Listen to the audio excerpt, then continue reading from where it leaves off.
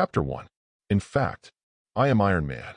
The scene was broadcast live around the world as Tony Stark uttered that famous line in front of all the reporters. Even Lynn, who was watching the press conference in front of the TV, couldn't help raising the corners of his mouth. After all, I can see this familiar scene in another world. That feeling cannot be described in words. Yes, Lynn is a time traveler. An accident 3 years ago made him travel to this extremely dangerous Marvel world. When I first crossed over, there was no system, no gold finger, and no awakening such a powerful super ability to become a mutant. Apart from inheriting a small inheritance, he is basically no different from ordinary people. But just a while ago, after Tony disappeared, Lynn awakened the sign-in system. The system function is very simple. As long as you keep signing in every day, you can get a variety of different rewards. During this time, Lynn kept checking in every day and got all kinds of weird things. The godly car skill that never collides when driving with one hand. Liang Star culinary skills, without light version, that can cook good dishes. Exquisite medical skills allow you to deal with most diseases. A low-temperature candle that never ends. Silver Super Template. In particular, the emergence of the Silver Super Template gave Lynn the confidence to settle down in the Marvel world. You know, when the group of superheroes fought with the villains, it was a disaster for the common people. Maybe when I was walking on the road that day, I would be smashed into meatloaf by a car falling from the sky. Although it's only been a few days since I got the template of Shiraikage Da Chao, I haven't absorbed much sunlight yet. But also enough. After all, Tony Stark had just announced that he was Iron Man. Captain America is still an old popsicle that hasn't been thawed for 70 years.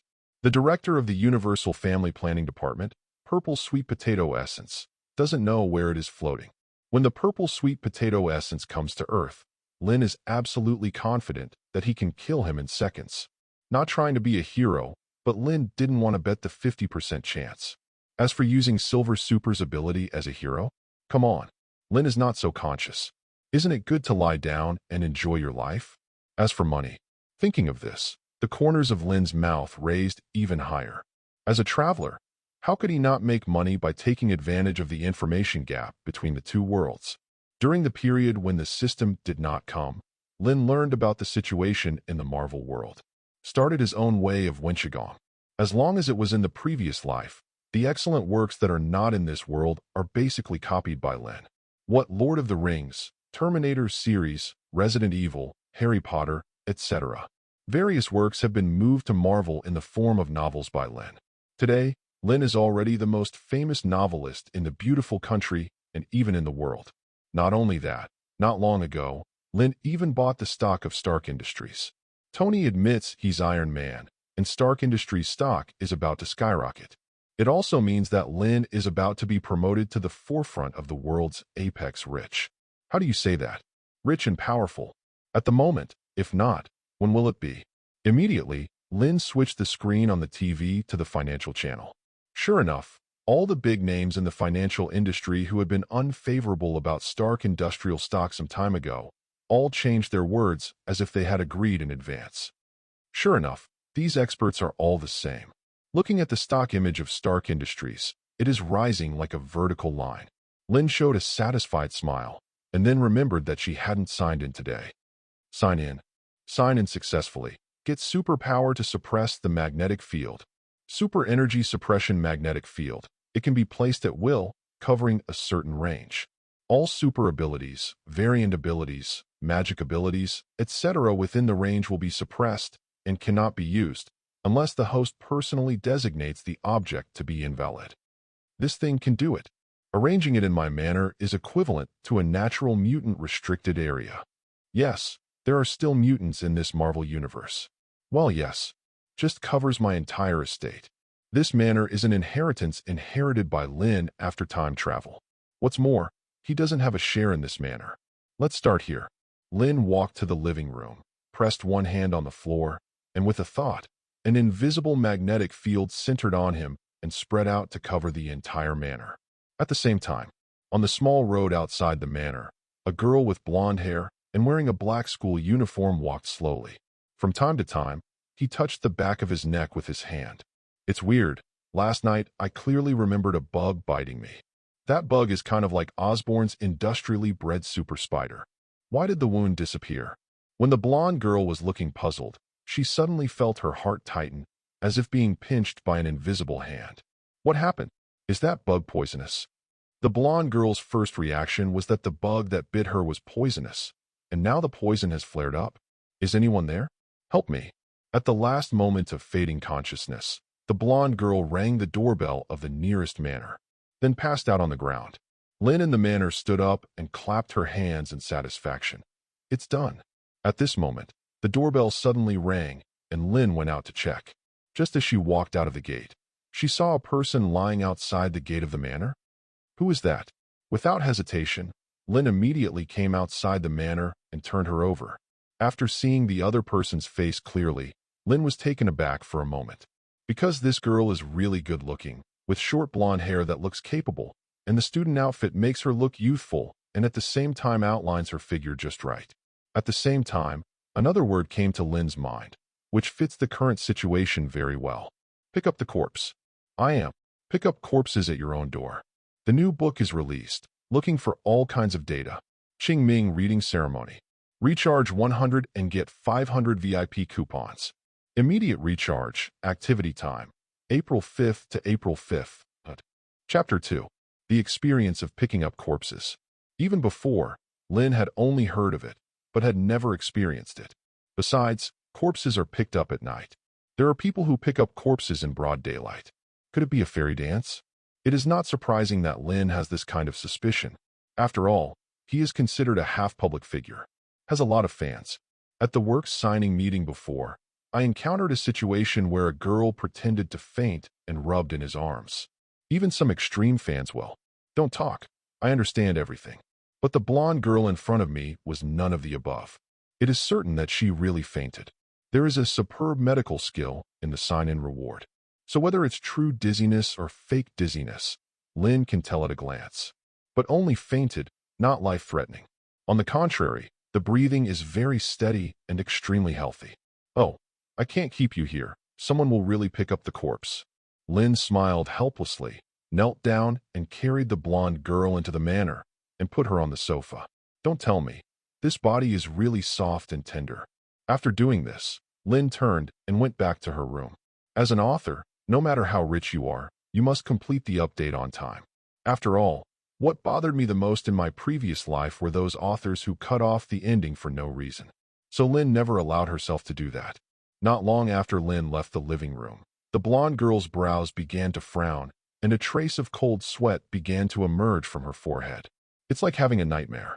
After this situation lasted for about an hour, the blonde girl's eyes suddenly opened.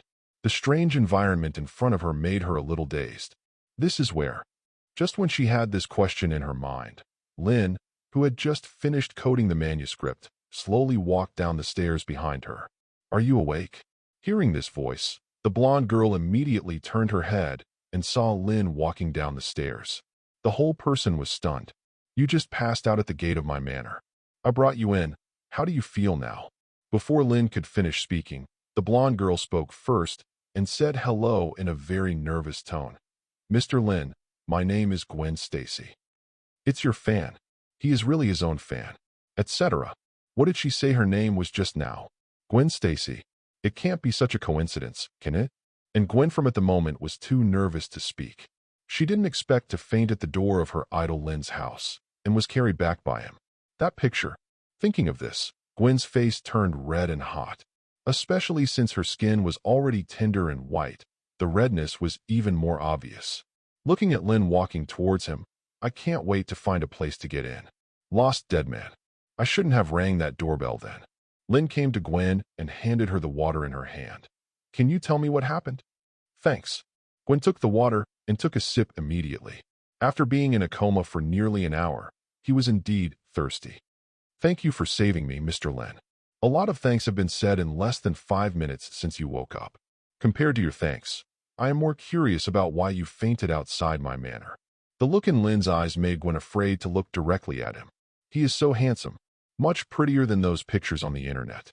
Mr. Lynn, in fact, I don't know what happened.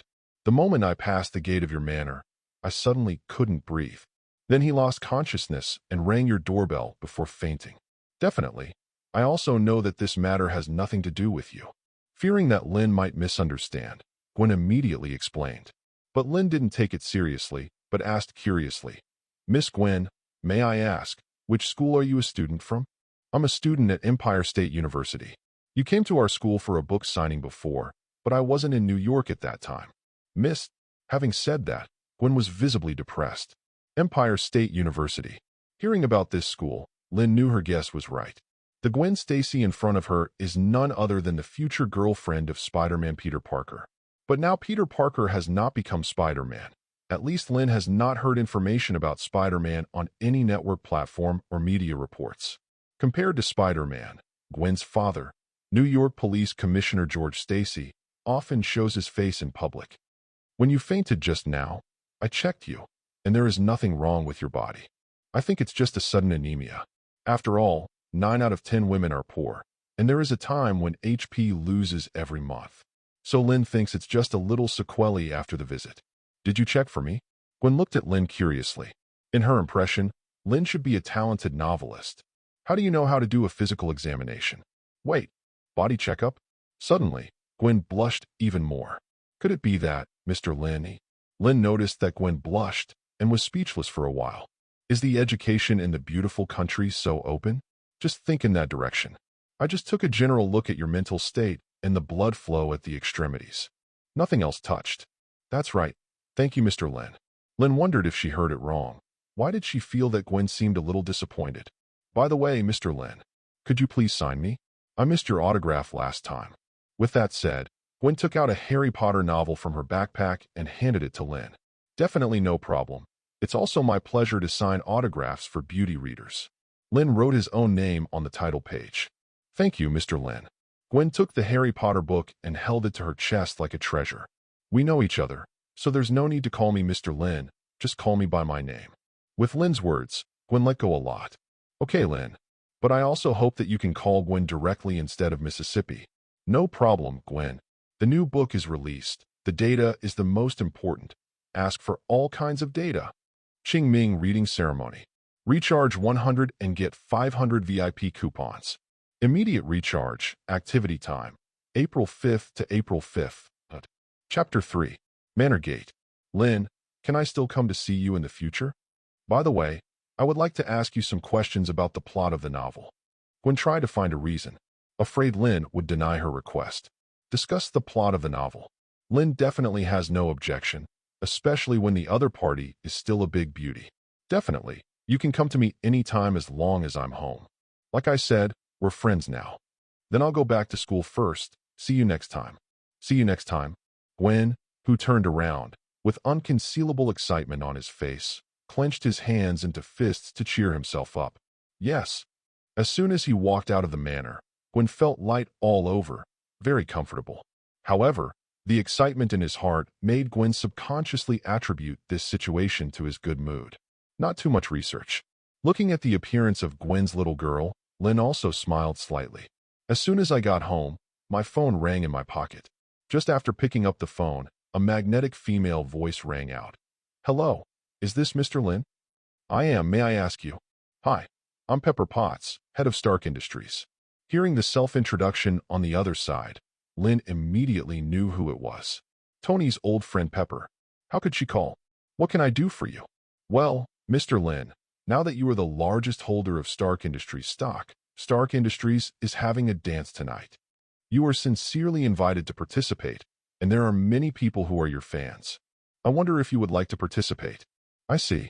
Can't wait to celebrate after just escaping a catastrophe. Okay, it's Tony. Definitely. What time is it tonight? Lynn never refuses to eat, drink, and play, especially the one held by someone who knows how to play like Tony. 7 o'clock. Do you need us to send a car to pick you up? No thanks. After saying this, Lynn heard a howl from the other end of the phone. Immediately afterwards, there was a scolding voice from Little Pepper. Happy, you are so rude. Sorry, Miss Pepper. I'm really sorry, Mr. Lynn. We have a fan of yours who wanted to pick you up, but it seems that you refused. Pepper is worthy of being Tony's only assistant besides JRVS, but he can speak on the spot. Okay, see you tonight. Looking forward to your arrival, Mr. Lynn. After speaking, Lynn hung up the other party's phone and checked the time. There's still time. Go take a nap first, get up and change clothes. When he came to the rooftop, there was a reclining chair specially prepared by him, facing the sun. As long as it is not the weather where the sun cannot be seen. This location is all but guaranteed to stay in the sun until the sun goes down. Ah, so comfortable. Especially after having the template of buying Da Chow, Lynn feels more comfortable in the sun. And don't wear sunscreen, not afraid of tanning. I don't know if there will be a chance in the future to put sunscreen on Gwen. This feeling of laziness soon put Lynn into a nap. Looking forward to your arrival, Mr. Lynn. Little Pepper hung up the phone in his hand and cast an annoyed glance at Happy next to him. Sorry, Pepper. The burly Happy also realized his gaffe just now and apologized. Little Pepper didn't say anything, but looked at another middle-aged man on the sofa. Tony Stark. Tony, the invitation list for tonight's dance has been promised. Tony was holding a mirror, dealing with some blood scabs on his face, and said, "You don't know how crazy those reporters are. The microphones are hitting my face." It was almost in my mouth.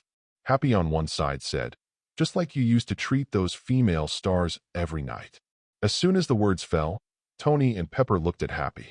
"Good guy, can you drive this broken road?" Happy immediately realized that he had said the wrong thing again, and quickly changed the subject. "It seems that my car is out of gas, and I have to go to fill it up. Otherwise, I won't be able to be a driver tonight." After speaking, Happy walked out of the office without looking back. As soon as Happy left, Tony immediately explained to Pepper, "You heard him say it just now. That was before." Pepper didn't bother to listen to Tony's explanation. To put it bluntly, Pepper remembers those things better than Tony. After all, she helped dispose of the garbage every time Tony finished eating. "Tony, it's time for me to change my clothes. You know, women take longer to put on makeup for this kind of dance." Tony immediately stood up from the sofa. "Definitely no. I'll wait for you, Pepper." Hearing this, Pepper stopped and looked at Tony. "Wait for you to come back and help me choose a suit for tonight." "Definitely, I've always done this."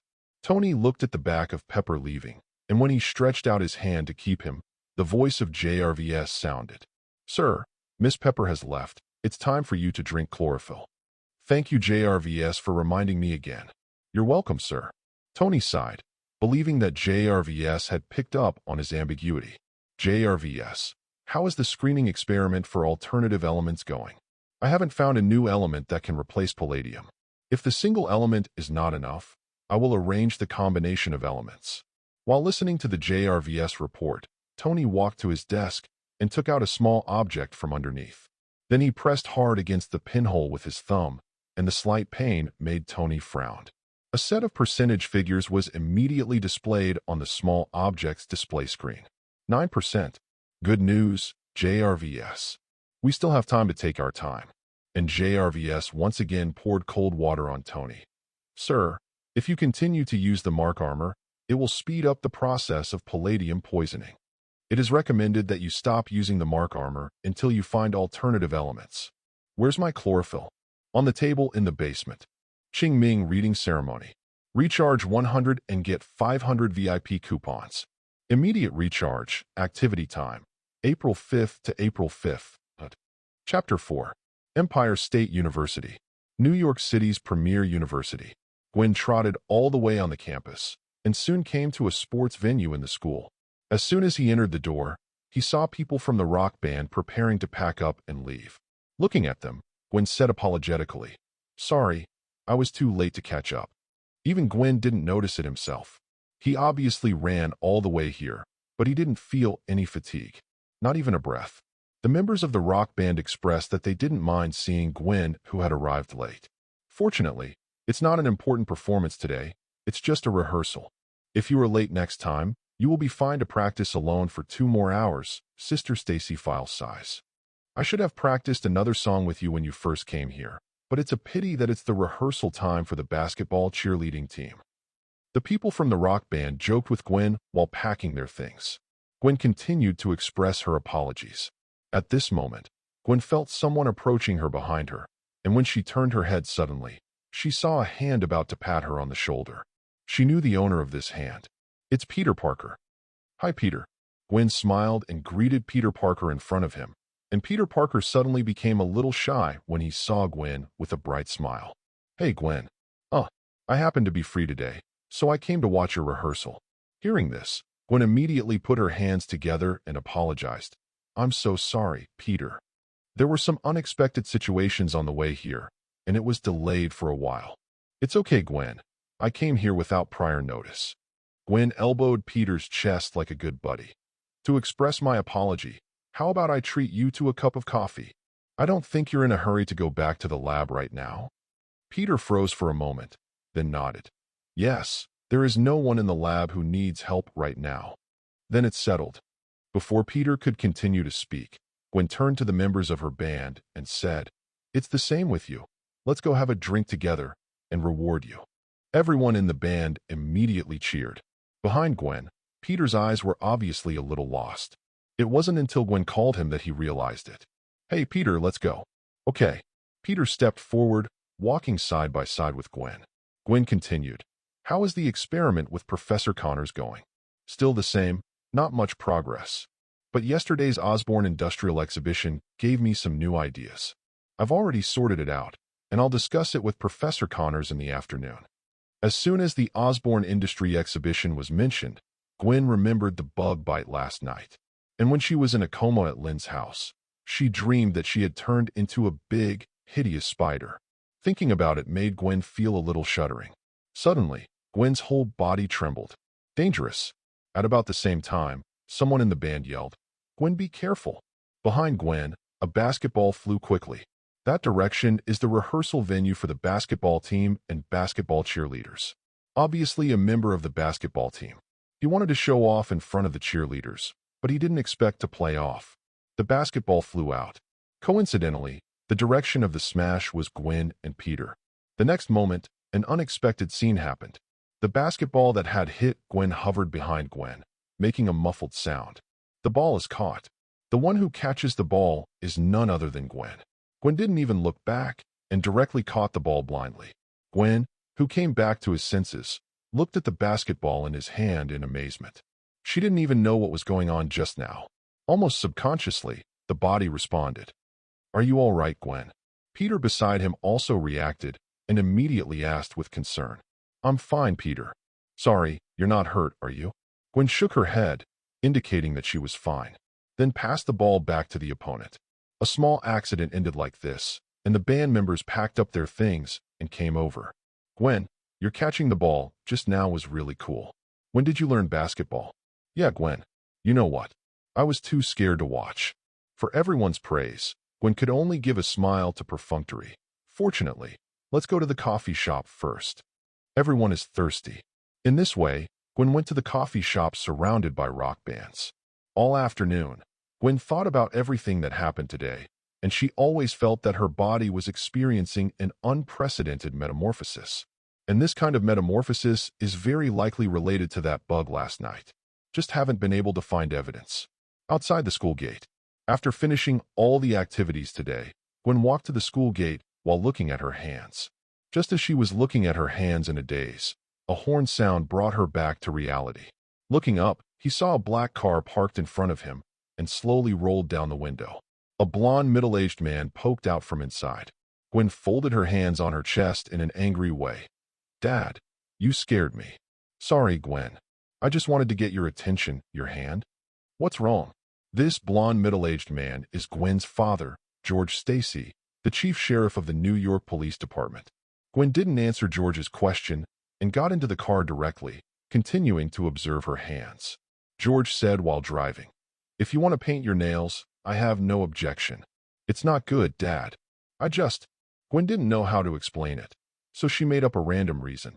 "I just think my hands look good." "Then definitely, you inherited the excellent gene from me and your mother." Looking at the narcissistic George, Gwen said that she didn't want to talk and just closed her eyes and meditated. "Keep thinking about everything that happened from last night until now. Thinking about it, I thought of Lynn. It would have been nice not to be in a coma at that time." Gwen didn't know why this idea suddenly popped up in her mind, and her face turned red. "Is anyone watching? There are 20 more data explosions." Ching Ming reading ceremony. Recharge 100 and get 500 VIP coupons. Immediate recharge, activity time, April 5th to April 5th. Chapter 5. Boom. On the streets of central New York, a Lamborghini limited edition Poison sped past like a hurricane. Ferrari is like a spirit snake, constantly surpassing one car after another on the road. The hum of the engine is enough to detonate the adrenaline of most men. And a top luxury car can detonate a woman's adrenaline. Just like the name of this car, Poison. In the driver's seat, Lynn is holding the steering wheel with his left hand and straddling the window with his right hand. The main driver of the beautiful country is on the right. That leisurely look is not at all like racing, more like taking a leisurely walk on a deserted street. Lynn at the moment has changed into a black suit after getting the silver super template. The body has also undergone earth-shaking changes. The just right muscles under the suit are enough to support the shape of the suit, while providing a gentlemanly look. There is another aesthetic feeling of violence. Soon, Lynn came to the destination of the trip and looked at the watch on her hand. Exactly 7 o'clock. After parking the car, Lynn got out of the car and walked into the ball, a glass of wine in hand. Just where he stood, he attracted many women to strike up a conversation. Many people recognized Lynn's identity at the first time, and they all came to toast and say hello. Lynn, who came here to pass the time, was also willing to chat with these people, and soon a group of young and beautiful girls gathered around Lynn. All of a sudden, Lynn became the focus of the audience. To Tony's ball, almost all the people invited were the top people in the beautiful country. Definitely, only for men. Tony has only 2 requirements for women who come to the prom: young and good-looking. Gone. Yes, just these 2. Even Lynn had to admire Tony's charisma, except for those women who accompanied their families. The others perfectly meet the 2 requirements. Even the waiters are only a little weak in this situation, and they can still fight outside. But sadly, none of these people were Lynn's type. Lynn doesn't want to go to a prom next time and meet a few like-minded people to share with her. Besides, with my current body, of the 7 or 8 girls who surround me now, none of them can bear it. Definitely, let's talk about it together. Tony, who was not far away, also noticed the situation on Lynn's side and said to Happy next to him, "That person has my old demeanor. Let's guess who he's bringing home tonight." Whether it's the C+ on the right or the long-legged one on the left, to be honest, I think these 2 look familiar. Happy. After Tony finished expressing his opinion, he realized that Harpy, who was still by his side just now, had gone to nowhere. Instead, she was wearing a blue evening dress with a gorgeous and moving little pepper. Tony pushed his sunglasses and looked at the little pepper in front of him. "That's great. This suit suits you very well. You are so beautiful tonight." "Really? I think I'm not as good as Lynn C+ or Longlegs." Only then did Tony realize that Pepper had listened to his comments just now and immediately argued, No, those are not as good looking as you. I mean it, Pepper. Definitely. After all, the few over there have communicated with you more or less overnight." "Really? I don't remember all of it," Tony said with a scumbag face, and then quickly changed the subject. "Who is that guy? He's even more popular than I was before." "Lynn, the hottest contemporary novelist. He wrote the Terminator book you were obsessed with a while ago. Also the person who owns the most shares in Stark Industries right now. According to the current price increase of Stark Industrial stock, I believe he will become the 2nd richest man in the world soon." "Then who is the first?" Tony said proudly and knowingly. "It's you." Pepper fully satisfied Tony's vanity. As expected, Tony looked at Lynn in surprise. He had seen Lynn's Terminator before the accident. "I am very interested in the robot setting inside. The reason why I was able to create the Mark I in the cave is that there are more or less hints of the Terminator in it. Perhaps we should go and visit him." "Real?" Pepper couldn't believe his ears. Tony would take the initiative to visit someone else. This was absolutely impossible to happen before. "Definitely true. Let's go." Tony picked up 2 glasses of wine and walked over with Chili. And Happy has already come to Lynn's side one step ahead, looking at Lynn surrounded by a group of women. Happy's eyes couldn't stop envy. "Whenever I can be like him." "Hey, that Mr. Lynn, I'm a huge fan of yours." Happy's voice was not loud, but it was enough to attract Lynn's attention. Lynn immediately recognized the man as Tony's bodyguard and driver, Happy Hogan. "These people are my fans." Lynn pointed to the girls around her. "Yes, we are all fans of Mr. Lynn, sir. Would you like to join our reader chat circle? The woman rated C+ by Tony leaned towards Lynn and buried Lynn's arm in it. Faced with the other party's teasing, Happy was at a loss for a moment and could only take out the novel Lord of the Rings he had specially prepared from his arms. Mr. Lynn, please sign for me. Lynn took the Lord of the Rings, handed over, took out a pen from the inner pocket of the suit, and signed her name. Apparently, Happy is a true fan. As for the women around me, I understand everything. After signing, Lynn raised her glass and toasted Happy. Just then Tony's voice sounded. I'm sorry, everyone. I'm also a fan of great writers. I don't know you. Looking at Tony's eyes, they immediately understood what Tony meant, took their things, and left Lynn's side. Lynn glanced at Tony speechlessly. This guy drove away his fans as soon as he came. Pepper immediately said, Hello, Mr. Lynn. I am Pepper Potts, who is in touch with you. This is my boss, Tony Stark. That's Happy Hogan, driver and bodyguard. After the people around cleared up, Happy also came over. Hello, Iron Man. Lynn made a toast to Tony from the bottom of her heart. Is anyone watching? Ask for data. If there is data, there will be 20 updates directly. Ching Ming reading ceremony. Recharge 100 and get 500 VIP coupons. Immediate recharge, activity time. April 5th to April 5th. Chapter 6. Tony didn't know why Lynn called him that. But that's okay. Because he is Iron Man, and Iron Man is him. Hello, greatest writer of this century. Tony also responded to Lynn, and then said, I have to admit that you are not only a talented writer, even amazing ability in financial management. Under that situation, you still dare to buy the stock of Stark Industries. It seems that you have great confidence in Stark Industries. Every sentence praises Lynn, and every sentence is inseparable from Stark Industry. But anyone could tell that Tony was boasting himself in disguise. I have to say that Tony is narcissistic enough, but he also has the capital of narcissism. Pepper and Happy are used to it, and Lynn doesn't care. Because in Lynn's opinion, if he has Tony's ability, he might be even crazier than him. Can you be called a young man without being aggressive? When you are young, you are not angry, but when you are old, you are not angry. Lynn also boasted. Compared to Stark Industries, I believe in my own vision. I've seen your Terminator, and the setting of robots in it is very novel. To be honest, my Mark armor is more or less inspired by it. Lynn was taken aback by Tony's words. Unexpectedly, his Winchigong accidentally affected Tony's Mark armor. But the artificial AI Skynet inside is not very good. If it was me, he wouldn't have any chance of rebellion. Tony continued confidently. JRVS is absolutely loyal to him, and he can guarantee it with his life. As long as it is the artificial intelligence he made, it is 100% obedient to humans.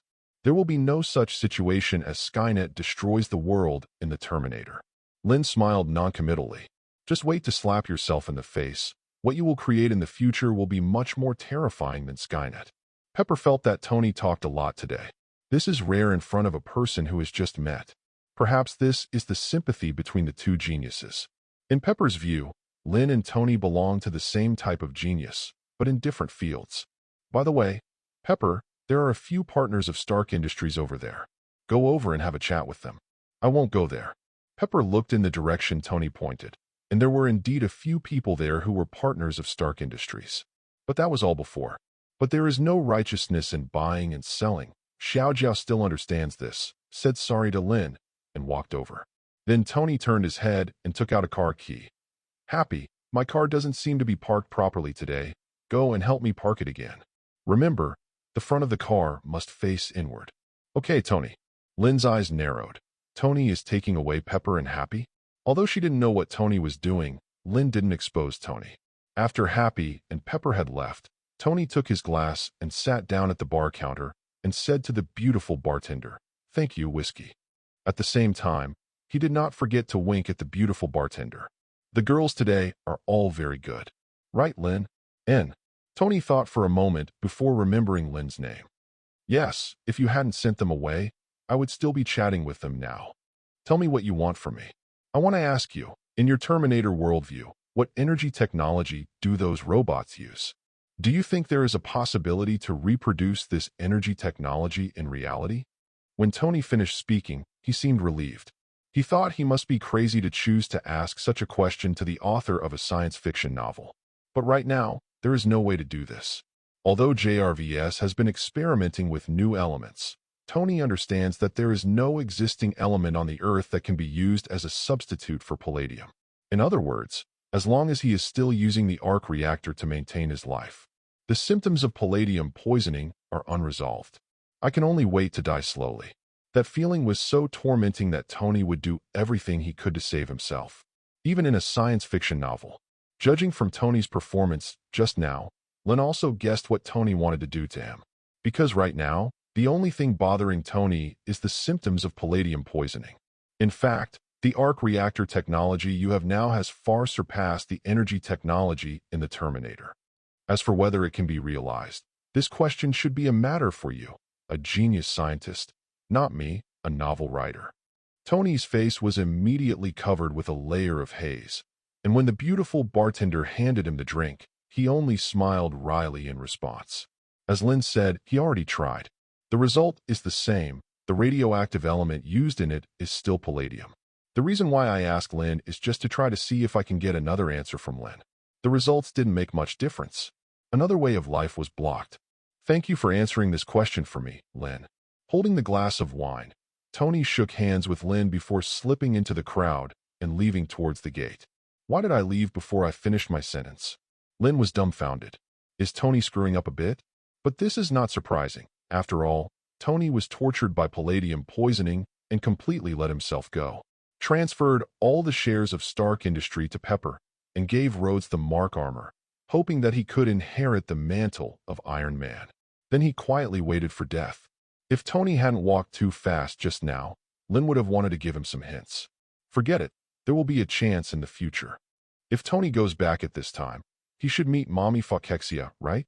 Lynn continued to sit at the bar, during which many people came to say hello, until a girl with fiery red hair appeared at the ball. In an instant, she became the focus of the audience.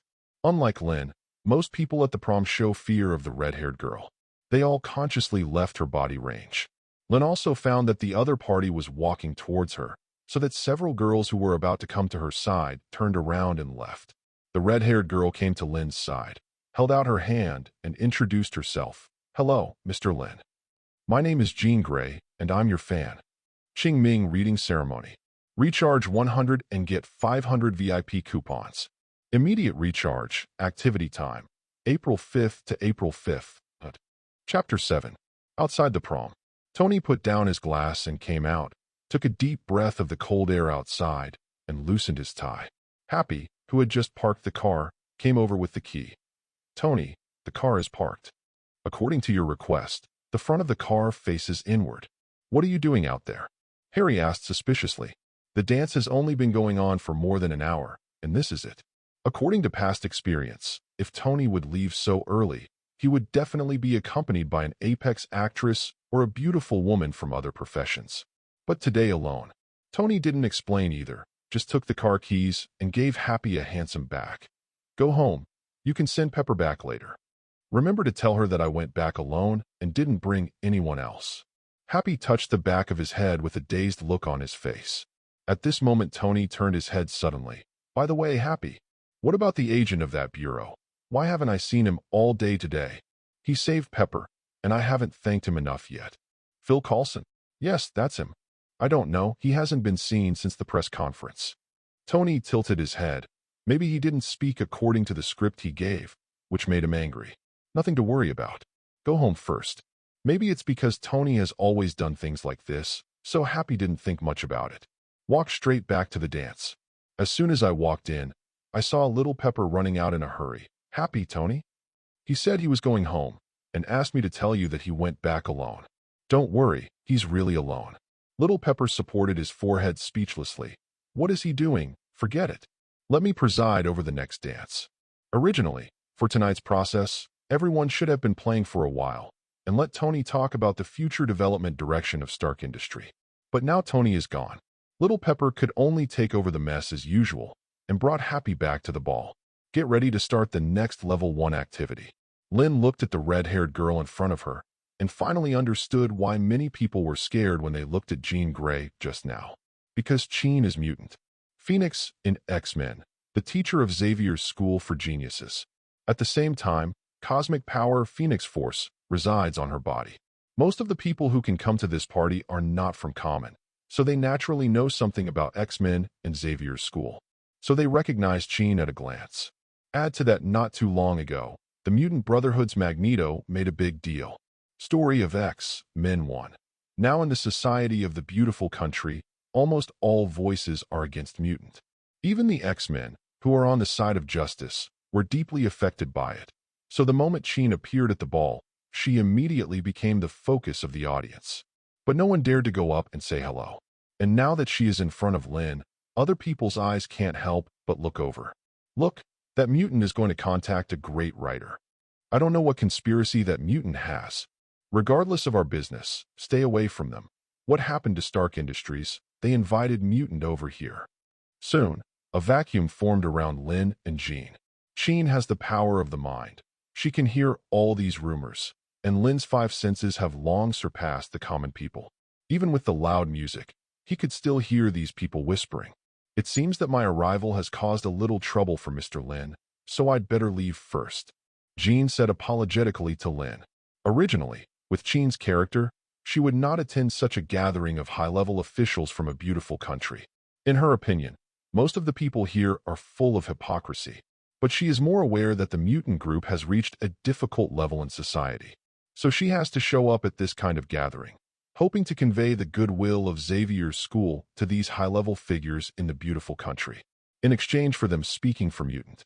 And this is precisely the attitude of Professor X. And it is also Professor X who weighed the pros and cons to Jean and asked Jean to attend the dance. But the attitude of these people tonight has already made Jean a little disheartened. Maybe it was a mistake to come to this ball originally. The reason why she went to Lynn was only because she was a fan of Lynn. That's all. It's okay, sit down. It just so happens that I'm bored by myself now. Let's drink and chat together. Jean, who was planning to leave, seemed to have light in her eyes after hearing Lynn's words. Mr. Lynn, aren't you afraid of me? Why should I be afraid of you? Will you still eat me tonight? Lynn asked Jean back with a hint of a smile. Jean's face was quickly smeared with a blush. He is so handsome. Then he sat next to Lynn in a strange way, and Lynn asked, What kind of wine? I can do both, Mr. Lynn. Then join me for a cocktail. Soon, a glass of wine was delivered to Jean. Cheers. Jean can feel that Lynn just wants to drink with herself, and has no other thoughts at all. This feeling was something she had never felt before. The feeling of being treated equally. After a few glasses of wine, Jean also opened the conversation. Mr. Lynn, I am your fan. My favorite thing to watch is The Terminator. Lynn looked at Jean with some surprise. You are a girl. I thought you would like Harry Potter more. No, I prefer Terminator. Because in The Terminator, I saw the shadow of our mutant. How to say? Jean looked at the common people who were 3 meters away from them, and said with a smile, They are like robots controlled by Skynet. And mutant is like a human being lingering under the stranglehold of Skynet. After saying this, Jean's tone became a little sad. There is still a big difference. The humans killed by Skynet have been looking for ways to break the situation, looking for a ray of life in the apocalypse. What about our mutant? There was already a blush on Jean's face after drinking, and a mature Yugia style came over her face. Leaving aside Magneto, you under the leadership of Professor X just want to be licking dogs. Ask for evaluation tickets, ask for flowers, ask for various data. 20 more blasts today. Qingming reading ceremony. Recharge 100 and get 500 VIP coupons. Immediate recharge, activity time. April 5th to April 5th. Chapter 8. The Shocked Jean. Lick the dog. Jean was obviously taken aback by this new word. Under Lynn's explanation, Jean also understood the meaning of the word and immediately retorted. Mr. Lynn, please don't say that about Professor Xavier. He's a great big shot who can dedicate himself to mutants' future. I don't deny that. Lynn held up her own and was gulped down. To some extent, Professor X is indeed a respectable person, but the way he does things is not flattering. I think he is worthy of respect, but it does not prevent me from thinking he is a licking dog. Lynn said so. You? Jean stood up a little angrily. Professor X has always been the person she respects the most. If others said that about Professor X at other times, she would have already done it. But this time, for some unknown reason, Jean didn't make a move. Maybe it was the special feeling Lynn gave him, or something else. In short, there seemed to be a voice deep in his heart telling Chin not to do anything. Chin stood up with anger on her face and immediately attracted the attention of most people.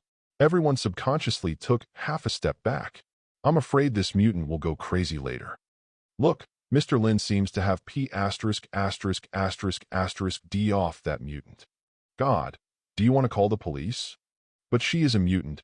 Is it really useful for the police to come? Someone has already picked up the phone, ready to call the police. Listening to the whispers of this group of people, Chin gradually felt a little anger rising in her heart. Has the right to lose your temper become that much of a luxury just because you're a mutant? Suddenly, Chin felt that someone grabbed her hand, and a warmth came down her wrist. This anger also gradually subsided. Chin looked at the owner of the hand. Mr. Lynn, I'm sorry, I was a little rude just now. It's okay, just sit down first. Most people here can't see you standing angrily like this. They have mutants.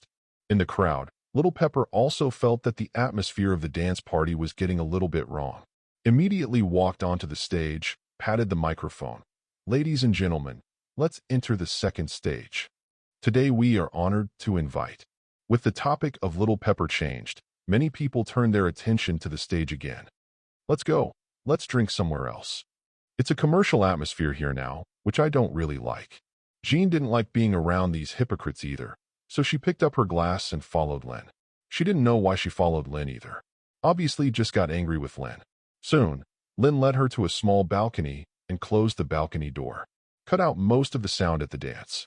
The wind at night is always cool, and when the wind blows, Chin wakes up a lot.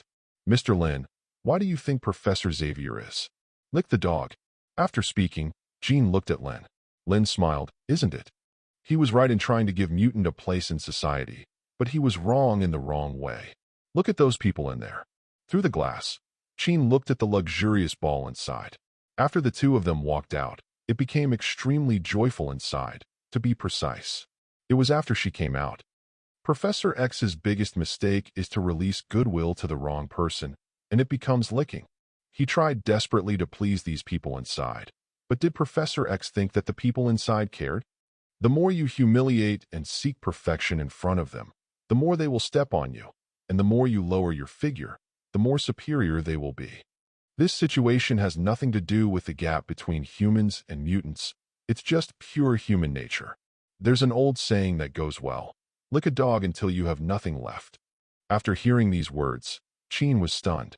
Lynn's words were extremely shocking to her. In the past, all she heard was Professor X's theory, and X-Men has always been doing things according to Professor X's theory.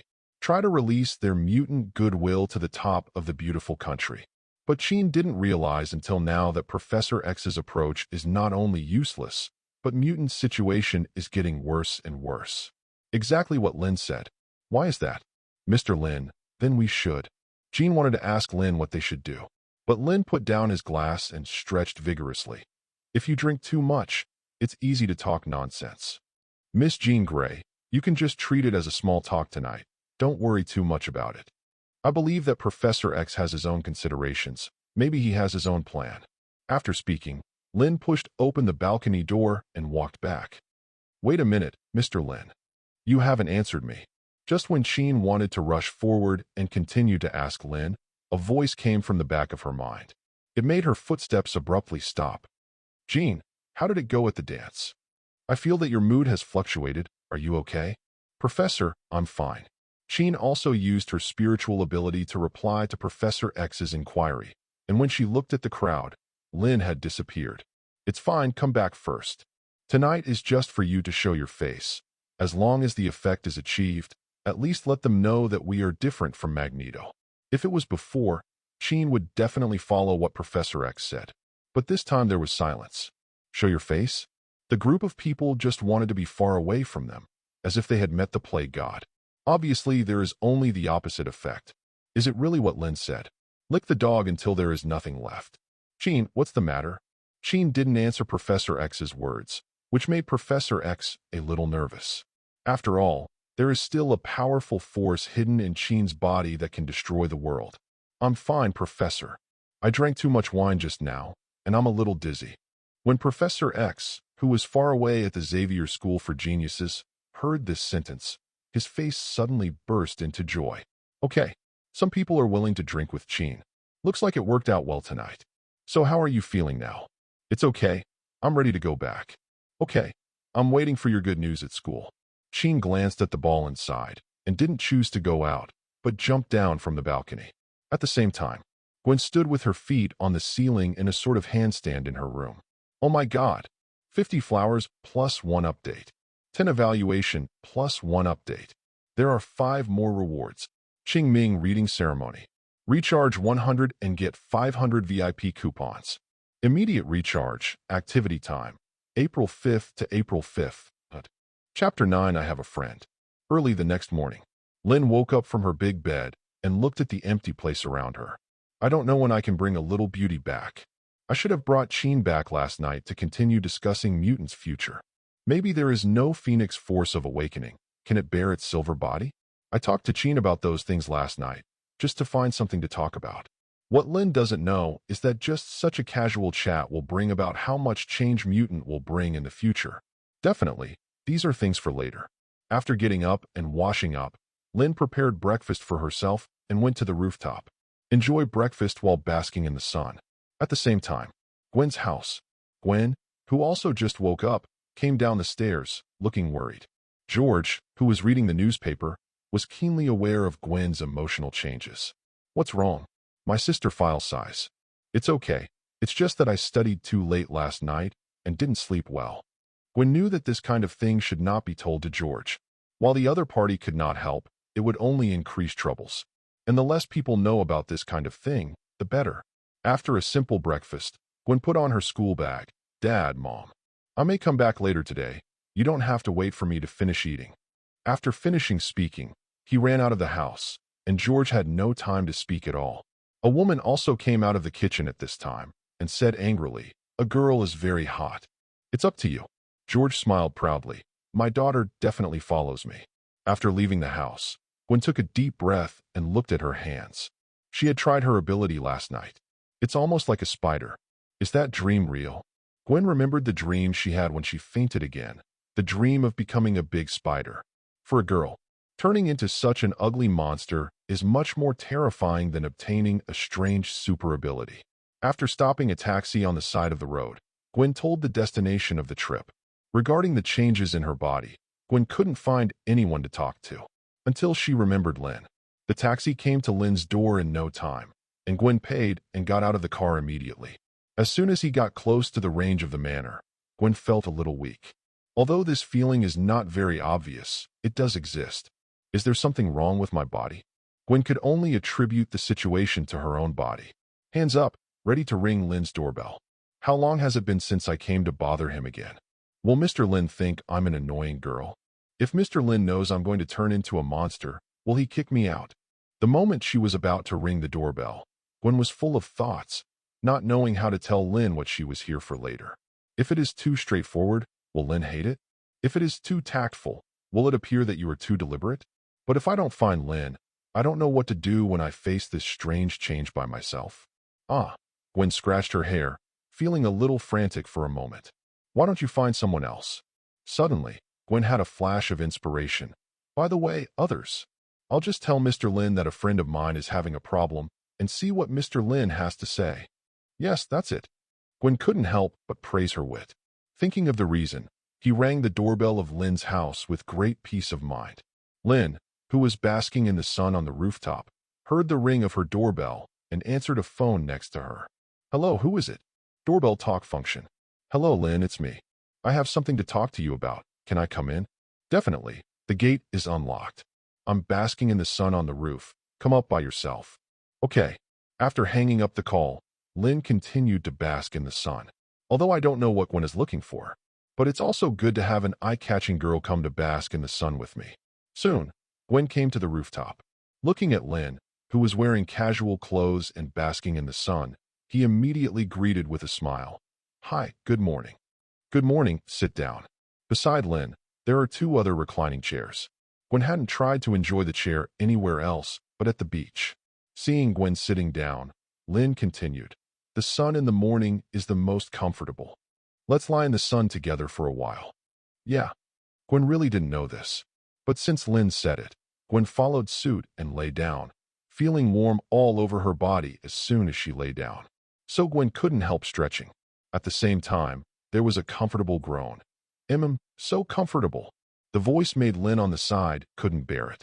I didn't expect Gwen's voice to be so nice.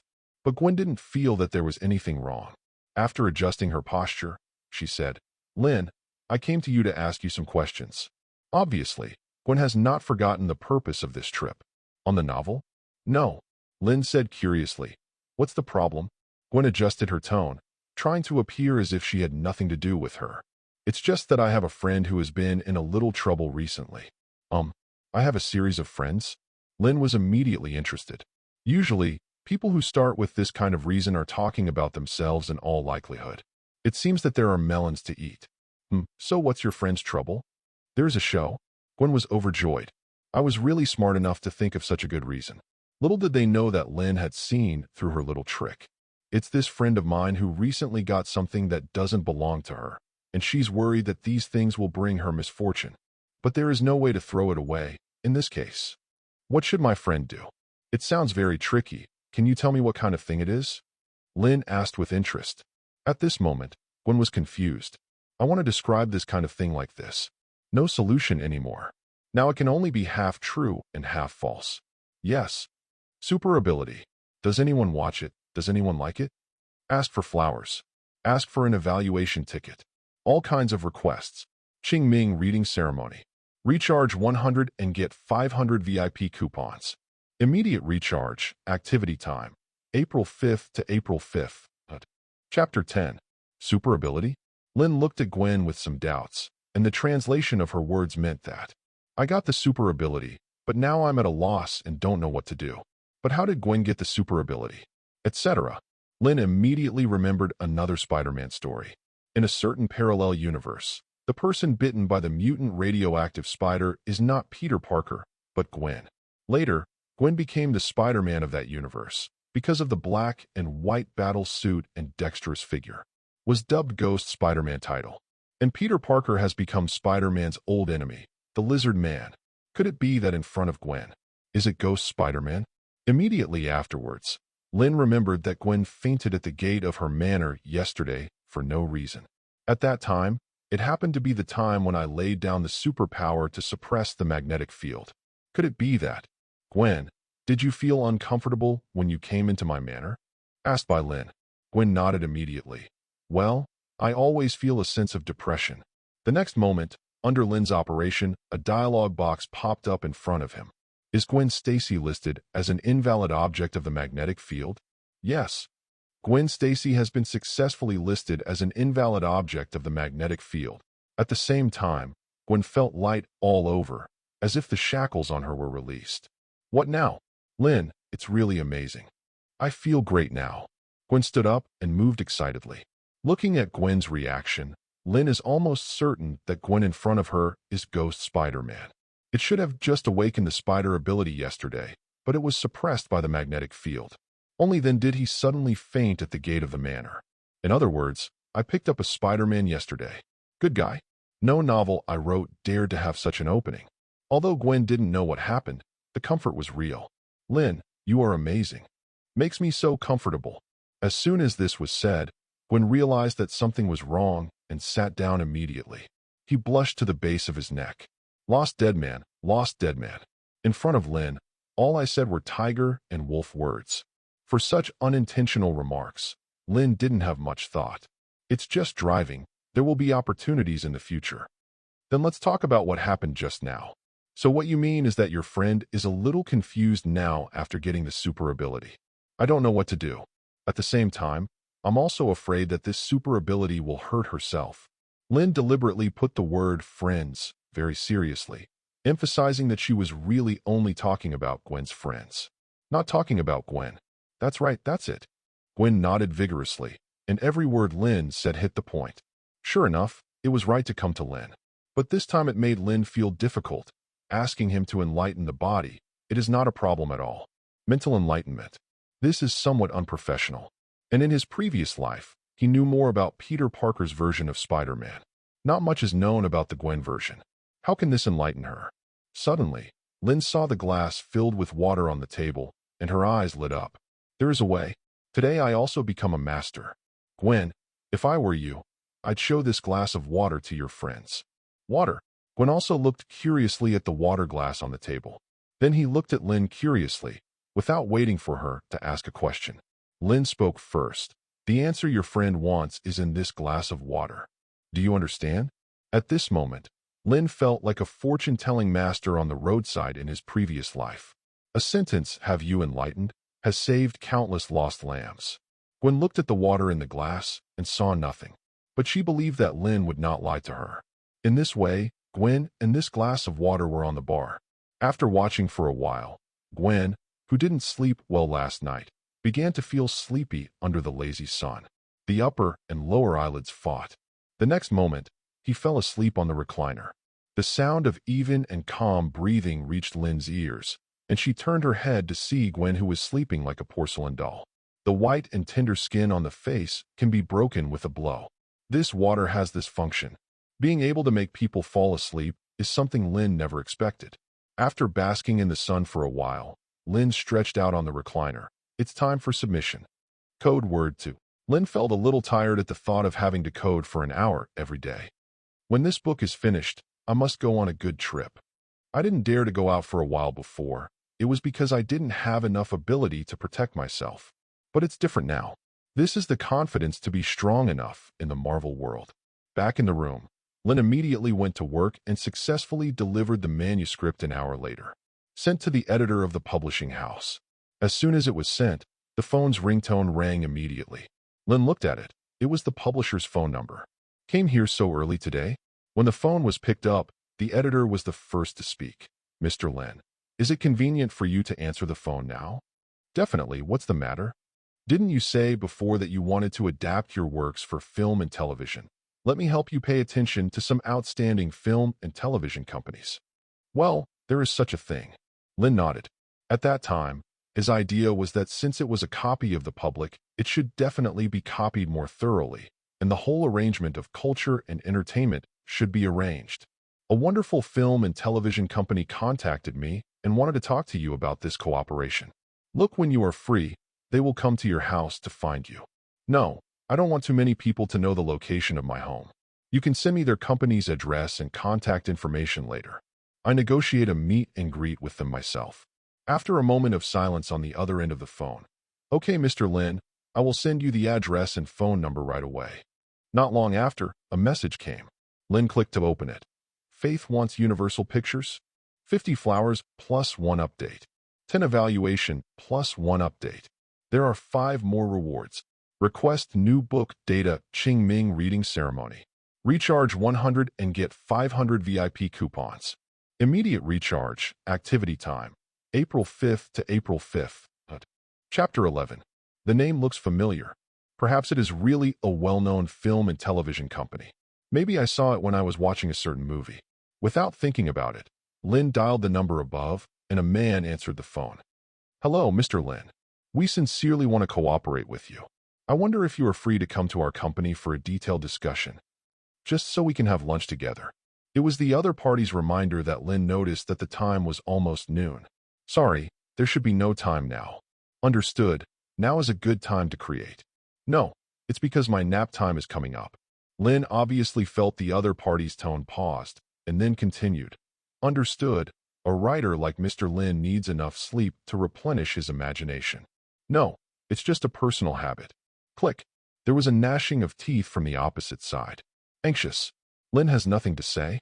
We had a good chat. Why are you in such a hurry? The pretty Huxia are just too frizzy, get angry easily, and think about emptying the magazine at every turn. Not calm enough. In that case, let's make an appointment in the afternoon. Okay, then it's 3 o'clock in the afternoon. Lynn talked for a while, talked about other details, and hung up the phone. When I hung up the phone, there was a loud noise over there. It was obvious that the phone was dropped directly. Lynn shook her head calmly. I have a bad temper. If the meeting in the afternoon doesn't work, we'll have to switch to a film and television company to cooperate with. Get something to eat first, and take a nap after eating. After Lynn stretched on the chair, she yawned and walked towards the kitchen. On the roof, Gwen had woken up and continued to look at the water on the table. Suddenly, a gust of wind blows. While making Gwen feel refreshed, it also caused ripples on the water surface of the water glass. In an instant, a light flashed in Gwen's mind. I see. Lynn means to let me treat everything with a normal mind, just like this glass of water. Like this glass of water, we must adapt and change the environment. Put it in a cup, it's the shape of the cup, and put it in a bowl, it's the shape of the bowl. The only constant is that it will always be water. Thinking of this, Gwen's thoughts became clearer. Awakening super ability is the storm I encountered. I shouldn't be so decadent. I have to learn to adapt to this super ability. Familiar with this super ability, and then control this super ability, and then use it to do more things. Gwen's eyes gradually became firmer. After I figured it out, I no longer felt confused when I first came to Lynn's house. By the way, where is Mr. Lynn?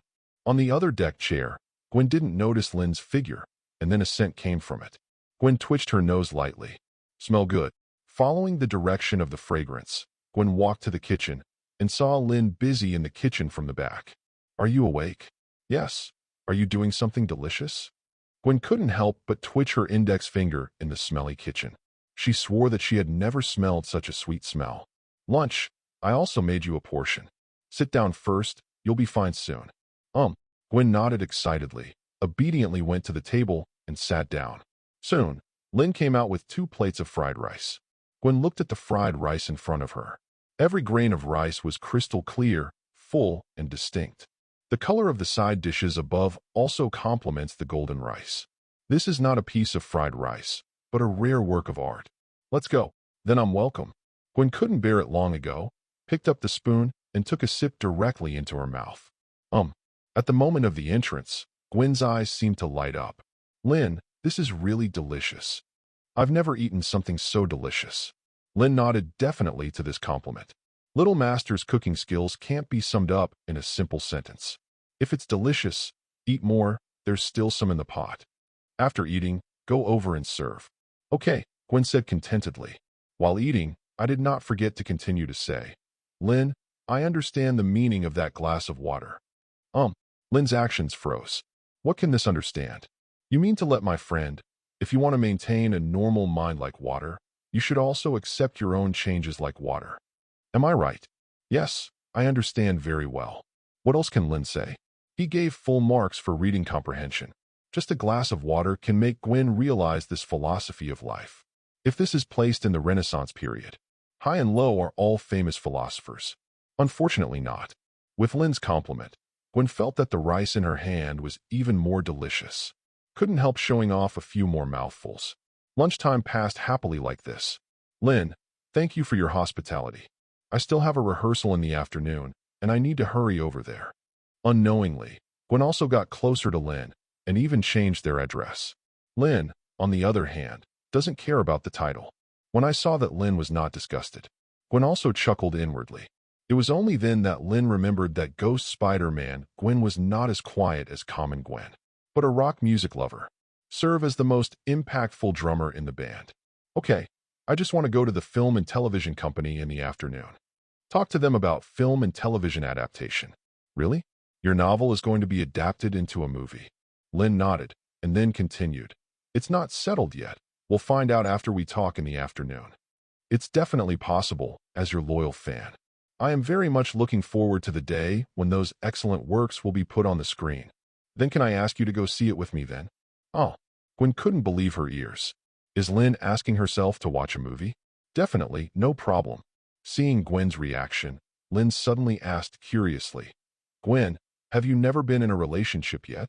Because my dad is stricter, so? The meaning is obvious. I haven't talked about it. Lynn was immediately happy. With Gwen's looks and age, her first love is still there. In the social atmosphere of the beautiful country, it is more precious than endangered species. Your dad was right. Lynn gave George a big thumbs up in her heart. Thank you for the great rewards from the readers and the great suggestions from the readers in the comment area. I will consider it. Continue to ask for data, all kinds of requests, Ching Ming reading ceremony. Recharge 100 and get 500 VIP coupons. Immediate recharge, activity time. April 5th to April 5th. Chapter 12 Tony comes back to God. JRVS. How is your system vulnerability self-examination going? Tony came to his underground laboratory and asked, Sir, several vulnerabilities have been checked, as well as the one that was hacked last night. It is being repaired, and it is estimated that the repair time will take 3 days.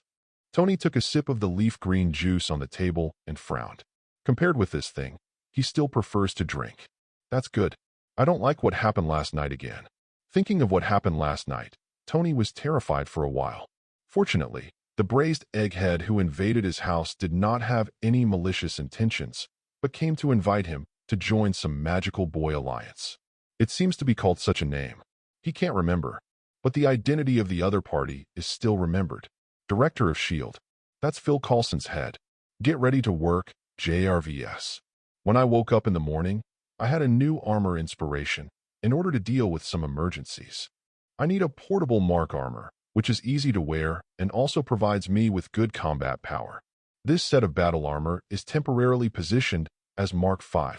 The Mark V database has been established. Please provide the data according to your request, sir. It should be noted that with today's materials, the pursuit of lightness means that many powerful weapons will be sacrificed. Tony's hands are constantly operating on the projection keyboard, designing his new armor. I know, JRVS. This set of armor is designed for emergencies, and it doesn't need to be strong. At least the next time that braised egghead invades my house again, I can give him a good beating. Without the Mark armor, Tony would not naively think that he would be the opponent of the S.H.I.E.L.D. director. Understood, sir. JRVS, as the top artificial intelligence butler, can do almost everything Tony ordered. He is also one of Tony's proudest works. JRVS can even chat with Tony sometimes like an old friend. Just like now. Sir, you want to ask Mr. Lynn something? How is the inquiry going? Tony finished the chlorophyll in the cup in one gulp and said with some disappointment, We must be crazy. He's just a science fiction writer. Many of his descriptions of technology come from his wild imagination. Tony told JRVS the exact communication he had with Lynn last night, etc. Suddenly, Tony sensed something was wrong. JRVS, did I say something wrong just now? Mr. Lynn mentioned the arc reactor, if your description is correct. With the reminder from JRVS, Tony immediately realized what was going on. When Lynn communicated with himself last night, he accurately said the name of the energy source on his chest. You know, these technologies Tony has not officially disclosed. People outside only know that he invented the iron armor. Only a very few people know that the core technology of the iron armor is the arc reactor on his chest that sustains his life. What Tony can be sure of is that he never disclosed any relevant information to Lynn. Then how did he know the name of this thing? JRVS, I guess it's a coincidence. Writers are good at naming things, aren't they? Tony could only comfort himself like this. Even JRVS, without the support of a data model, cannot answer such incredible questions. Maybe. Tony regretted a little. Why did he walk so fast last night? You can't just sit there and chat for a while. Maybe it's really a coincidence. Tony cleaned up his mood and continued to design his own Mark V, while also constantly simulating experiments with new elements. This is 2 hours. It wasn't until the voice of JRVS sounded that he came back to his senses. Sir, Miss Pepper is here. Just let her come down. Before JRVS could reply, Little Pepper's voice sounded behind him. Don't bother. I know you are in the lab at this time. Pepper walked into the laboratory and saw the projection in midair. It was full of three-dimensional modeling of steel armor. Except for the graphics, she couldn't understand the rest. Tony turned the chair. There's a mess here. I'll clean it up when I have time. Looking for me? There's been a little discussion about where Stark Industries is headed next. Talking here. I also can. Little Pepper said indifferently. Tony glanced at the fruitless new element experiment, calmed down and said, Pepper, how about this? Let's find a restaurant and chat while eating. Can I take it that you're asking me out to dinner? Tony scratched his head in embarrassment. Definitely. That's what I mean. Little Pepper looked at his clothes. Woman, there is always special attention to detail in this regard. Tony wanted to tell Pepper that this is very good and there is no need to change it. It's still early. I'll go upstairs and change a set of clothes first. Is the room that was left for me still there? Definitely. All the time, the clothes inside are all tailor-made. When Tony built this house, He specially reserved a room for Pepper. But Pepper never lived. But even so, Tony will still ask someone to clean it on time. Well, you book the restaurant first. I'll change clothes and come down. Tony nodded. No problem. I'll wait for you. Looking at the back of little Pepper going upstairs, Tony's eyes gradually became a little melancholy. Then he picked up the test box on the table and pressed down hard with his thumb. 10%. JRVS. It's like my life is counting down. Sir, don't be discouraged. We haven't finished our element experiments yet, and we may be able to find alternative elements in the future. Maybe. Tony knows better than anyone whether the existing elements on the Earth can be found. Just don't want to admit it. JRVS, help me find restaurants with higher Michelin ratings. The environment should be more beautiful. And the most important thing is, I want to reserve the venue. Understood, sir. Tony glanced at the clothes on his body. Maybe I should also change into a suit suitable for a date. Thank you, readers, for your great reward. The next 5 chapters will be updated. Qing Ming Reading Ceremony. Recharge 100 and get 500 VIP coupons. Immediate recharge. Activity time. April 5th to April 5th. Chapter 13 Gwen's Thoughts. Protecting the Weak. On the Empire State University campus. After Gwen and several band friends said goodbye to each other, they walked out of the school. Along the way, she felt more relaxed than ever. Especially during the training just now, Gwen was surprised to find that her strength in beating the drums and her cooperation with the team members were much better than before. Perhaps this is the benefit of super ability. What else can I use these super abilities for? Gwen always feels that these abilities can be used to do more things. At this moment, an event happening not far away caught Gwen's attention. When she saw the protagonist of the incident clearly, her expression changed and she ran over immediately. Several gangsters on campus are bullying another student. And this student is none other than. It's Peter Parker. Peter was suddenly pushed and fell to the ground, and Gwen rushed up at this moment. What are you doing? Seeing that it was Gwen, the gangsters didn't dare to step forward to trouble Peter. After all, at Empire State University, who doesn't know that the schoolgirl Gwen's father is the chief sheriff of the New York Police Department? It is also because of this level of identity that many gangsters who want to get close to Gwen are discouraged. Only hi. He fell down by himself. It's none of our business. Look, Peter Parker wants women to protect him. What happened here quickly attracted the onlookers of passing students. Gwen helped Peter up from the ground and asked with concern, "Are you all right, Peter?" "I'm fine. Thank you, Gwen. Let's go." Peter glanced at the gangster who was still looking for trouble. He didn't care. He was used to being bullied long ago. But don't mistake Gwen. But those gangsters are not happy anymore. Why can such a coward get so close to the school beauty? Continue to boo. Peter Parker is a coward. Only cowards need a woman's protection. There are many good people around, and they also started howling. Peter wanted to turn around and leave. Gwen grabbed Peter's arm and then looked at the gangsters. Now, apologize to Peter. Gwen, who grew up under George's education, originally had a sense of justice far beyond ordinary people. She came to help Peter, not because Peter was her friend. It's that she can't bear to see someone being bullied. Especially after the bullying, you have to talk nonsense to humiliate people. Gwen's reaction was unexpected by the gangsters, and even the people watching the theater shut their mouths at once. Because at this moment, Gwen's aura was too strong. Only Peter beside Gwen continued to speak. "Gwen, forget it. I'm not hurt. Let's go." Gwen glanced at Peter. "Peter, if you keep doing this, they will keep bullying you. Today I must ask them to apologize to you." Seeing more and more students gathered around, the gangsters suddenly felt a little ashamed. But what if you lose face? The other party is the sheriff's daughter, if she is hurt. Squatting games are small. Several people were able to bend and stretch and whispered sorry in Peter's direction. After speaking, he immediately left in despair. A group of gangsters left, and the surrounding students also dispersed. Human nature is all the same. There is no need to stay here if there is no melon to eat and no drama to watch. Thanks, Gwen. Peter thanked Gwen again. You're welcome, who made us friends. By the way, why are you here at this time? Shouldn't you be doing experiments with Professor Connors? Some important instruments are missing in the laboratory. I just came back from Osborne Industry. Sent a batch of biological materials for them to help with experiments. Gwen patted Peter on the shoulder and said earnestly, These guys will bully you again in the future. You have to learn to resist. The weaker you are, the more they will bully you. I see, Gwen. I have to go back to the laboratory and give Professor Connors the experimental data, so I'll go first. After speaking, Peter ran towards the laboratory without looking back. Gwen also turned around and left towards the school gate, constantly thinking about what happened just now in her mind. That feeling of helping someone else. It was like igniting her DNA. To use a localized word to describe it is degen. Perhaps, when approaching the school gate, Gwen suddenly stopped and said happily, "Maybe, I know where my super ability should be used." All of a sudden, Gwen felt enlightened. Lynn's rooftop.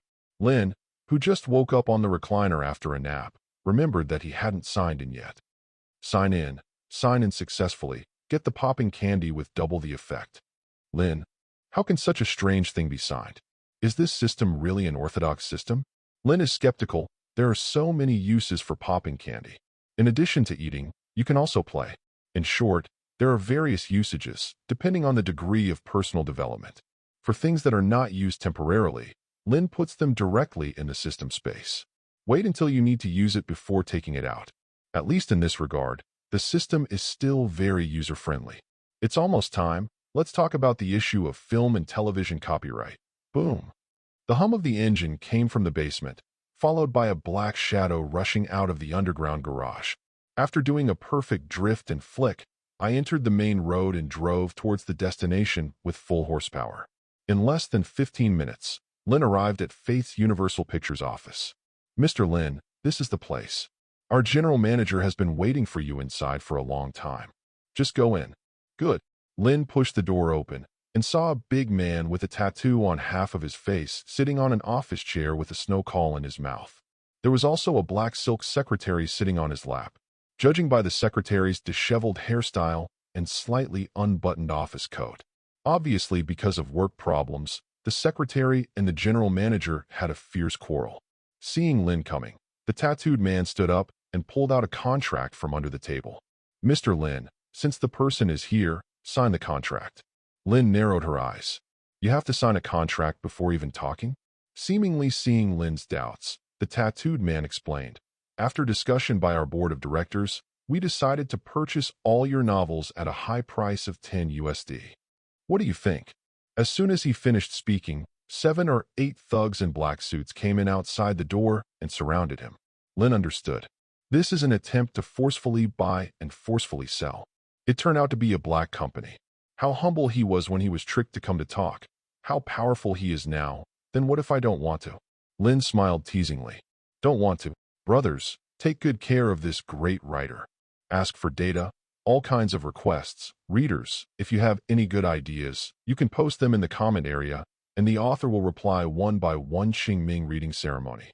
Recharge 100 and get 500 VIP coupons. Immediate recharge, activity time. April 5th to April 5th. Chapter 14. In the office.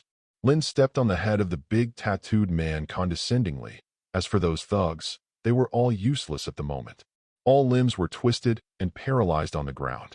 Even if it is sent to the hospital now, it will only end up with a lifelong disability. Lynn never shows mercy to those who make trouble for her. And the female secretary was squatting in the corner, trembling at the moment. She couldn't believe what happened just now. She just blinked her eyes. Those elite thugs lay on the ground in a strange posture, and the general manager was thrown down and stepped on when he wanted to run. "You, who the hell are you?" the tattooed man asked in horror. They hit the iron plate this time. "Writers of novels. From now on, what do I ask and what do you answer? Say one more nonsense, and your end will only be worse than others." The tattooed man's expression changed suddenly, and he looked at a subordinate not far away from the corner of his eye. "It's too awful. Is there still a person like that?" The tattooed man swallowed. "Mr. Lynn, you ask. Who is the board of directors you are talking about?" Hearing this question, the tattooed man wanted to cry, but he had no tears. Why was he so mean-spirited? You have to add lines to yourself. It's all right now. He can't afford to offend both sides. My patience has a limit. Lynn didn't talk nonsense. With a little force on his feet, the tattooed man let out a painful wail. He even heard the sound of his skull breaking. I said, both sides can't afford to offend, But if this side is offended now, it is really certain to die. It's a big deal to run away if you confess over there. Feeling the pressure on his head decrease, the tattooed man instantly felt like he had narrowly escaped death. Mr. Lynn, my boss is Kim Bin. Jean Bin. Hearing Lynn's doubtful voice, the tattooed man thought that Lynn didn't know Jean Bin, and immediately explained, Jean Bin is the name of our boss on the road. His real name is Wilson Faith, and everything that happened today was ordered by him. In order to survive, the tattooed man uttered all he could say. Kim and Lynn definitely know each other. The underground emperor of New York City, the leader of the largest gang organization in the beautiful country. In front of the media was Wilson Faith, a charity businessman. It is no exaggeration to say that all the black industry chains in the entire beautiful country are controlled by his shadow. It seems that Jean didn't see the value of these novels after they developed into a one-stop entertainment industry. Not only the boss of the gangster, but also his business vision is so unique. No wonder I felt familiar when I first saw the name of this company. Then where is he now? Since it was the other party who provoked him first, Lynn would not be polite to him. Not to mention that he is the boss of the largest gangster in the beautiful country. Even being the boss of the biggest gangster in the world doesn't make much difference to Lynn. I don't know. Lynn believes that the tattooed man is not lying this time. As if he was afraid that Lynn would kill him if he disagreed with him, the tattooed man continued. Mr. Lynn, I have the contact information of boss Jean Bing. I was going to call him to report after the signing was successful. The phone is here. While talking, he took out a black phone from his trouser pocket. At the same time, he called Jean Bing very sensibly. After this set of actions, none of them are superfluous. Flowing clouds and flowing water. Lynn couldn't help being a little disrespectful to him. Sensible. As soon as the phone was connected, a steady middle-aged man's voice came from the other side. How is it? Is the matter settled? How dare the tattooed man dare to speak? It's done, but I got them done. Lynn said in an extremely arrogant tone. Jean Bin on the other end of the phone realized that it was not his subordinate's voice and immediately guessed what was going on.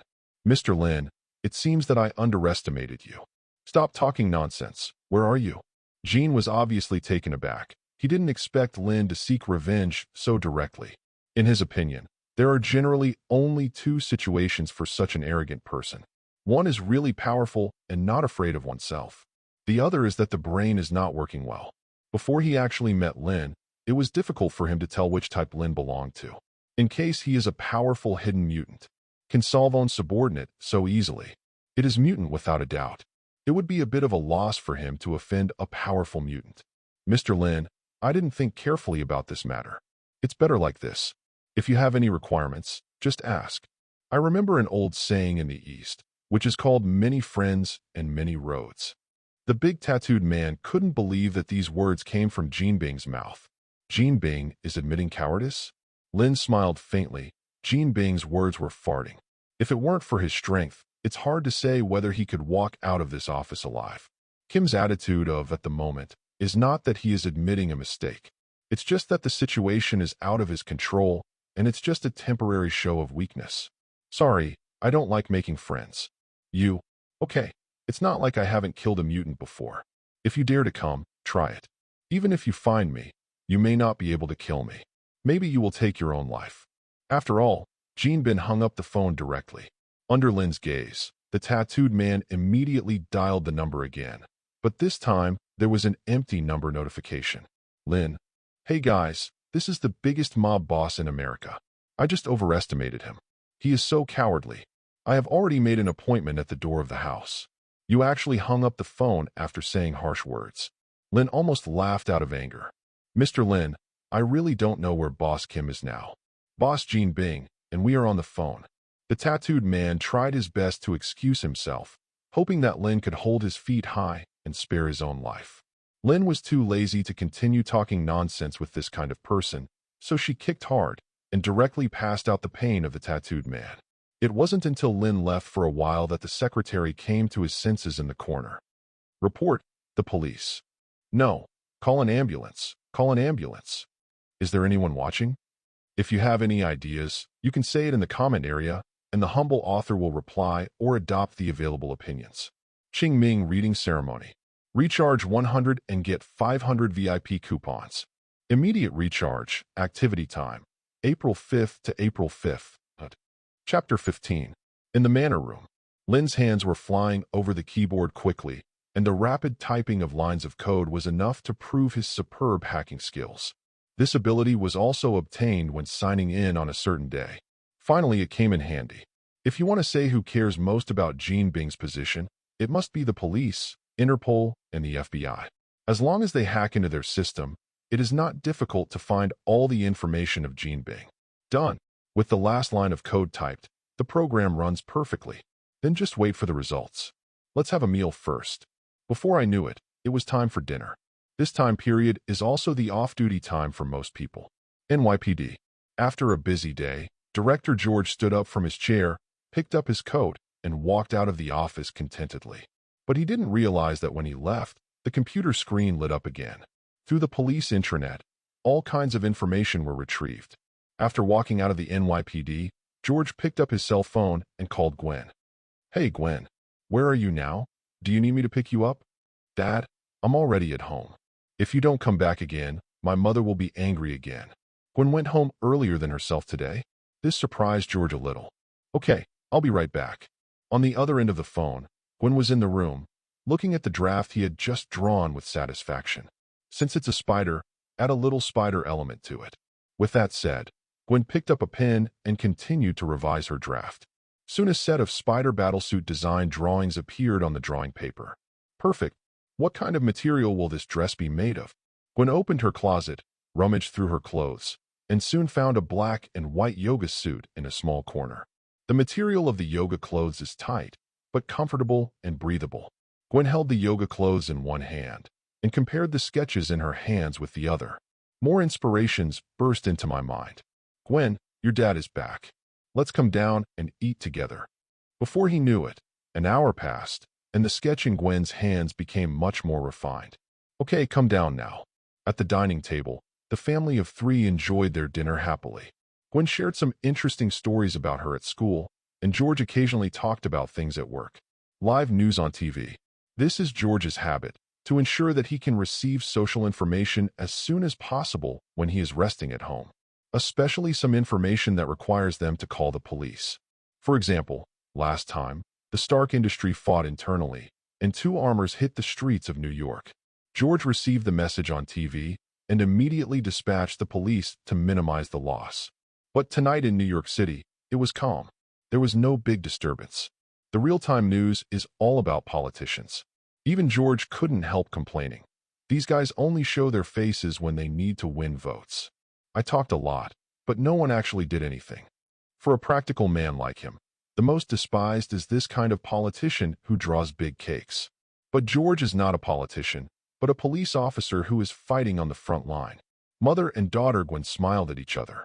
Obviously, the two of them have heard this kind of complaints too much. Immediately afterwards, George's cell phone rang at his waist. When he heard it, George's face changed suddenly. How could this be? "Okay, I'll come over right now." "Dad, what happened?" George put on his coat. "The intranet of the police station has been hacked, and it seems that the database of the intranet has been moved. Technicians are checking now. I must go over and see right away." After the mother and daughter watched George leave, Gwen's mother sighed. "It's like this every time." "Don't worry, Mom. At least this time it's a hacker crime. There is no need to be on duty, and there is no danger." "Right." Gwen's mother nodded in agreement. "At least you don't have to be as frightened as before." "Mom, I'm full too. I'm going back to my room first." "Okay, I'll warm you a glass of milk later." "Thank you, Mom." Gwen kissed her on the cheek and went on to finish her spider battlesuit. In front of the computer, while searching for information about spiders, Gwen was thinking about how to design her own battlesuit. Suddenly, a picture attracted Gwen's attention. The content of the picture is a spider hanging itself upside down from a tree with a cobweb. Cobweb. The other side. Lynn looked at the content on the computer that had been sent back. Almost all of Gene Bin's current information is on it, including where Gene is now. Apex gangsters like Gene Bing are under the surveillance of the police 24 hours a day. It's actually here. After confirming Gene Bin's address, Lynn drove there. Just eat enough, just in time to exercise and digest. Night.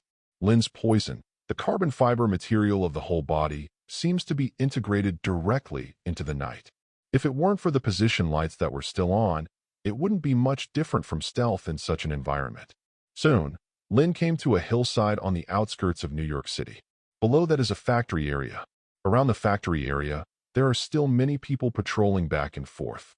It can be seen that this should be one of Gene Bean's strongholds. Even though it is night now, Lynn can see everything below at a glance. At the same time, Lynn also activated the see-through ability. As expected, the so-called 3 caves of the cunning rabbit. What's more, a gangster like Gene Bing who has made countless enemies must have a relatively safe hiding place in many places. For example, in the underground of this factory area, there is a small room made of junzuna, and several people are gathering in it right now. One of them has the strongest figure. His whole body is full of muscles, with almost no fat visible. This person is Gene Bin. If you don't count the supernatural powers of mutant, Gene Bing's strength is already at the top level that common humans can achieve. Including his fighting skills, it is also the top in the world. Even ordinary mutants may not be Gene Bing's opponent. This is also the reason why Gene Bin is confident when facing Lynn. But what he didn't expect was, Lynn's strength has far exceeded his imagination. After finding the position of Gene Bin, the next step is to do it. Ask for various data, Qing Ming reading ceremony. Recharge 100 and get 500 VIP coupons. Immediate recharge, activity time, April 5th to April 5th. Chapter 16. Boss Gene Bing. The New York Police Department has been watching me too closely recently. There are several batches of goods on hand that can't be sold at all. Gene Bing is the boss, so is our side. Gene Bin, who was sitting on the main seat, watched his confidants constantly complaining to him. While talking, a few people got into an argument because of the misery. Okay, he just spoke in a light tone. The people in the safe room became quiet with interest. George, that guy, is just trying to get some evidence. Recently, you all keep a low profile. It doesn't matter if you earn less money. Don't get in trouble when the time comes. With Jin Sung speaking, this group of talents calmed down. But there was still a younger brother who said indignantly, "Boss Gene Bing, isn't he just a bureau chief? Why should we be afraid of him? It's a big deal. I'll find someone to do him." Gene Bing looked over coldly, and the little brother immediately shut his mouth obediently. The others also looked at him with admiration. Are you teaching Gene and the boss to do things? Gene didn't bother to explain the pros and cons to this short-sighted person. Anyway, you all give me some peace during this time. If something happens, I will get in. Don't blame me for not thinking about brotherhood. As soon as these words were uttered, the younger brothers immediately felt that the temperature in the safe room dropped a few degrees. Understood, Boss Gene Bin. Everyone said in unison. By the way, Gene Bin is the boss. Didn't I say today that I'm going to get all the copyrights of those most popular novels? How about the plan? The younger brother who was closest to Gene Bing smiled lewdly and said, "It's time to choose the heroine. Brothers can also have fun." Speaking of this topic, the eyes of other people also became active. They live this kind of life of licking blood, and they want to be happy. They have played with all kinds of women. This is the big star. They haven't tried it yet. So when I heard that Gene Bing was going to open a film and television company and win the copyrights of the most popular novels, these people are already imagining a better life in the future. In this capitalistic environment, it's not too normal to hide the rule. Unfortunately, Gene Bin's answer was different from what they expected. I miscalculated on this matter. Miscalculation? Everyone looked at each other in blank dismay, not knowing what Gene Bing meant by this sentence. From then till now, in their view, as long as it is gold and wants something, whether it's money or women, all can be easily obtained.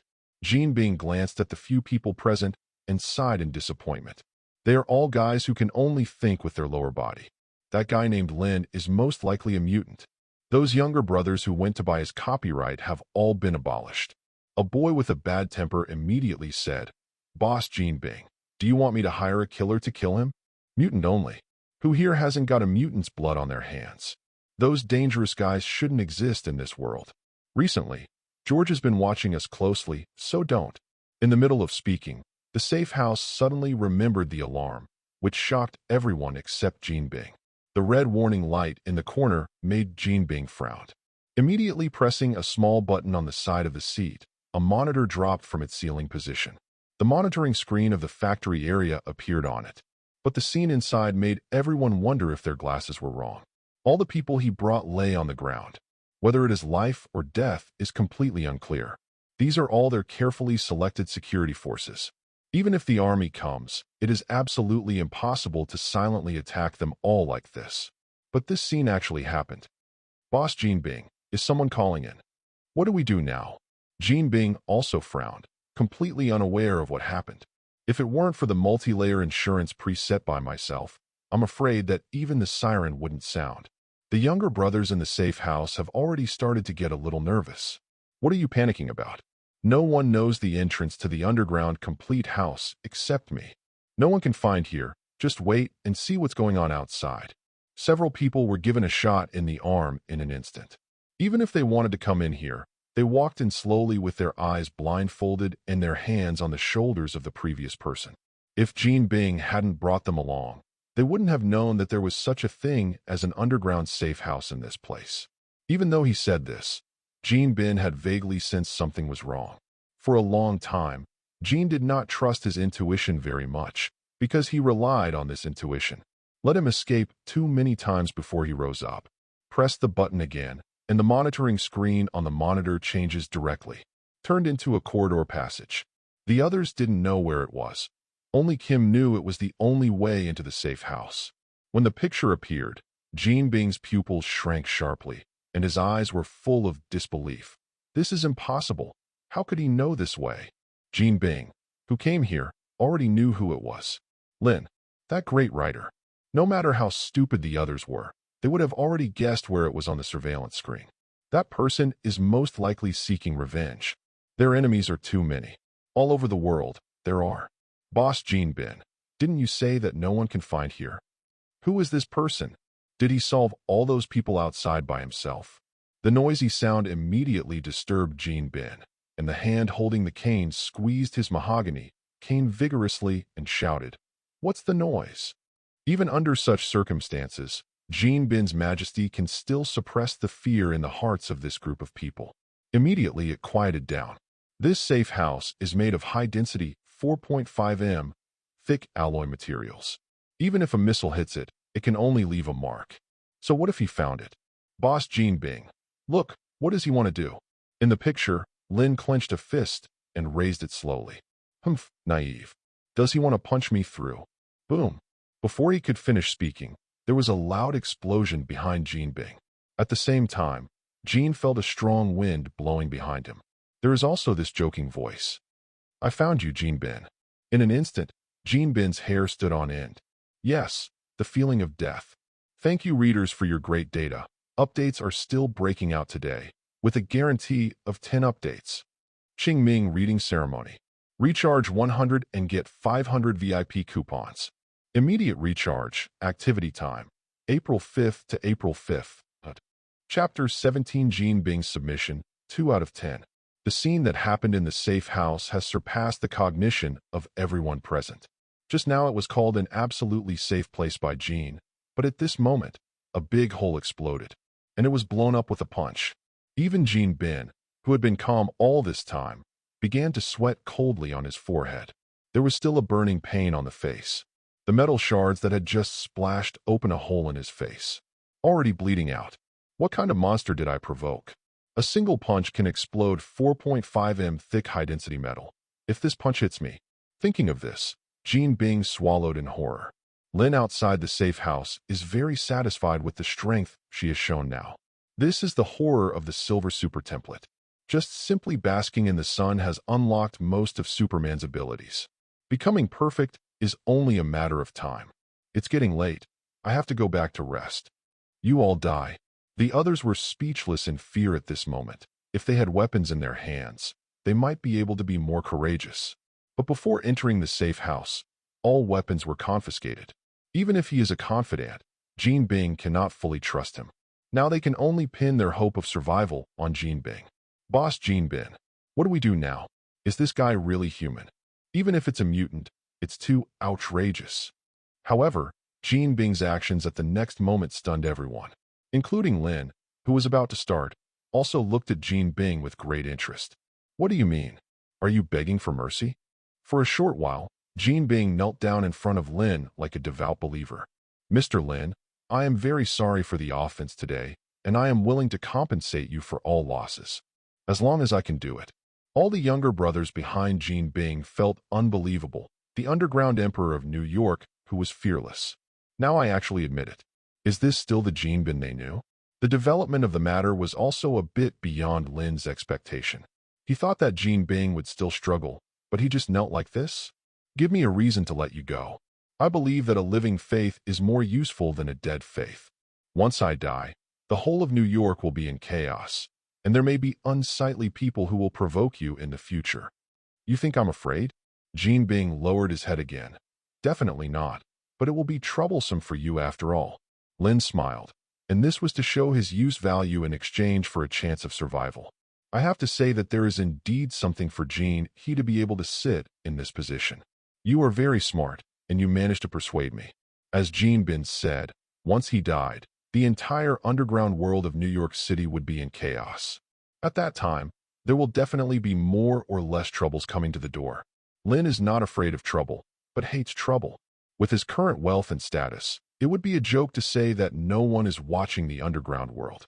There are too many outlaws.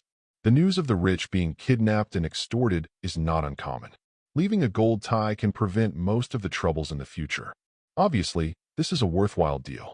So Lynn doesn't want to kill Kim now. This is the willfulness of mastering absolute power. The power of life and death is all in one's own thoughts. Seeing Lynn let go, Jean Bing immediately breathed a sigh of relief, and some blood returned to his pale face. Lynn continued, "You are a smart person. You should also know that I have always kept a low profile. So everything that happened today, I don't want word to spread." Understood, Mr. Lynn. I promise that apart from you and me, no one will know what happened today. The meaning is already obvious. Those younger brothers also felt the killing intent emanating from Jean Bing. Boss, I won't say anything. I assure you and Mr. Lynn, what happened today is death. The next 2 minutes were a unilateral massacre.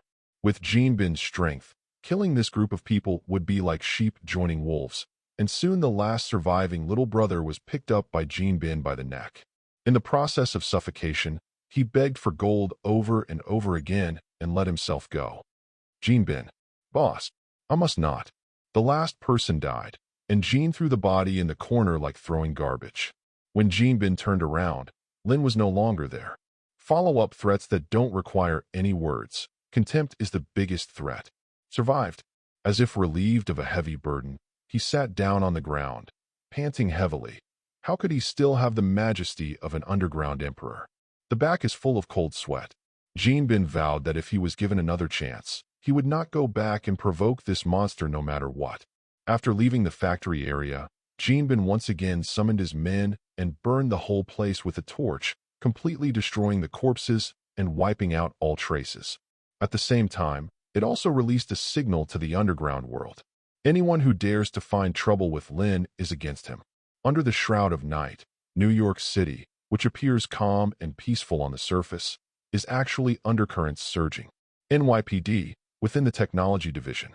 George anxiously watched the operations of his colleagues, and soon a group of police officers stopped their work. "What's the result?" asked George at once. The technician said with a sigh of relief, "Fortunately, the information in the police station is still there, and it has not been deleted or transferred. No trace of any modification was found either." As soon as these words came out, the stone that weighed on everyone's hearts finally fell to the ground. If we have nothing to lose, why did the hacker hack into the police station's intranet for no reason? A more attentive female police officer wondered. Based on years of rich experience in handling cases, George analyzed. Should I want to try my own technology? Can I locate the other party's IP address? Several technicians looked at each other and finally shook their heads unanimously. George looked pensive, and this result was expected. Since this is the case, I will trouble you to work more overtime during this period to prevent this kind of thing from happening again. If the other party makes any further moves, we must do everything possible to locate his IP address. Yes. Ask for flowers, ask for evaluation tickets, ask for various data, Qing Ming reading ceremony. Recharge 100 and get 500 VIP coupons. Immediate recharge, activity time, April 5th to April 5th. Chapter 18, I'm Going to Mr. Lynn, March 10th. What happens in the underground world of New York City is naturally not felt by ordinary people. As long as Lynn doesn't investigate, it's the same. He also believes that Gene Bin's ability to handle affairs will not let him down. For the next period of time, Lynn continued to live a fulfilling life. The difference is that now Gwen occasionally comes to him and asks him some questions. For example, my friend wants to participate in a more dangerous sport. What material should be used for sportswear is more appropriate? Another example is, what kind of color combination do you like? Or, my friend thinks that girls don't like synthesis as heroes like steel. What do you think? And so on. Lynn was also indirectly involved in the birth of Spider-Man, while helping Gwen answer questions, while signing in to get various things. This also makes Lynn feel that the system is getting less and less serious. The little black whip that feels less painful, the magic rope that gets tighter with more struggles, but not life-threatening. For things that are not used temporarily, Lynn will temporarily put them in the system space. Maybe one day in the future it will be needed. Definitely besides these, there are also some useful things checked. Shooting skills without missing a shot. A super memory that never forgets. Permanent buff. Spiritual immunity. 10 fairy beans. Among them, Lynn thinks the most useful is the spiritual immunity buff, but there are some mutants with mind control ability in this world, like Professor X, Jean Grey, etc., and the Scarlet Witch that will appear in the future. With this buff, most of the abilities of these people can be immune. Even the spiritual power after Phoenix Force Awakening can be completely immune. This is the most perverted. Although I have grown up, it is completely worthy of Phoenix Force. But the more buffs like this, the better. Don't ask too many questions. Asking is prudent. After working for an hour, Lynn returned to the rooftop to enjoy her own sunbathing. He also specially made a cup of milk tea by using the knowledge of his previous life and the cooking skills of Zydangia. After taking a sip fiercely, Lynn's eyes also brightened suddenly. Well, that's the smell. When Gwen comes, give Gwen a try. What Lynn doesn't know is that he is very comfortable now, but in a corner of New York, there are people who are unhappy because of him during this time. Just outside New York City, the Xavier Academy for Gifted Children is located here. Established by X-Men leader Charles Xavier to take in mutant children and give them a good environment for growth. Grow up to be an X-Men and demand justice. Therefore, this college has another name called Xavier's School. In a classroom, as the bell rang for the end of Get Out of Class, Sheen also ended the content of the class. Students, Get Out of Class is over. Remember the tasks I assigned. Everyone has to hand them in. Clear. There are about 30 mutant students in the class, and they all respect Sheen very much. In the eyes of these children, it is their dream to be an X-Men like Sheen. And Sheen looked at the group of children. For some reason, the conversation with Lynn that night came back to my mind. During the time back to Xavier's school, Lynn's words were repeatedly remembered in Jean's mind. Sheen also thought about the truth in Lynn's words many times. The more she chewed, the more she felt that what Lynn said made sense. But the guidance of Professor X over the years has also penetrated into her heart, and for a while, the two concepts seemed to be fighting in her mind. It tormented her for a while. After class, he walked absent-mindedly on the way back to his residence. Several times I almost ran into students playing on the playground. And this scene was also seen by Professor X in the office. Behind Professor X stood a middle-aged man in a brown leather jacket. The man's hairstyle looked like a pair of raised animal ears. "Professor, why did you call me over suddenly?" Professor X, sitting by the floor-to-ceiling windows, immediately controlled the wheelchair to turn around after hearing the sound. "Logan, you're here. Sit down first." Wolverine James Logan, one of the main members of X-Men, Beast Mutant. Logan sat down on the sofa carelessly. Professor X also said straight to the point. "Some time ago, I asked Sheen to attend the Stark Industrial Ball. Do you remember?" After thinking about it, Logan nodded. "I know. You want Jean to show her face on it, to convey the attitude of Xavier's school and X-Men." Regardless of Logan's appearance as a middle-aged man, he is actually over 100 years old. He is older than the Professor X in front of him. The so-called old man matures. He immediately saw what Professor X was doing. Professor X nodded slightly. "Did that do anything?" Logan asked. And Professor X shook his head, then nodded and said, "That night, Sheen should have had contact with some high-class people. But Sheen said that she just drank wine and didn't talk about other things. Isn't that good? Indeed, given Mutant's current situation, someone would be willing to strike up a conversation and have a drink. It is already very good. Well, but I recently discovered that Sheen's state seems to be a little bit wrong. I was like there was more than just drinking that night. Logan narrowed his eyes. So you mean, let me follow Jean. See if Jean is hiding any secrets from you. Yes, Logan. Professor, is it a bit of a big deal? Tracking down his teammates, Logan honestly couldn't do it himself. Logan, there's nothing we can do about it. You know our situation very well. If something goes wrong, the top management of the beautiful country. Professor X didn't go any further, but Logan also knew the pros and cons involved. After following Professor X for so many years, Logan has assimilated a lot of his ideas. Okay, I'll do it. If there is any situation, I will notify you as soon as possible. After speaking, Logan got up and left Professor X's principal's office. Professor X looked down at the children through the window. His eyes flickered, not knowing what he was thinking about. The other side, Jean, who returned to her dormitory, finally couldn't bear it anymore. No, I'm going to find Mr. Lynn. There will be another one in an hour. Ask for various data, all kinds of requests. 10 changes broke out today. This is the third one. Qing Ming reading ceremony. Recharge 100 and get 500 VIP coupons. Immediate recharge, activity time. April 5th to April 5th. Chapter 19. New York City. On the top floor of a building, Gwen was sitting on the edge, feet dangling constantly in the air. There is also a white mask on her side, and the black and white tights outline her almost perfect figure.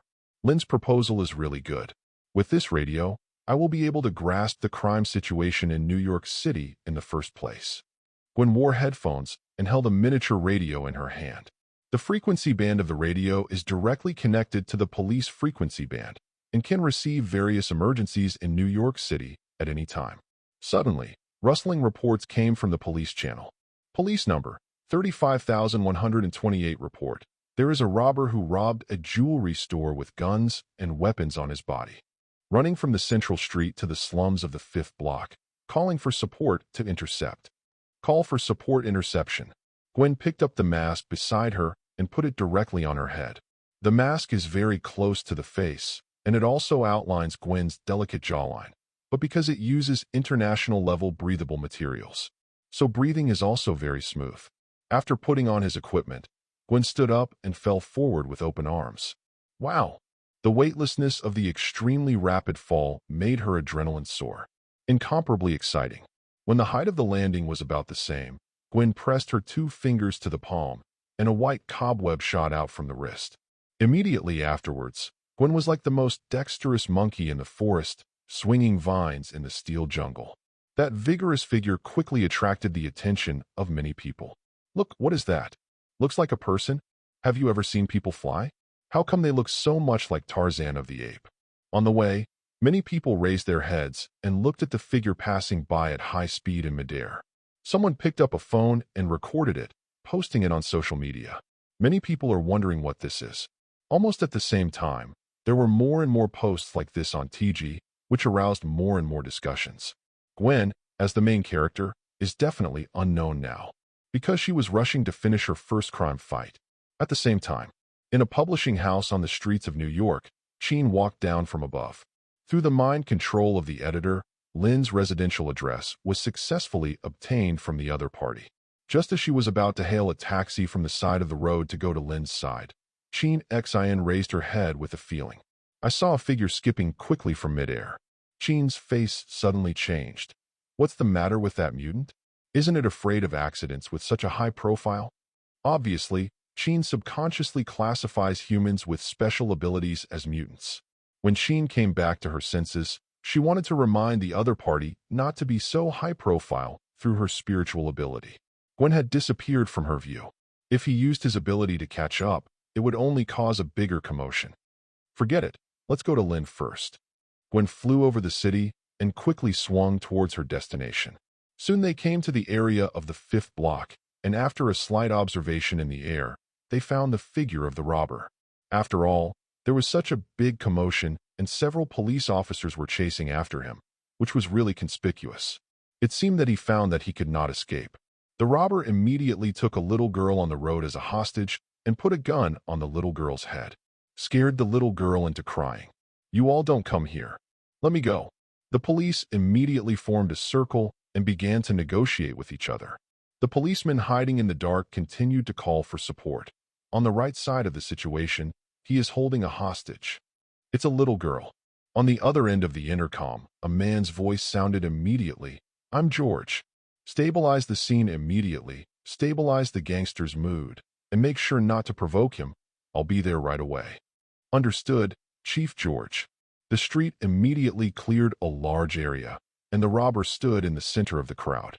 In addition to the police officers, there were also many onlookers who were eating melons and watching the show. Everyone took out their mobile phones to take pictures. No matter how the police tried to persuade them to leave, it was useless.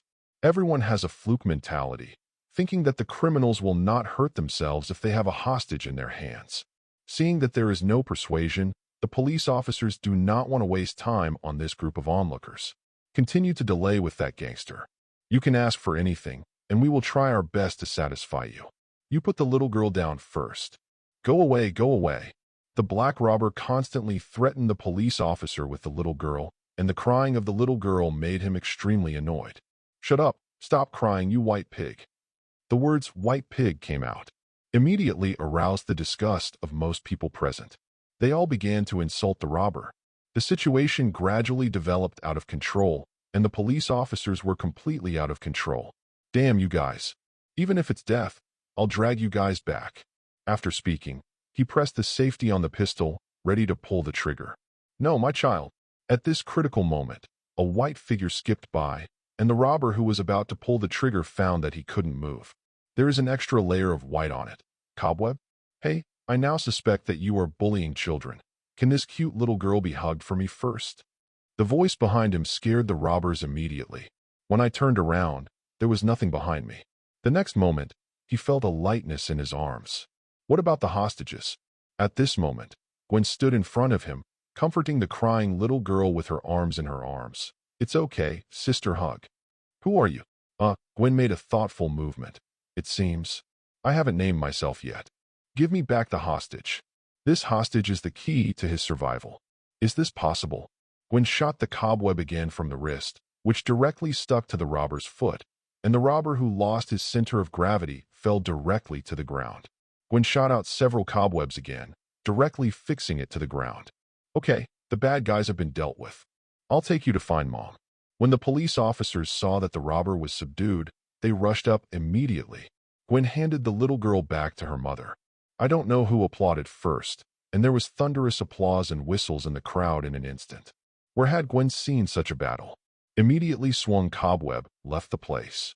Ask for flowers, ask for evaluation tickets, ask for all kinds Ching Ming reading ceremony. Recharge 100 and get 500 VIP coupons. Immediate recharge, activity time, April 5th to April 5th. Chapter 20. "Ma'am, here we are." The taxi driver spoke to Chin, who was sitting in the back row. At the same time, he pointed to the manor outside the car. Although the manor was not big, it looked very clean and tidy. After paying the money and getting out of the car, Chin felt an indescribable feeling when she walked into the manor. There is no way to describe it in words. Haven't been in a car for a long time. Are you a little motion sick? Chin had forgotten how long she hadn't been out alone since she joined the X-Men. In addition to teaching students, the daily work is to perform tasks. In most cases, the car is rarely used. After comparing the address on the house number, Chin determined that this was Lynn's home. After the doorbell rang, after waiting for a while, I finally saw a figure walking out of the manor. "Hello, Mr. Lynn. Do you remember me?" In order not to be recognized by others, Chin also dressed up in disguise when going out. He took off the silk scarf on his head and the sunglasses on his face when he saw Lynn coming out. "Chin." Lynn was a little surprised why Chin suddenly appeared outside the gate of her manor. Seeing Lynn's expression, Chin smiled and said, "Using a little trick, your editor gave you your address." When she first came into contact with Lynn, Chin knew that Lynn was not a person who liked to play tricks. Be honest in front of him, sure. Lynn can also guess what method Chin used. "Come in." Lynn opened the door and invited Qin into the manor. At the same time, he also helped Qin solve the magnetic field suppression on his body. Is Qin Gray listed as an invalid object for the magnetic field? Qin Gray has been successfully listed as a magnetic field invalid object. The biggest difference between Qin and Gwen is that one is spiritual ability and the other is physical strength. So when stepping into the range of the manor, the feeling was not as obvious as Gwen's. So after Lynn lifted the magnetic field suppression, for Qin, the indescribable feeling disappeared. It doesn't have much of an impact. Compared to this, what surprises Qin even more is that now she can't see through Lynn at all. Lynn suddenly felt a sense of mystery. How is this going? Although Qin was very surprised in her heart, she didn't ask directly. What if this is the other party's secret? Led by Lynn, Qin entered the manor. On the roof. Have a drink. I can do both, Mr. Lynn.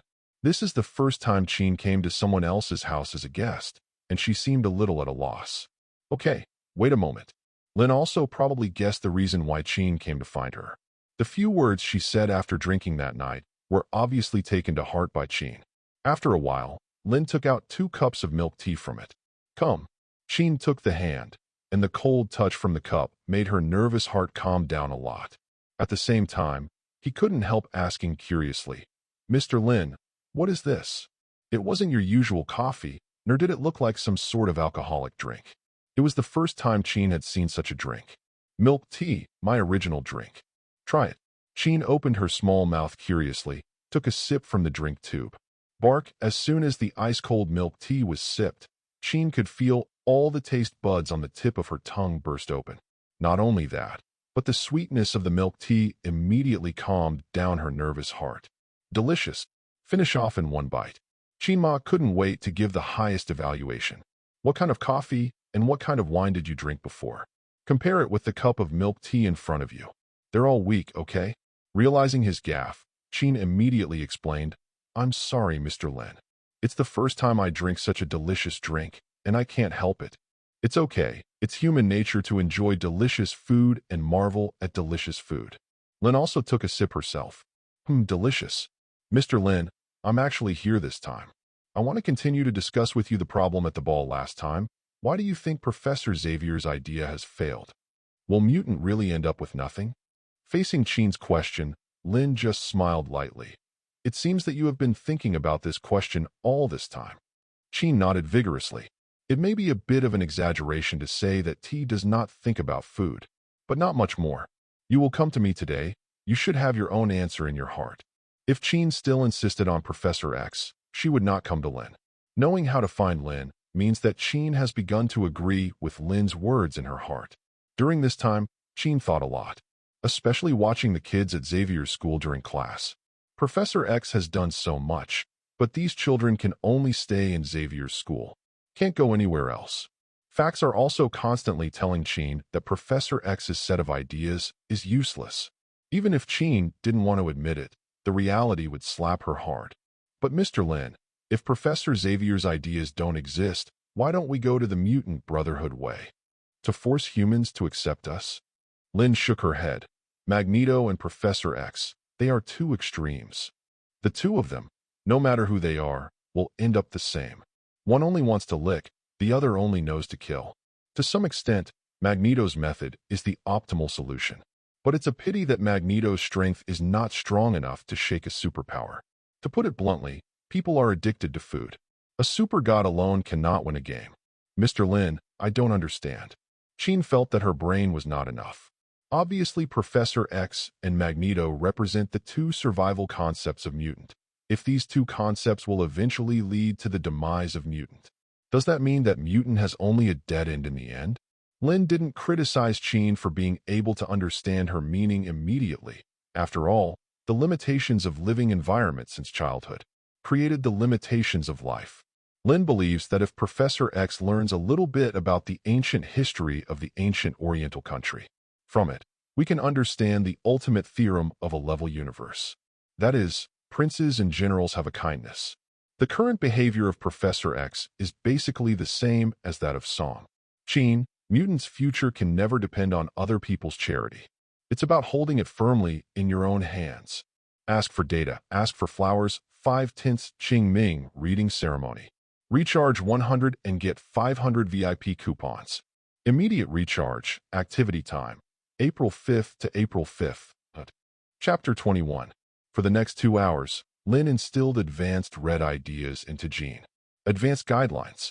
Under the indoctrination of this thought, Jean's small mouth also slowly turned into an O shape of surprise. It made Lynn feel like Jean was trying to seduce him into doing something. But there is no evidence. So you have to deeply understand a truth. If you think about Professor X's blind tolerance and accommodating, it is impossible to make the high-level officials of the beautiful country value you. On the contrary, it will make them feel that X-Men is cheap and easy to fool. What you are talking about with them has never been peaceful coexistence, but a transaction between the two races. Lynn continued, deals are never fair and just. It depends on who has the most bargaining chips and who has the most say. After absorbing so many useful knowledge concepts at once, Jean felt that her little head was not enough. It feels like I'm about to understand something, but still a little bit worse. It felt like my head was about to grow out. Mr. Lynn, let me digest it first. Jean said, begging for mercy. No problem. I've finished what I have to say. But I can give you a little help. You think about a question. Magneto, Professor X, and Tony Stark. These 3 people pose the greatest threat to the beautiful country in the whole world. As long as you can understand this problem, you can understand what's going on with Mutant now. After all, Lynn continued to bask in the sun. Only Jean was left in a daze. I was constantly thinking about Lynn's question in my heart. Who is the greatest threat? If it was the previous violin, it would definitely say Magneto without any hesitation. But not anymore. In front of a powerful state machine, as long as Magneto's strength is not enough to ignore everything, then he's a joker. So who is it? On the street, George finally arrived at the scene of the kidnapping just now. When he saw several policemen squatting on the ground, he immediately scolded, "What are you doing there? Where are the robbers? Where are the hostages? Director, where is the robber? We are interrogating him. On the ground? Was shot dead. No. How to interrogate him after he was shot dead? It should have been brought down. Why didn't the interrogation be brought back to the bureau? Is it nice to watch in public?" George is not opposed to interrogation in this kind of place, but the beautiful country is a place where human rights are respected. In case the other party is concerned about this matter, they will find a lawyer to file a lawsuit. It's hard for them to go up and down the police station. The policeman didn't know how to explain it, so he could only say helplessly, "Director, you should go and have a look yourself." George was taken aback for a moment and immediately walked over. I saw that the robber was stuck on the ground by the spider web. Cobweb? Where did the spider web come from? And it's so big. Did some big spider appear? George looked puzzled at the police officer in charge of the scene, who immediately took out a mobile phone. "Director, look for yourself." George took it over, and the picture above was a video of a girl in a black and white leotard bravely rescuing a hostage. At the same time, the prisoner was stuck on the ground with a spider web. Who is this? Spider-Man. When the police officer said the name, the excitement in his tone was uncontrollable. He's someone who has experienced Spider-Man fighting crime firsthand. It was a lie to say that I was not excited. And this is Spider-Man's first crime fight. Spider-Man. George's confused eyes indicated that he had never heard of such a character. The superhero who just appeared today, her video has been forwarded by many people. Now netizens on the internet call her Spider-Man. The police officer manipulated the phone, allowing George to see the comments below the video. There was also an outrageous racial remark. Spider-Man fights black crime and protects white rights. This sentence appeared because the white-skinned pig that the prisoner said at the scene was also recorded. George is numb. Obviously, it is a video of heroic rescue, but it can be related to racial antagonism. The key is that this comment has the most replies. It's just a fight. Nonsense. George suddenly became a little angry. Fighting crime is our police's business. When will it be the turn of a guy who dare not even reveal his face? Take this guy back to the police station immediately, and I will interrogate him myself. But the head, those spider webs can't be torn apart at all.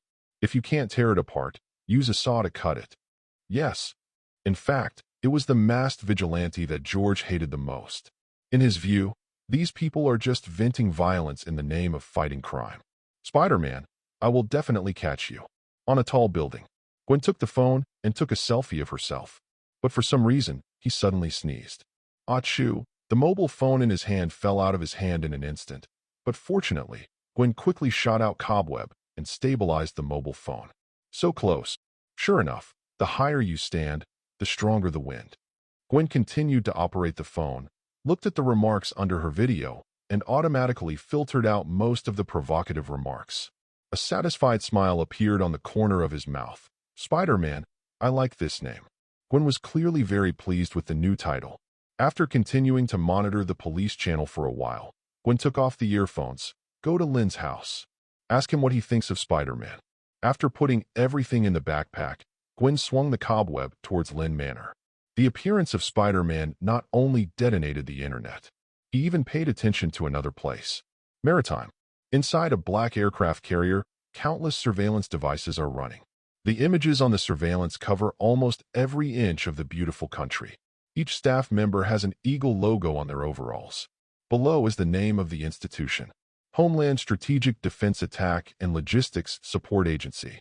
And they also have another name known to a few people, SHILD. The director, Nick Fury, is standing on the observation platform at the moment, watching the work of the agents. At this time, a female agent with a ponytail came forward. Director, a new superhero has appeared in New York City. Would you like to take a look? Nick Fury glanced at the tablet handed over curiously, then handed it back. With just one glance, Gwen's age under the tights was analyzed by virtue of her excellent agent quality. Children's Playhouse. As long as there is no trouble, don't worry about her. Clear. 6 tints ask for flowers, anyone see it. The data is terrible, dear readers. Qing Ming Reading Ceremony. Recharge 100 and get 500 VIP coupons. Immediate recharge, activity time. April 5th to April 5th. Chapter 22. Half an hour later. Qing looked at Lynn and found that Lynn was lying on the recliner very leisurely. Understood. Qing nodded uncertainly.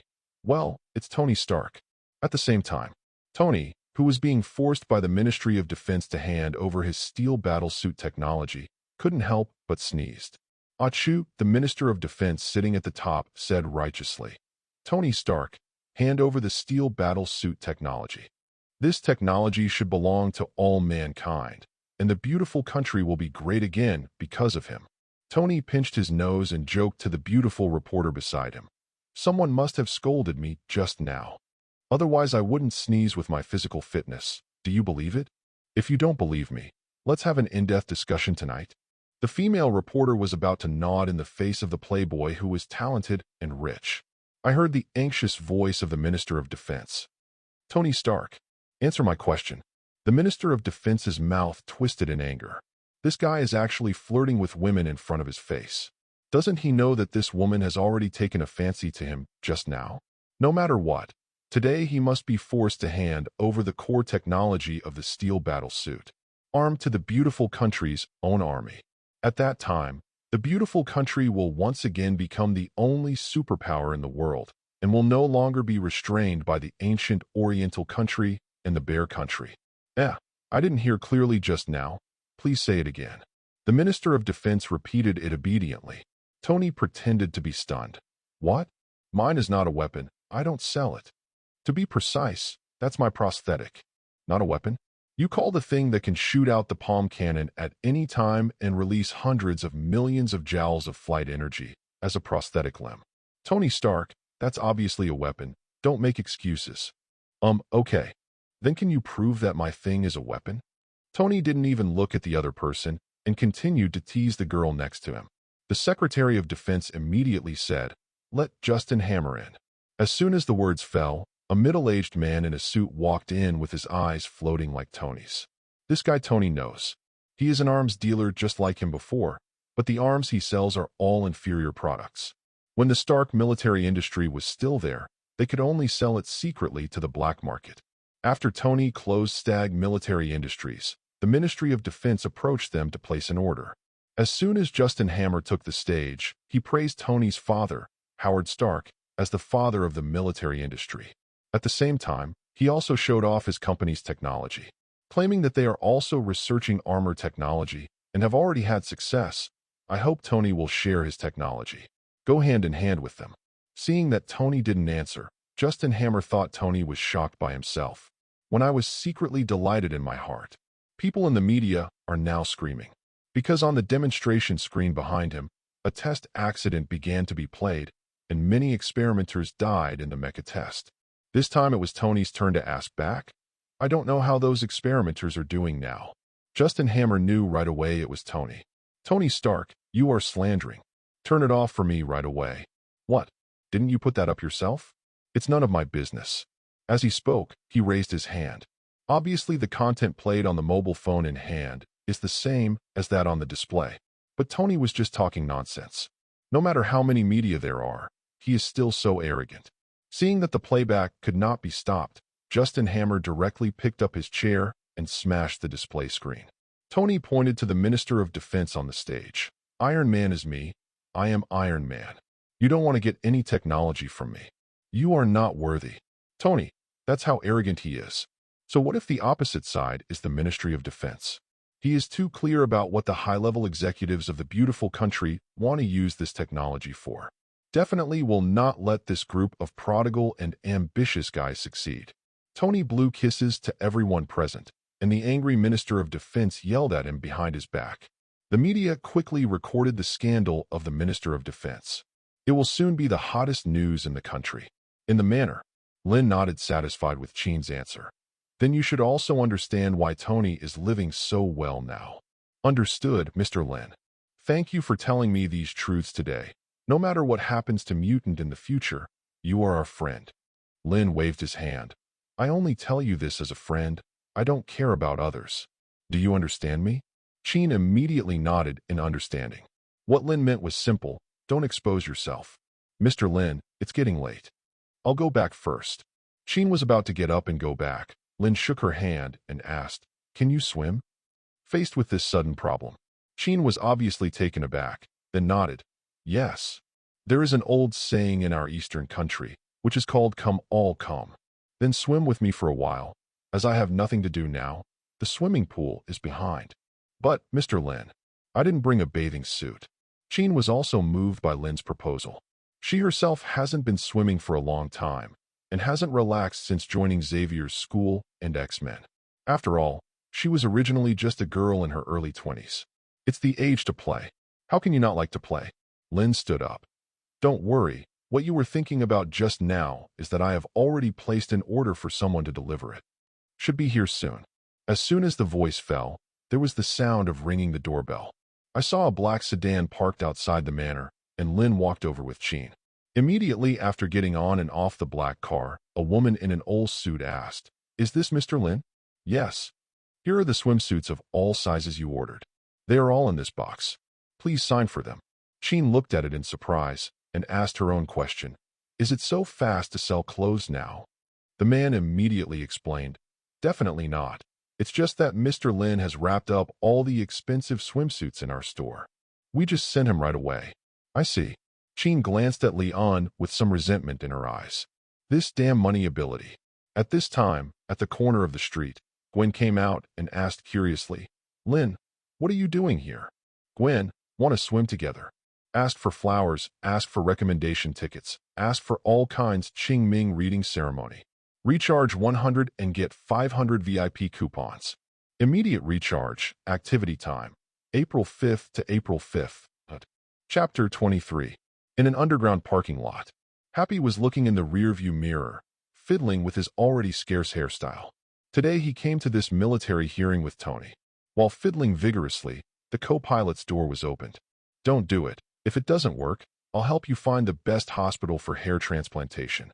But Happy, have you ever thought that not being popular with women may not be a matter of hairstyle? As Tony's friend for many years, Happy has long been used to Tony's venomous words. At the same time, he is also very grateful to Tony, who helped him create a strong heart. I thought you wouldn't be back until after dinner. How did the hearing go? Tony waved his hand. You should know that I don't like the food in this place. It's not good. I wasted my day. I might as well go to the circus to see the Joker performance. A circus joker is better than them. Tony can guarantee that if these words are heard by the Minister of Defense, the other party will rush up and beat him up. The idea just came out. There was a knocking sound on the window. Tony was taken aback and turned to look. It was the beautiful reporter just now. Tony rolled down the car window. "What's the matter?" The beautiful reporter said coyly, "Mr. Stark, I'm free tonight. I took 2 days off with my superior just now." In that way, it was almost packed and delivered to the door. Tony looked disgusted. "I just teased her just now when I was idle and bored, but I actually took it seriously. Sorry, I'm not free." With that said, Tony was about to roll up the window. Happy on the side saw this scene and immediately replied, "Hey, I'm free. How about having dinner tonight?" The beautiful reporter looked down at Happy, then turned and left with a look of disgust. The action is not sloppy at all. Just made Tony laugh. Ha ha ha. Okay, Tony, don't laugh. It's not the first time this kind of thing happened. What I don't understand is why I get rejected by girls every time. Maybe next time I can ask those girls for you. Then I thank you. Where are we going now? Tony took a deep breath. You're welcome. Let's go home first. By the way, where did you put the bottle of drink I asked you to put away? Here, take it yourself. Tony took out a cup from the armrest box, opened it, and drank it in big gulps. Tony, this smells a little off. What are you drinking? Tony didn't explain, just said casually. Special drink. Guys without women can't drink it. Heartbroken again. Oh, come on. After drinking the chlorophyll, Tony picked up his mobile phone, and there was a message from JRVS on it. Failed to combine and arrange elements, trying new possibilities. Tony's mood deteriorated visibly.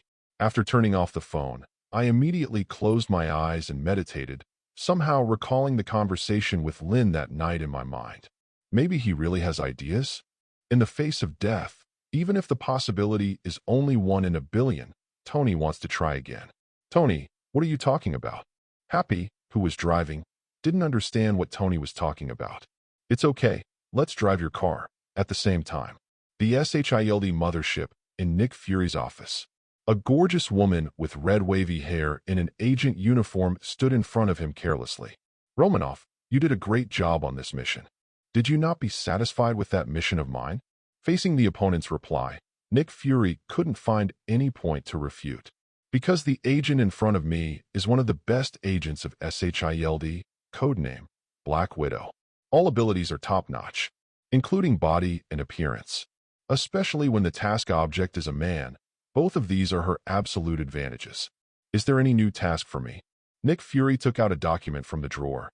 This time the task is simpler. You only need to help me keep an eye on one person. The rest follow my orders before taking action. Black Widow flipped through the information and looked at Nick Fury in surprise. Tony Stark. Yes, that's him. All the mission content is in it. I believe he will think about you the first moment he sees you. Black Widow looked at the information in his hand without raising his head. Okay, I've accepted this task. Is there anything else to explain? No, go down and get ready. Lurk beside him, the sooner the better. Just as Black Widow was about to leave, Nick Fury's assistant knocked on the door and walked in. Head, there seems to be a problem. For the conversation between the two, Black Widow was not interested and walked out of the office directly. Hill handed over the information in his hand. Jean Bing sighed. Several of his confidants died. He is now promoting some newcomers to make up for it. With Jean Bin's size, he is naturally also on SHIELD's watch list, but usually Jean Bin doesn't make any big moves. So Nick Fury has not listed him as a key focus. At the same time, there are also reasons for belittling Jean Bin. Nick Fury took a cursory glance at the information and then asked, Do you know how they all died? Hill shook his head. I only know that they and Jean went to a meeting outside the city that night. The disappearance that is reported later is death. It seems that it should be Jean and wants to reshuffle his power, so let's leave him alone. This matter is for the police station to deal with, and has nothing to do with us. If he messes around, it's a big deal to change to a New York Underground Emperor. Nick Fury said it very easily. As S.H.I.E.L.D. director, he does have such ability. How's the Hulk going? Dr. Banner is now working as a doctor in a small mountain village in the Middle East after escaping from the military encirclement. Don't worry about him, just keep an eye on him. If there is any change, report it immediately. This news is classified as top secret and does not need to be disclosed to the military. Understood, Head. If you have any suggestions, readers can put them in the comment area. The author will read them every day. If it is refined, it means that the suggestion is accepted. There is a lot of interaction in the comment area, and the data is more voted. It is very important for the new book. Thank you all readers. Qingming reading ceremony. Recharge 100 and get 500 VIP coupons. Immediate recharge. Activity time. April 5th to April 5th. Chapter 24. In the manor. Lynn, who had just changed clothes, looked at the scene in the swimming pool that was enough to make people nosebleed. Both Gwen and Jean changed into Lynn's prepared swimsuits, and Gwen was in a pure black bikini. The places that should be covered are covered, and the places that should be exposed are also exposed. Jean chose a set of purple with mesh. The two are equally good at swimming in the water, just like two nimble mermaids. In terms of stature, no one loses. It is obviously a small swimming pool, but it shows the rough sea. If you have to compare the two, it's probably because of their different styles. Jean's experience made her more mature, with the feeling of Yugia. And Gwen is still a college student, with a little girl next door feeling in her youth. As for whether he likes Sister Yu or the little girl next door, it depends on personal preference. But Lynn is different. He likes both. Gwen and Jean also got to know each other under the introduction of Lynn, but Lynn did not reveal the identity of Qin Mutant. Rather, Qin is a teacher. The two girls are also Lynn's book fans, and they quickly became acquainted with each other when they had a common topic. Gwen saw that Lynn had come out wearing a towel and said with a smile, "Lynn, come down and swim together." Swimming in this weather is really comfortable. Qin, who was beside Gwen, also said, "Mr. Lynn, come down quickly." "Okay, come right away." Lynn pulled off the towel, revealing her perfect muscular curves. The exposure to the sun during this period has caused huge amounts of changes in his constitution. This kind of figure made Gwen and Qin look straight at once. At this moment, they are no different from men seeing hot beauties on the street. No matter men or women, a good figure is absolutely attractive to the opposite s*x. Coupled with Lynn's handsome face, which is as handsome as the reader's, the attractiveness is even more linear. This made Gwen, who didn't have much contact with boys, turn a little flushed. She knew Lynn had a good figure before, but I didn't expect Lynn's figure to be so good. Qin was better, but was also deeply shocked by Lynn's figure. Without giving them any time to react, Lynn also jumped into the water, causing a burst of water to splash on them. The two also came back to their senses and started playing in the swimming pool together. After swimming for a while, Gwen, who had adapted to the visual impact of Lynn's figure, became active again. Started splashing water attack on the piano. Not to be outdone, Qin started to fight back, and the two had a great time playing together. After the two women attacked each other for a while, suddenly there was a tacit understanding, and at the same time, he gave the other party a look. The two of them understood together and started to attack Lynn. "Okay, you two teamed up to bully me, right? Lynn, let's play together." "Mr. Lynn, come on." Qin smiled happily. This kind of happiness comes from the bottom of my heart. Even Qin herself didn't know how long she hadn't been this happy. Or maybe never. Xavier's school. Professor X, who was processing school documents, suddenly raised his head and his expression changed. Qin's emotions are fluctuating. Not angry, but happy. "No, I have to stop Jean." Professor X dare not bet on whether such emotional fluctuations will detonate the Phoenix Force in the piano. Although his soul seal is useful, it must be Qin who keeps a peaceful mind. If that thing exploded, the whole Earth would have to be destroyed. Professor X immediately put a finger on his temple, closed his eyes, and began to use his spiritual ability to connect with Qin. What happened? Professor X suddenly found that he could not contact Qin. This has never been the case before. Obviously, I can still feel Qin's mood swings, but I just can't contact Qin. It was as if something had formed a unilateral partition between the two. Now, unless it is Qin who contacts him, there is no way to have a spiritual dialogue with Qin. Where is Qin now? Professor X immediately activated his psychic ability again and contacted Wolverine. Logan, who was wandering on the street and slowly getting ready to go back to Xavier's school, suddenly heard the voice of Professor X. "Logan, where are you now?" "Professor, I'm going to go back and report to you about Qin." Logan is very dissatisfied with Professor X's method of directly invading other people's hearts, but there is no way to resist it. "How do you know where Qin is now?" "At his friend's house. That's how it looks to me." Logan then told Professor X what he had just seen, But Professor X doesn't care about this kind of thing now. Logan, trust me. Now go and bring Gene back before the final big mistake is made. Logan knew Professor X wouldn't mess around with this kind of thing. Okay, I'll go back somewhere. After receiving Logan's reply, Professor X immediately disconnected the mind link. Logan, I'll leave the rest to you. Professor X can't do anything, but can only pay close attention to Gene's emotional changes. Strange, what the hell is Gene doing? Why are you always so happy? He couldn't understand. This was an emotion he had never felt on the piano before. A kind of joy from the bottom of my heart. But it is also because of this that Professor X is so terrified. While asking Logan to bring Gene back, he continued to try to contact Gene with psychic power. If there is a person with a brain who can turn a corner right now here, they will point to the phone on the desk and tell Professor X, "Professor, you can call." Unfortunately not. So Professor X can only rack his brains to contact the piano. On the other side, Logan quickly walked through the streets and alleys of New York, turning over the heavy traffic again and again. Finally came to the outside of the manor. Almost nonstop.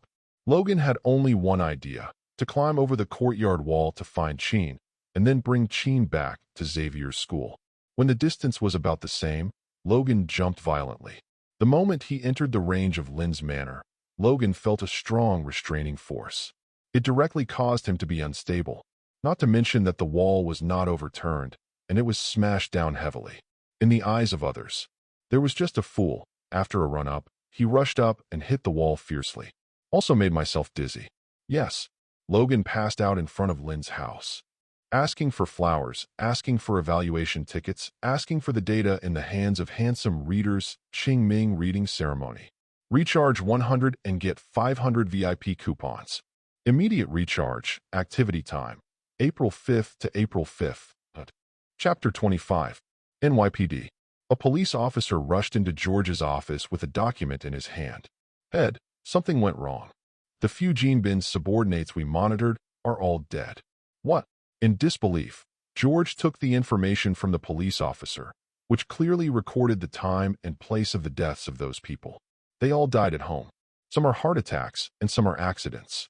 In such a large New York City, it is not surprising that dozens or hundreds of accidental deaths occur every day. But this group of people are all Gene Bing's subordinates, and they are all under the surveillance of the police. This is where it gets weird. Is there any last travel record and movement track of them before their death? The police officer nodded. Yes, it's all very normal. There is no flaw. What is too normal is abnormal.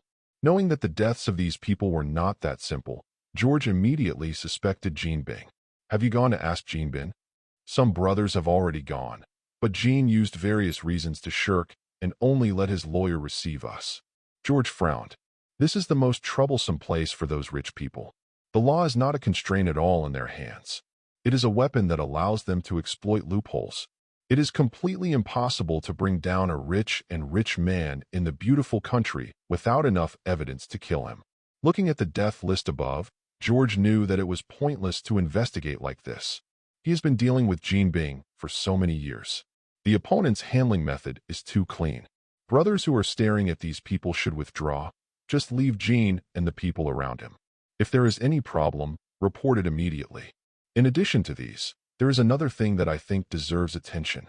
George groaned suspiciously, and the police officer handed over a piece of information again. Boss, do you know a writer named Lynn? George nodded. It's very famous recently. Even Gwen is her fan. Why did you mention this person all of a sudden? You will understand after reading it. After reading through the documents, George's expression was full of incomprehension. Why does Gene not protect Lynn in such a high-profile way? When we discovered this, we also studied it for a while. I also checked some information about Mr. Lynn and found that his foundation is very clean. I haven't had any contact with Gene, and we don't even think the two of them know each other. The analysis of the police made George even more confused. A person like Gene Bing would protect someone he didn't know? So we came up with a very reasonable suspicion.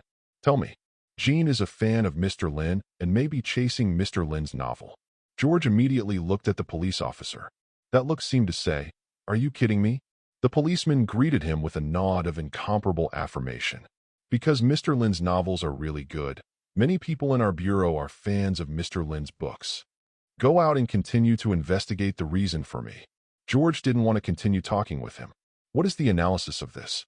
Jean Bing is a gang leader who kills without blinking an eye and knows to do bad things all day long. Will protect a writer in a high-profile way for a few novels? Suddenly, the police officer looked at George with a very surprised expression. Boss, you haven't read Mr. Lynn's novel, have you? George was speechless. I really haven't read it. First of all, because I was originally very busy at work. The second is that he is really not interested in novels, even works of this phenomenal level. But George also has his own pride. If you say you haven't seen it, wouldn't he be told by other people in the bureau that he couldn't keep up with the trend? I definitely have seen it. Why are you still here? Don't you need to work? Go investigate now. Yes. Anyone can see that George is being stubborn. After the police officer left, George continued to look at the information in his hand. After half an hour of analysis, George also had reasonable doubts. Could it be that Lynn's novel? Is it really that pretty? Inside Xavier's school, after Professor X tried many times, but still couldn't contact the piano, he finally stopped doing useless work. I don't know if Logan found Sheen. Don't make any mistakes. Professor X, who was worried, continued to activate his psychic ability and prepared to contact Wolverine Logan. But the next moment, Professor X was stupid. Logan has also contacted a lot. What's the matter? Professor X is in a hurry. These two people are his most capable subordinates. Sheen naturally does not need to say. Wolverine also made great achievements in X-Men. Both are now missing. While I have lost a lot, it is not easy to explain to the high-level officials of the beautiful country. Two mighty mutants were missing under his Professor X's nose. At that time, the sense of trust that was so hard to build will disappear in an instant. No, the two of them must be found immediately. All X-Men, come to my office. Professor X activates his psychic ability and summons all the X-Men in Xavier's school to go. 10 minutes later, members of the X-Men gathered in the principal's office. Cyclops, Storm, Rascal, and Iceman are all here. Professor, what do you want us to do? Everyone in Xavier's school has great respect for Professor X. The situation is urgent now. Both Sheen and Logan, who were sent out by me to perform the mission, are missing. What? Everyone in X-Men looked at each other in blank dismay. Some couldn't believe what Professor X said. The strength of these two people is not generally strong. How can they say that they are missing when they are missing? I don't know now. My mind ability can't contact them at all now. So I can only ask you to go out and look for it. What is certain is that none of them should have left New York City. Under the mobilization of Professor X, the X-Men left Xavier's school in several groups and entered New York City to search for the whereabouts of Logan and Sheen. The X-Men came out in full force, naturally attracting the attention of S.H.I.E.L.D. reported to Nick Fury almost immediately. Nick Fury returns to the observatory. The largest monitor screens in front of them all turned into individual shows of several X-Men. Would you like to contact Charles? Hill walked over to Nick Fury's side. No, let's see what the hell they are doing. Still looking for all kinds of data. Qing Ming reading ceremony. Recharge 100 and get 500 VIP coupons. Immediate recharge, activity time. April 5th to April 5th. Chapter 26. In the manor. The three people who were enjoying themselves in the swimming pool did not know the current situation outside. In the small swimming pool, scenes of turbulent waves are constantly being staged.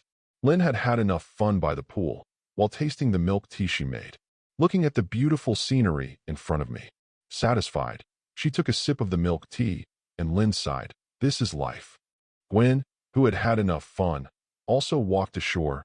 Her wet body matched with a black bikini, and her wet blonde hair added an indescribable sense of temptation. "Lynn, what are you drinking?" Gwen glanced curiously at the unknown drink in Lynn's hand. Mr. Lynn made the milk tea himself. It's very delicious. Sheen, who was wearing a purple plain gauze swimsuit, also went ashore, and her red hair was still falling into the water. The two wet beauties stood in front of Lynn like this. Have Sister Sheen drink. Girls' close friendships are that simple. After doing something happily together, you can develop into good friends worthy of sisters. Well, Mr. Lynn brought it out to entertain me when I first came here. There was still the taste of milk tea in Sheen's mouth. There are two other glasses on the table, both just made by Lynn. This cup belongs to you. Just finish swimming, Let's add some water. Gwen took the straw in her mouth and sucked hard. As soon as the cold milk tea is in the mouth, it seems to open the door to Gwen's new world. Lynn, this is delicious. It's much better than coffee, and it's sweet. Gwen was talking almost as she drank. You don't have to be so anxious to drink it if it's delicious. No one will compete with you. Gwen didn't care and continued to sip the milk tea in her hand. Soon, Gwen finished half of the full cup of milk tea. Compared with Gwen's carelessness, Qian looked much more refined and just took a few puffs lightly, but also drank nearly a quarter of the amount. Sister Qian, Lynn is so kind to you. I have been here so many times, but I have never had milk tea. There was actually a sour taste in Gwen's tone. Lynn waved her hand helplessly. I just made this thing today. Snort. Gwen snorted in disbelief, and then seemed to remember something important. Sister Qian, do you think it's a little cold outside? Cold. Qian was taken aback. Would it be cold in this weather? And when you showed off the milk tea just now, the iced milk tea didn't feel cold after drinking it. Gwen smiled mischievously, picked up her own towel, and put it on her body, and thoughtfully helped the piano to approve it. Then he took the hand of the piano, and then took the hand of Lynn and pulled them into the room together. As he walked, he said, It's cold outside. Let's go inside and sit. Don't wait until you catch a cold. Qian didn't know what Gwen wanted to do. Maybe it was really cold. Lynn smiled slightly, but guessed it. After returning to the room, several people sat down on the sofa together, and the two girls chatted about the topic of the novel. The content of the chat made Lynn a little speechless, because he is the author of these books, but he can't get into the topic of the two of them. It's so boring to chat like this.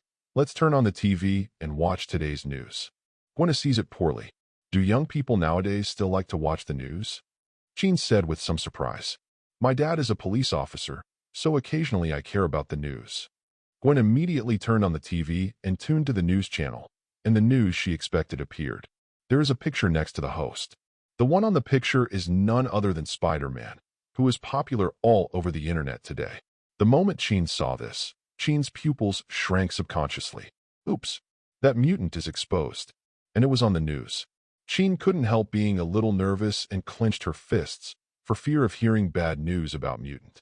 But the following report really surprised Qian. A mysterious superhero who suddenly appeared in New York City, known as Spider-Man. Next, let's listen to the interviews brought back by frontline reporters.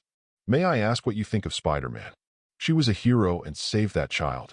Those cobwebs are really cool. I love Spider-Man. What Qian didn't expect was that almost all the interviewers showed love for that mutant. How is this going? Could it be that this group of people has changed? Definitely not. Qian thought again of what Lynn had said to herself. After the interview was over, the news picture in front of him was all over again, and the old TV face Tony Stark appeared on the TV.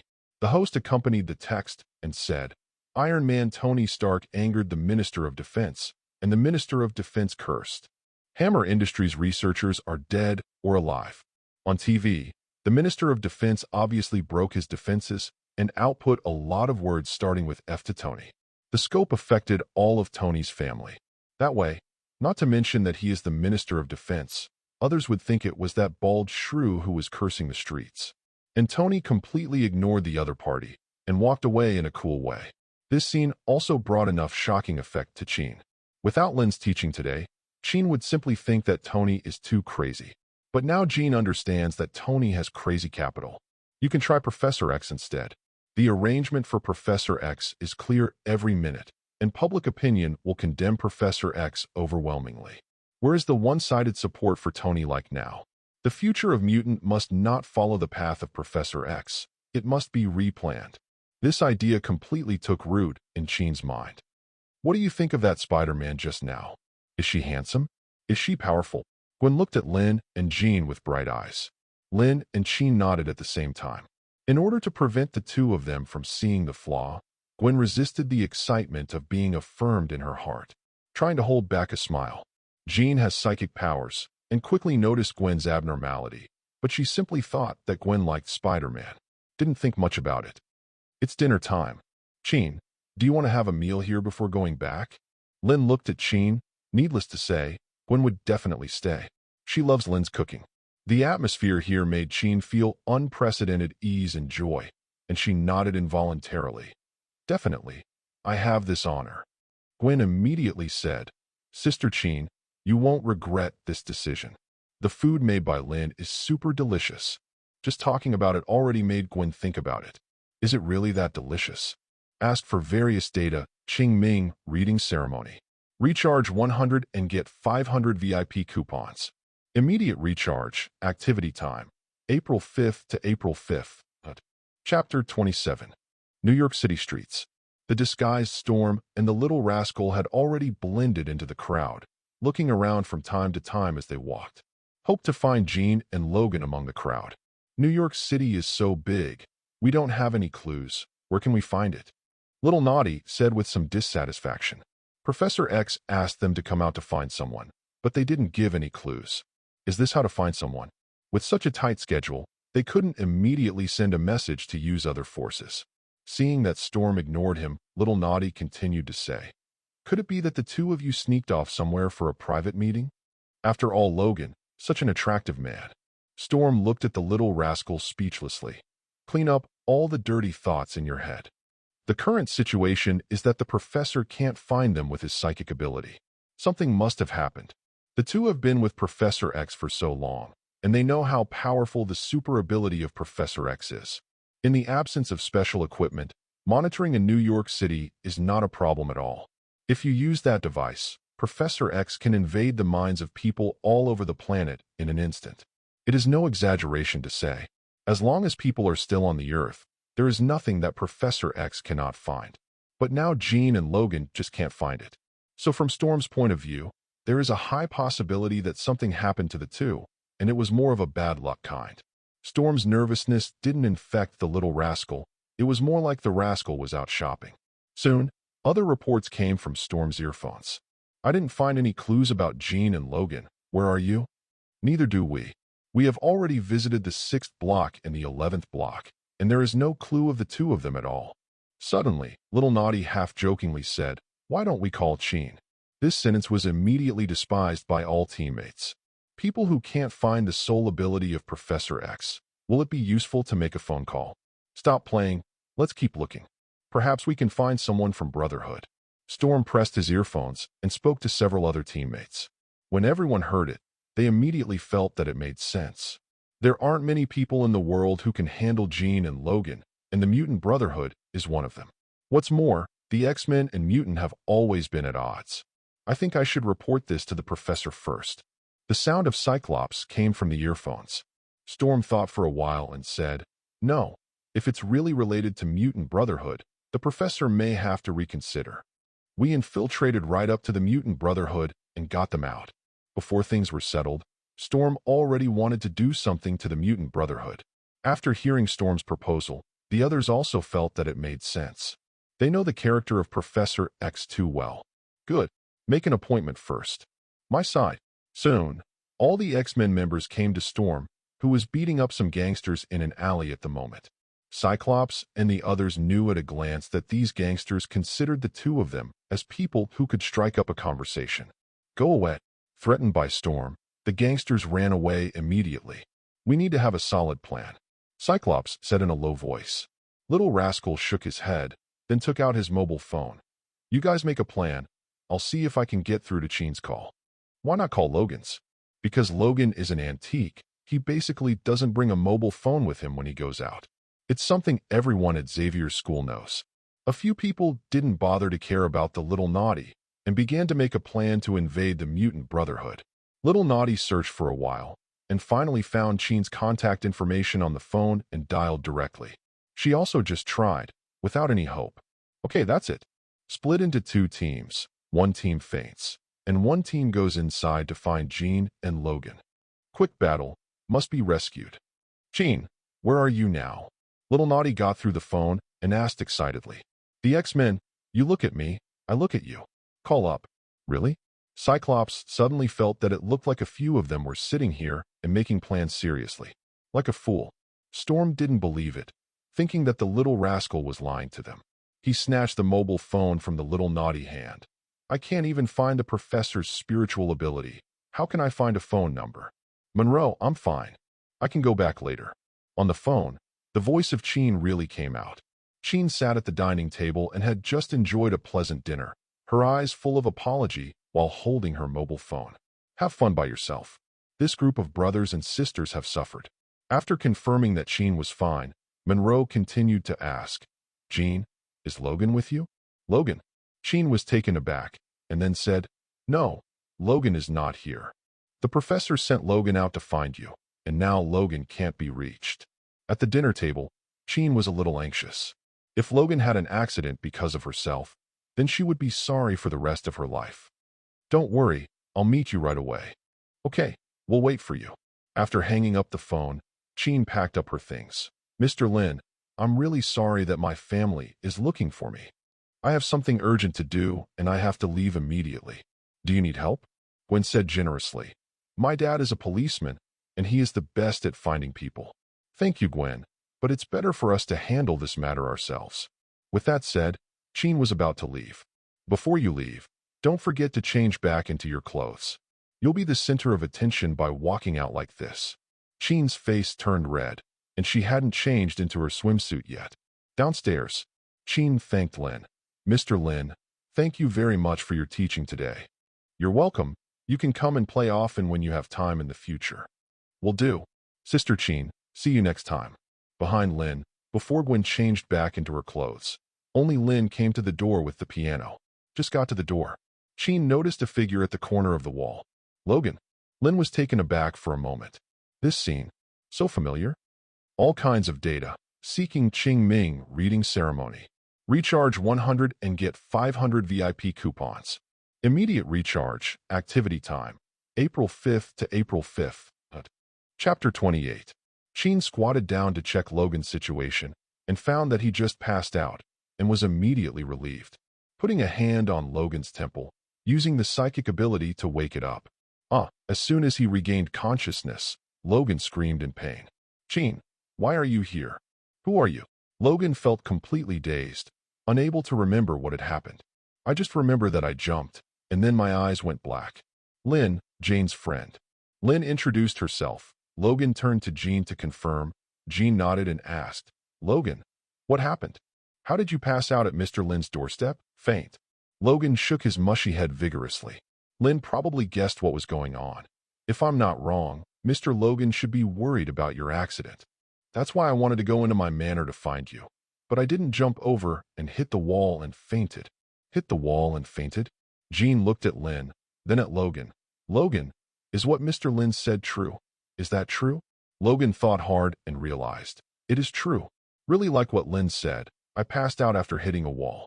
He is a dignified Wolverine, participated in large and small battles in World War II, and stopped Magneto's conspiracy. A skeleton is all adamantium. I am so awesome. He crashed his car into a wall and passed out. Although Wolverine rarely cared about these false names, this was something he couldn't admit to. It's not a matter of reputation anymore. If this TM is known by other X-Men, where will I put my face in the future? Logan didn't answer immediately, but stood up from the ground. In this short time, he immediately thought of an unassailable reason. No, I think it was adamantium in my body that repelled me, which caused me to pass out. I have to say that Wolverine is old and smart. The superb acting skills even fooled Jean's telepathy. The point is that you still can't find a reason to refute that the adamantium bone in Logan's body was indeed injected later. Really? Jean confirmed again. Logan nodded without blushing. Yes, but it should be fine now. After confirming that Logan is fine, Jean immediately said, Then let's find someone else. We have been out for too long, and the professor has sent someone out to find us. Okay, let's go back. Goodbye, Mr. Lynn. Lynn shook hands with Logan. Goodbye, Mr. Logan. Nice to meet you. Definitely, though your guess was wrong. But it's nice to meet you too. Lynn, who sees through everything, nodded slightly. This Wolverine. Not only the bones of the body are adamantium, but so is the mouth. Ridiculously hard. After watching the two leave, Lynn also turned and returned to the manor. It was just him and Gwen now. Back inside, I saw that Gwen had already cleared the dining table. In order not to splash grease during cleaning, Gwen even put on an apron. And what's more, she still hasn't changed into her bathing suit. Apron and bikini? Lynn couldn't help but be taken aback when he saw it. The two things that are clearly contrary to each other seem to be very harmonious in Gwen's body at the moment. Not just harmony. It also gave Gwen an indescribable charm. Lynn walked over calmly. "Gwen, let me clean up these things." Gwen smiled and said it didn't matter. "Has Sister Jean gone back?" "Gone back." Lynn omits the Wolverine thing. Looking at the back of Gwen busy in the kitchen, Lynn walked over. "Let's wash together." "Good." Gwen readily agreed. Working together, it is inevitable that there will be physical contact. When I was in the pool before, although the touch was more obvious than now, there was Jean at that time. So Gwen didn't feel anything. But now, there are only her and Lynn in the family. Gwen, who came back to his senses, slowly turned red. Though it wasn't the first time she was alone with Lynn. But it was the first time to be alone with Lynn dressed like this. It feels weird. Gradually, Gwen slowed down as she washed the dishes. When the last washed bowl was handed to Lynn, Lynn grabbed Gwen's wrist. Gwen shuddered. Immediately after, Lynn also seized the opportunity and pulled Gwen into her arms. The soft feeling sticks tightly together. "Lynn, the dishes haven't been washed yet." Although Gwen said this, she was feeling the unique masculinity in Lynn. His face became redder. "Then I'll wash the dishes. Don't let go of yourself." Hearing what Lynn said, Gwen replied weakly, "Okay." Then he hugged Lynn involuntarily with both hands, and Lynn turned around and continued to wash the dishes. Gwen hangs on to Lynn like a koala. After a while, Gwen asked softly, "Lynn, are the dishes ready?" Lynn smiled. "What? Can't wait." "Hey, you bully me. I won't play with you anymore."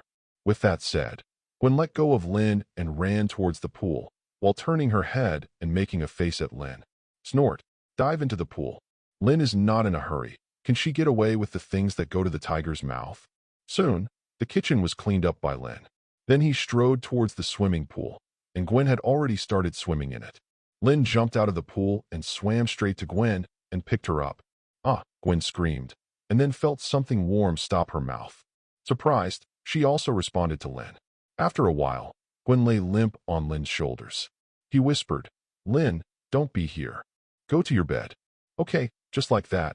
Lynn carried Gwen out of the swimming pool and back to her room. Tonight was destined to be an unforgettable night for Gwen. The other side, Jin and Logan have assembled with the rest of the X-Men, and Jin says they're just looking for friends. And Logan still said that, because of Adamantium's rejection, he fainted on the side of the road. People found it, and they didn't ask much. The rest is up to Professor X. On the car back to Xavier's school, Sheen looked at the already dark sky outside and the twinkling stars in the sky. "I don't know what Mr. Lynn is doing now. Ask for flowers, ask for evaluation tickets, ask for all kinds Ching Ming reading ceremony. Recharge 100 and get 500 VIP coupons. Immediate recharge, activity time. April 5th to April 5th. Chapter 29. Shield Hill walked to Nick Fury's side on the podium. The X-Men have withdrawn from New York City and returned to Xavier's school. On the monitoring monitor, the X-Men were no longer visible. Nick Fury turned and left without saying anything, and Hill immediately followed. "Hill, if you have any questions, just ask. I don't want my men to have doubts when they work for me." Hill, who was seen through, immediately said, "I don't quite understand. X-Men and Professor X have always been very friendly to humans. And they have been helping humans. Why should we guard against them like this?" Nick Fury said, "Hill, do you know what is one more thing about you as an agent?" Hill shook his head. "Compassion. Get rid of your sympathy. That doesn't work. Mutants and humans have always been two races, and we have no friends between us. There are only two outcomes in the struggle between races and races. If you want to coexist peacefully, mutant is not qualified." After speaking, Nick Fury took the elevator back to his office. Hill is left alone to think alone. Xavier's school, principal's office. All the X-Men are back, and Professor X is finally relieved to see that Sheen and Logan are safe and sound. "How did you find them?" He was very curious. He couldn't find his own telepathy, why the X-Men brought him back not long after they went out. The others were immediately embarrassed to say it. "Do you want to complain about Professor X? Is your telepathy not as good as a mobile phone?" But the little rascal said very directly, "I called Sheen, and then Sheen brought Logan to find us." "Call up." Professor X was taken aback for a moment. "I can't even find people on telepathy, but you can find them with just a phone call. This makes him the strongest mutant, play with his face? Professor X thought that the little rascal must be playing with himself again, and then looked at Cyclops. Cyclops doesn't know how to explain this either. He could only nod his head. I think Jean just happened to appear in the service area, so? The meaning is obvious. I did find it by phone, but Cyclops' way of expressing it seems to have a higher emotional intelligence. Professor X blushed instantly. What is this called? Is it because I am getting old and my telepathy ability has deteriorated? No, it cannot be admitted. In an instant, with Professor X's IQ, he immediately thought of an excellent reason. I saw Professor X grinning. Actually, today's incident is a test of your resilience. It seems that only the little rascal passed. I did this to tell you, don't rely too much on your super abilities.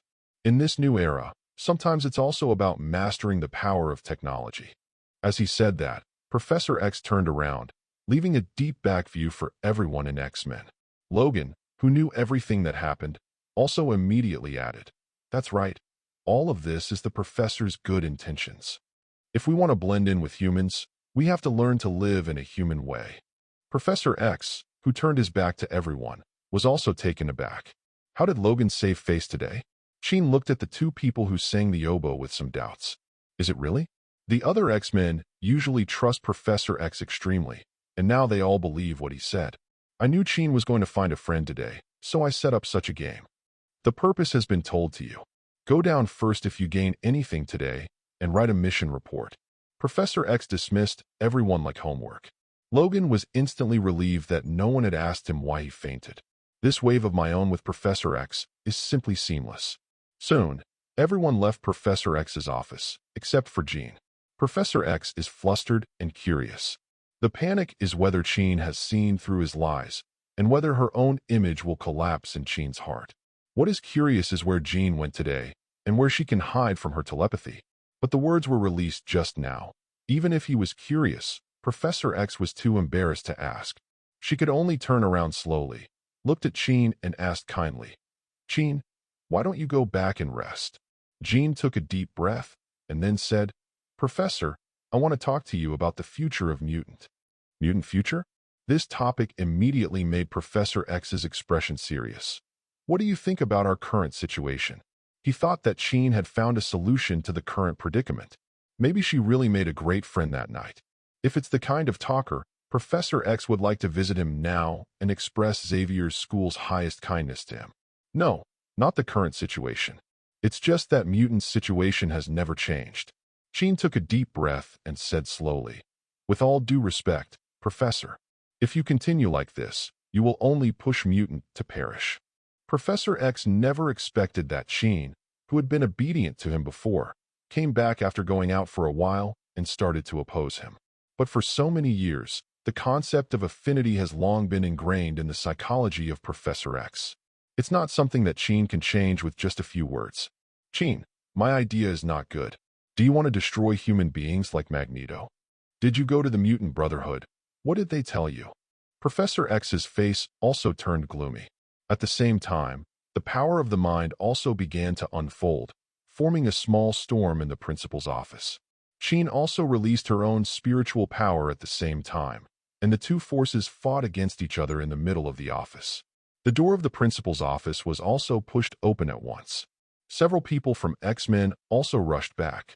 There's been so much movement here that it's impossible to say they haven't noticed. "Jean, Professor, what are you doing?" Cyclops couldn't believe the scene in front of him. He was fine just now, but now he wanted to fight. Jean ignored the X-Men behind him, but continued to speak. "Professor, whether it is you or Eric, your actions will push mutant to its demise." "What did you say?" Professor X originally thought that Jean wanted to learn from Magneto, but she did not expect that she opposed all the two mutant leaders tonight. This made Professor X a little confused. All of a sudden calmed down. The impact of the two psychic storms disappeared immediately. Ask for flowers, ask for evaluation tickets, seek for various data. Please Ching Ming reading ceremony. Recharge 100 and get 500 VIP coupons. Immediate recharge, activity time. April 5th to April 5th. Chapter 30. Gwen's house. George parked the car and opened the door, only to see his wife waiting for him at home. "Gwen hasn't come back yet?" At this point in the past, Gwen usually came back. If she hasn't come back, it means that the school has experiments or some organizational activities that she needs to participate in. Isn't Gwen back yet? George asked out of habit. Mother Gwen came out from inside and took George's clothes. Your daughter is not a child anymore, so you don't have to stare at her every day. At her age, it's time to fall in love. Hearing this word, George felt a little uncomfortable. But this is the reality, and he has to accept it. Gwen's mother went on to say. She called back and said that there are other activities at school today and she needs to help. I'll be back later tonight. George was relieved to hear that Gwen would be back. Just don't spend the night outside. Let's eat first. At the dining table, George remembered today's case while eating. Did you clean Gwen's room today? Not yet. Wait a while. What's wrong? I need information on a case. Are there some Lynn's books in Gwen's room? You mean that great writer? Mother Gwen asked curiously. Well, that's it. You helped me bring out one of his books and put it back after reading it. Those books are Gwen's treasures. You must be careful not to damage them. Otherwise, you know the temper of your precious daughter. Rest assured, George gave her a reassuring look. After eating, Gwen's mother took a book and handed it to George in the room. George glanced at the title of the book and couldn't help but read out, A Song of Ice and Fire. The name is quite creative. On weekdays, George often reads files and materials, and has long practiced the ability to read 10 lines at a glance without missing important content. Soon, George was deeply attracted by the fascinating worldview. Originally, I just wanted to take a rough look and verify the colleagues in the Bureau's guess about Gene Bin. As a result, I never expected it and brought it in for myself. This is 2 hours. Until the last page was turned, the feeling of stopping abruptly after seeing the most exciting part made George feel like ants were crawling all over his body. Glanced at the cover, and this is just the first one. At this time, his wife walked up to George and patted George on the shoulder. Aren't you going to take a bath?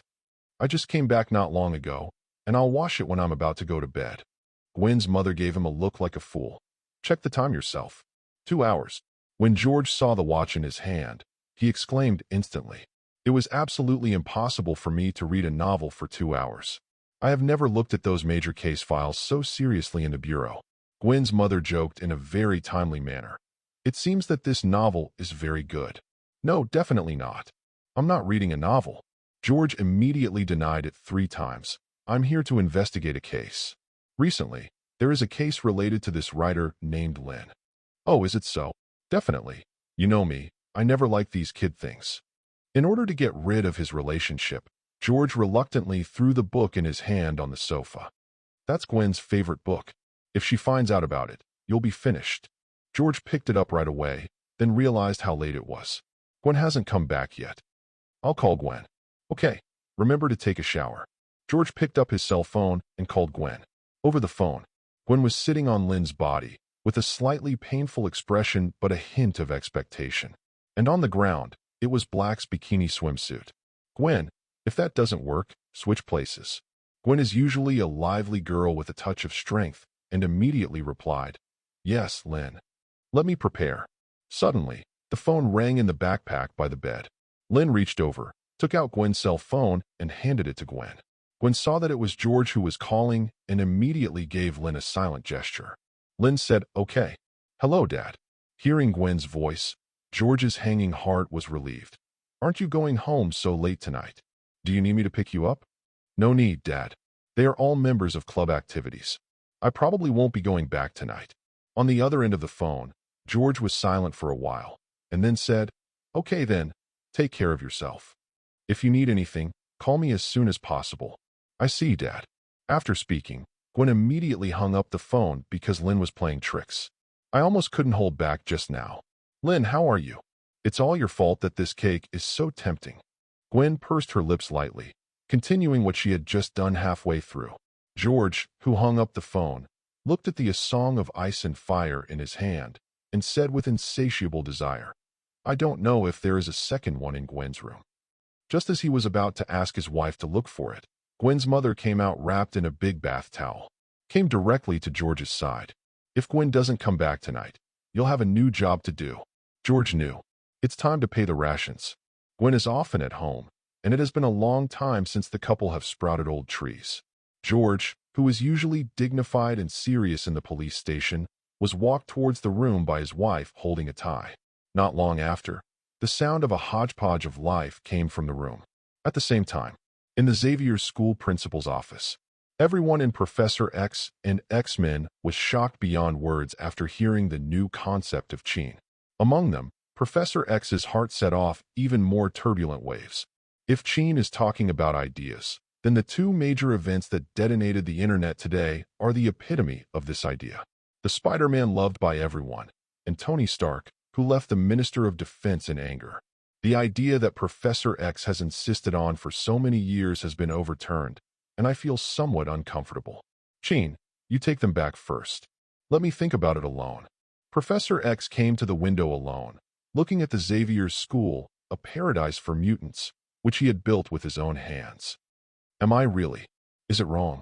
Ask for flowers, ask for evaluation tickets, ask for the data in the hands of readers, Qing Ming reading ceremony. Recharge 100 and get 500 VIP coupons. Immediate recharge, activity time, April 5th to April 5th. Chapter 31. The laboratory changes, Harpy takes off. In the morning, the warm sunlight shines on the bed through the balcony window. Under the quilt, Gwen snuggled into Lynn's arms. Her face was rosy while she was sleeping contentedly. As time went by, that ray of sunlight also shone on Gwen's face, and the long eyelashes looked extraordinarily agile. With a slight shake, Gwen slowly opened his eyes. Lynn's gentle voice also came out at this time. Are you awake? Gwen groaned softly, raised her hands around Lynn's neck, and rubbed against Lynn's chest like a kitten. Lynn, what time is it? It's still early, it's only 9 o'clock. Hearing that it was already 9 o'clock, Gwen woke up all of a sudden. Jumped off Lynn. Oops. Lynn, get out quickly. I want to change clothes. Then you have to get off of me first. Gwen made a face at Lynn, then stood up from him alive and well. This appearance has to make Lynn lament the recovery speed of the spider constitution. It is the first time that it is so late. As soon as I woke up, I was alive and well, as if nothing had happened, etc. There was a flash of inspiration in Lynn's mind, as if he had discovered some new continent. If you follow this self-healing constitution, does it mean Gwen is always the first time? This is a treasure I found. Yes or no, you will know next time you try it.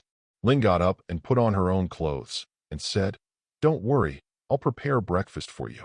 I'll take you to school later. Gwen watched happily as Lynn walked out of the room. After 1 hour, a car of poison stopped at the entrance of Imperial State University. A super sports car of this level immediately attracted the attention of many students. In the car, Gwen, who was sitting in the passenger seat, looked very excited. Because Lynn was driving too fast just now, coupled with that unique engine roar. Better than her empty cobweb in New York City. Before getting out of the car, Gwen kissed Lynn. I'm going to class first. See you tonight. See you tonight. The students of Empire State University became curious when they saw that the person who got off the bus was Gwen. Who is this driver? Gwen put on her earphones and walked into the campus with happy steps, completely ignoring the speculations of those around her. Not long after entering the campus, Gwen felt someone pat her on the shoulder behind her. Morning, Peter. Morning, Gwen. Then, Peter asked curiously, Gwen, who was the person who drove you here just now? My boyfriend. Gwen replied directly. He didn't notice the change in Peter's eyes when he said the 3 words boyfriend. Think about it too. Although Gwen's family background is not top-notch, her father is also the chief sheriff of the New York Police Department. Her boyfriend definitely won't be an average person either. Peter, I'm here. Gwen pointed to a teaching building next to her, waved to Peter, and walked in. Bye-bye. Peter looked at the back of Gwen leaving, waved his hands dumbly, and then said with firm eyes, As long as we develop a regeneration potion with Professor Connors. I'm not a common anymore. Peter made up his mind secretly and walked towards the laboratory at a faster pace. But Peter's face changed just outside the laboratory. A car was parked at the entrance of the laboratory, and a group of workers came out of the laboratory carrying things. That car also had a company name on it that Peter was very familiar with. Osborne Industries. Suddenly, a bad premonition rose in Peter's heart. The research funding for him and Professor Connors has always been supported by the Osborne industry. Could it be that? Peter took 3 steps and did 2 steps. and immediately ran into the laboratory. Stark Industries. Pepper was holding a resume in her hand, and in front of her stood a well-dressed, red-haired woman. Natasha Romanoff, your resume is perfect. I believe you can do the job of an assistant. Thank you, Miss Pepper. Black Widow nodded with a smile. Then when can I join the job? You can join now if you want. No problem. After getting Black Widow's reply, Little Pepper pressed the phone next to him. Happy, please come in. After a while, Happy opened the door and walked in, just about to say hello to Pepper. He immediately noticed Black Widow, and his eyes straightened. He walked over directly and introduced himself with his head held high. Happy Hogan, Mr. Tony Stark's driver and bodyguard. The last 3 words were intentionally heavy. Before coming, Black Widow had checked the information of everyone around Tony, and Happy in front of him was no exception. So she knows how much Happy weighs. But she knows better how to deal with and capture men. Satisfies Happy's vanity directly. Mr. Hogan, you look very strong. Mr. Stark will be very safe under your protection. Listen. Immediately, Happy felt that he was extremely tall and stalwart, and even his voice became magnetic. Actually, I'm still a master of fighting. A good-looking girl like you should learn more self-defense skills. I'll teach you when I have time. The Little Pepper on the side interrupted. Happy, this is my new assistant. Take her to go through the entry procedures. No problem, my pleasure. Please follow me. Happy took the resume from Pepper and threw a wink at Black Widow. Little Pepper propped his forehead speechlessly. Never mind. Not Tony anyway. After leaving the office, Black Widow flattered Happy and took off completely. Why? I didn't see Mr. Tony Stark today. At this time, Harpy had completely trusted Black Widow. I don't know, he told me not to pick him up today. They said they were going to find a great writer, but who knows? Great writer? Black Widow froze for a moment and searched through all the information in his mind, in Tony's circle of friends. It seems that there is no such number 1 person at all. Ching Ming reading ceremony. Recharge 100 and get 500 VIP coupons. Immediate recharge, activity time. April 5th to April 5th. Chapter 32. After sending off Gwen, Lynn returned home after a lap in New York City. After working as a code farmer for an hour, she came to the recliner she carefully prepared. Sign in successfully, get artificial intelligence Red Queen. Remarks. This version is absolutely loyal to the host and will not be invaded. To load into the network, the host can wake up at any time. Good thing. Lynn immediately became interested and then picked up the mobile phone beside her, the Red Queen. The phone screen instantly went black, and countless red digital codes flickered on it to form the image of a little girl. The little girl slowly opened her eyes and made a voice. Master, the AI Queen is here to serve you. Looking at the Red Queen on the phone screen, Lynn always felt a little awkward. Then I discovered the problem. When I watched movies before, the Red Queen was always projected 3-dimensionally. Now it is on the screen of the mobile phone, definitely looking a little obedient. After the red, order some equipment to install at home, so that you can appear at home in the form of projection. In the future, you will be the artificial intelligence steward of this manor. Okay, Master. Suddenly, the Red Queen on the phone looked towards the direction of the manor door. Master, there are guests coming at the door. Immediately afterwards, the screen on the phone screen changed to a surveillance screen at the gate of the manor. A silver and white convertible Audi parked at the door. There was only one person in the car, and that was Tony Stark. What is he doing here? Lynn thought about it, and probably knew the purpose of Tony's coming here. When I chatted with Tony last time, I deliberately left a loophole for Tony. It seems that he found out. But judging from the monitoring screen, Tony still looked a little tangled. Don't worry about him. Let's talk when he wants to come in. Okay, Master. By the way, Queen Hong, there is no need to buy that set of equipment.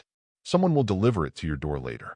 Money is not easy to earn, and if you can spare it, you will leave it. The Red Queen didn't understand what Lynn meant.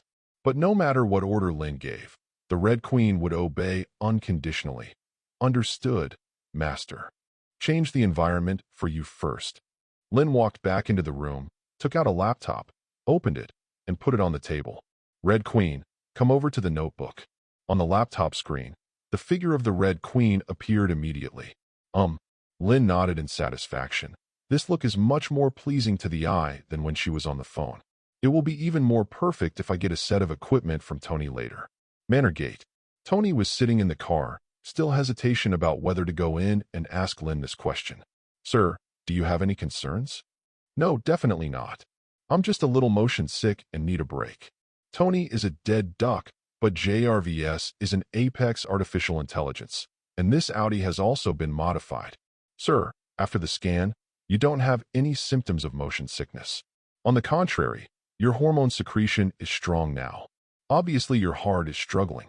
Tony, who was seen through, said bluntly, JRVS, next time you are so smart, I will cut off some of your functions. That would make me sad, sir. Tony took another look at the manor. He asked JRVS to find out this address, and the pride in his heart made him wonder whether to go in or not. I am the leader in this regard. Now I am asking a novel writer for advice. The pride in the heart and the life that is about to end due to palladium poisoning. Tony took a deep breath and immediately chose to be alive. After getting out of the car, Tony straightened his suit and rang the doorbell. I'm Tony Stark. The doorbell rang immediately. Mr. Tony Stark, you can come in directly if the door is unlocked. Girls, it seems that the information searched by JRVS is wrong. Mr. Lynn does not live alone. And a maid. Tony wanted to say hello. It's a pity that the Red Queen ignored him at all, and Tony, who felt bored, opened the door and walked in. As soon as I walked downstairs, I saw Lynn relaxing in the sun on the second-floor rooftop. He's so laid back. Tony thought of his inner torment recently, and then looked at Lynn basking in the sun. Alas, people are more popular than dead men. Hope to find a solution here at Lynn today. Otherwise, you can start preparing for the funeral. In fact, Tony was already working on it. Coming here today, his heart is not very hopeful. Just a last-ditch effort. As soon as he came to the second floor, Tony unceremoniously sat on another recliner and imitated Lynn to lie down. The warm sunshine made his impatience feel better all of a sudden. You are such a great writer, don't you need to update your novel? Your readers are waiting. Lynn replied with a smile. Good things don't taste good after one bite, so take your time. Tony nodded in agreement. Where's the maid just now? Can I ask her to bring me a cup of coffee? I'm a little thirsty right now.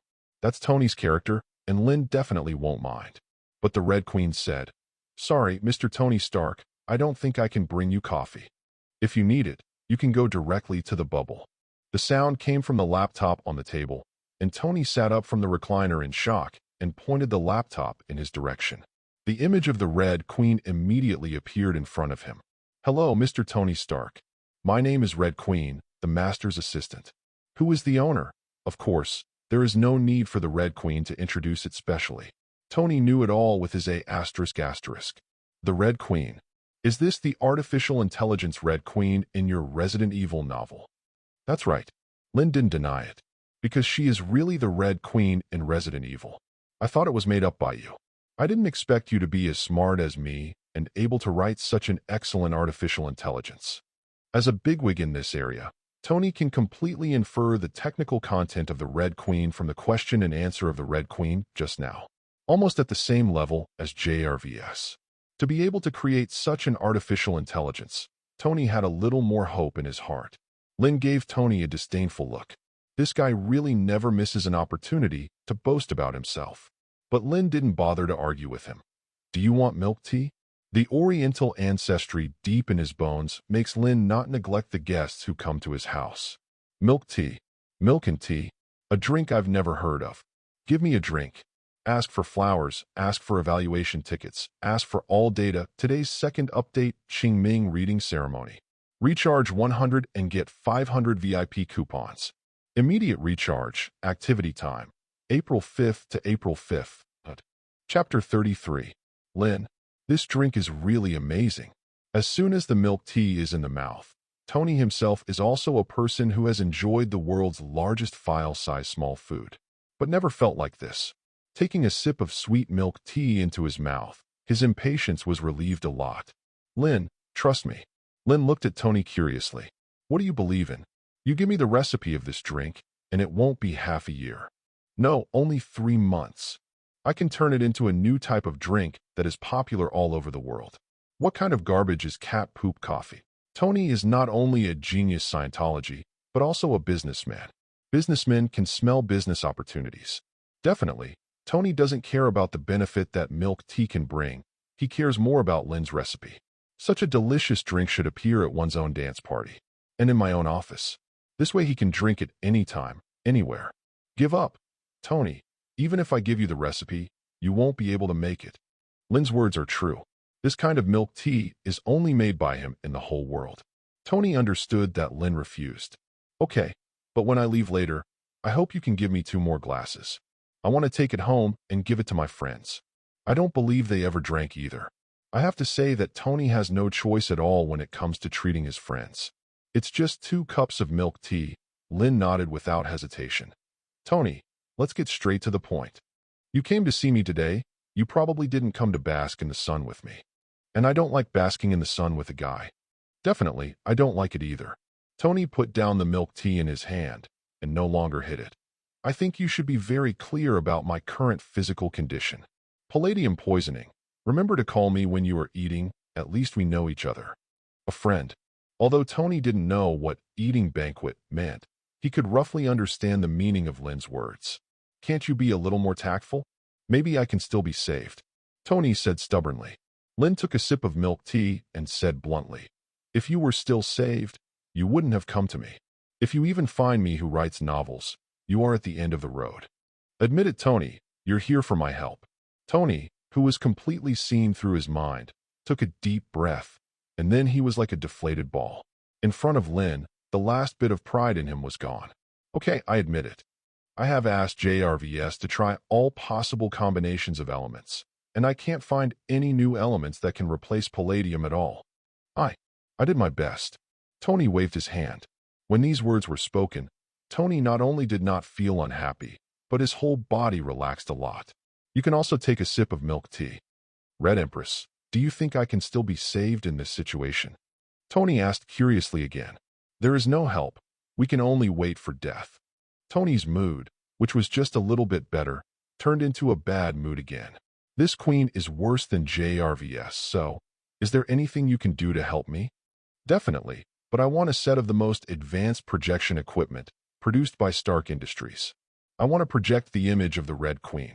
It goes without saying how awesome Stark Industries projection equipment is. The mysterious guest used those drones to directly deceive people all over the world.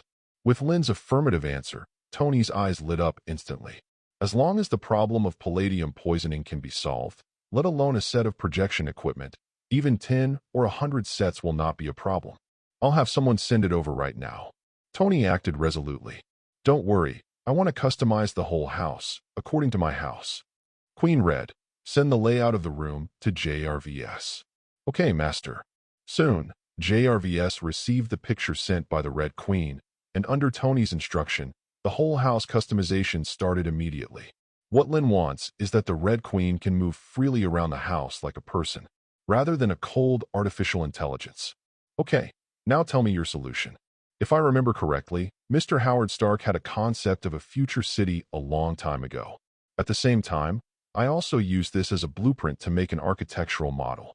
Yes, that model is now in Stark Industries. I haven't looked at it.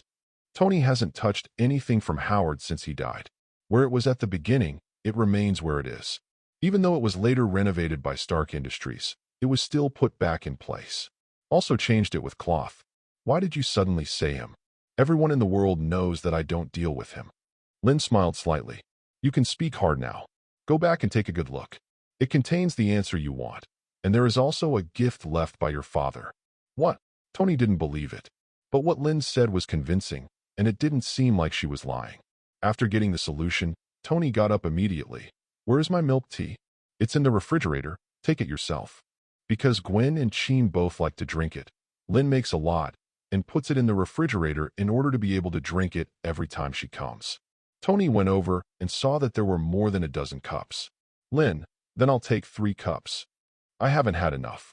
When he said this, Tony still had unswallowed milk tea in his mouth. Another foodie. Lynn didn't even bother to talk to him. Soon, Tony went back to his car with a drink, and as soon as he got in the car, Tony told JRVS, use the latest projection technology to make projection equipment for Lynn. We must pursue the most extreme sense of real experience. Good sir. After fastening his seatbelt, Tony continued, JRVS, find all the materials and video records about Stark Industrial Future City. Get everything ready and wait for me to go back to the laboratory. Okay, sir.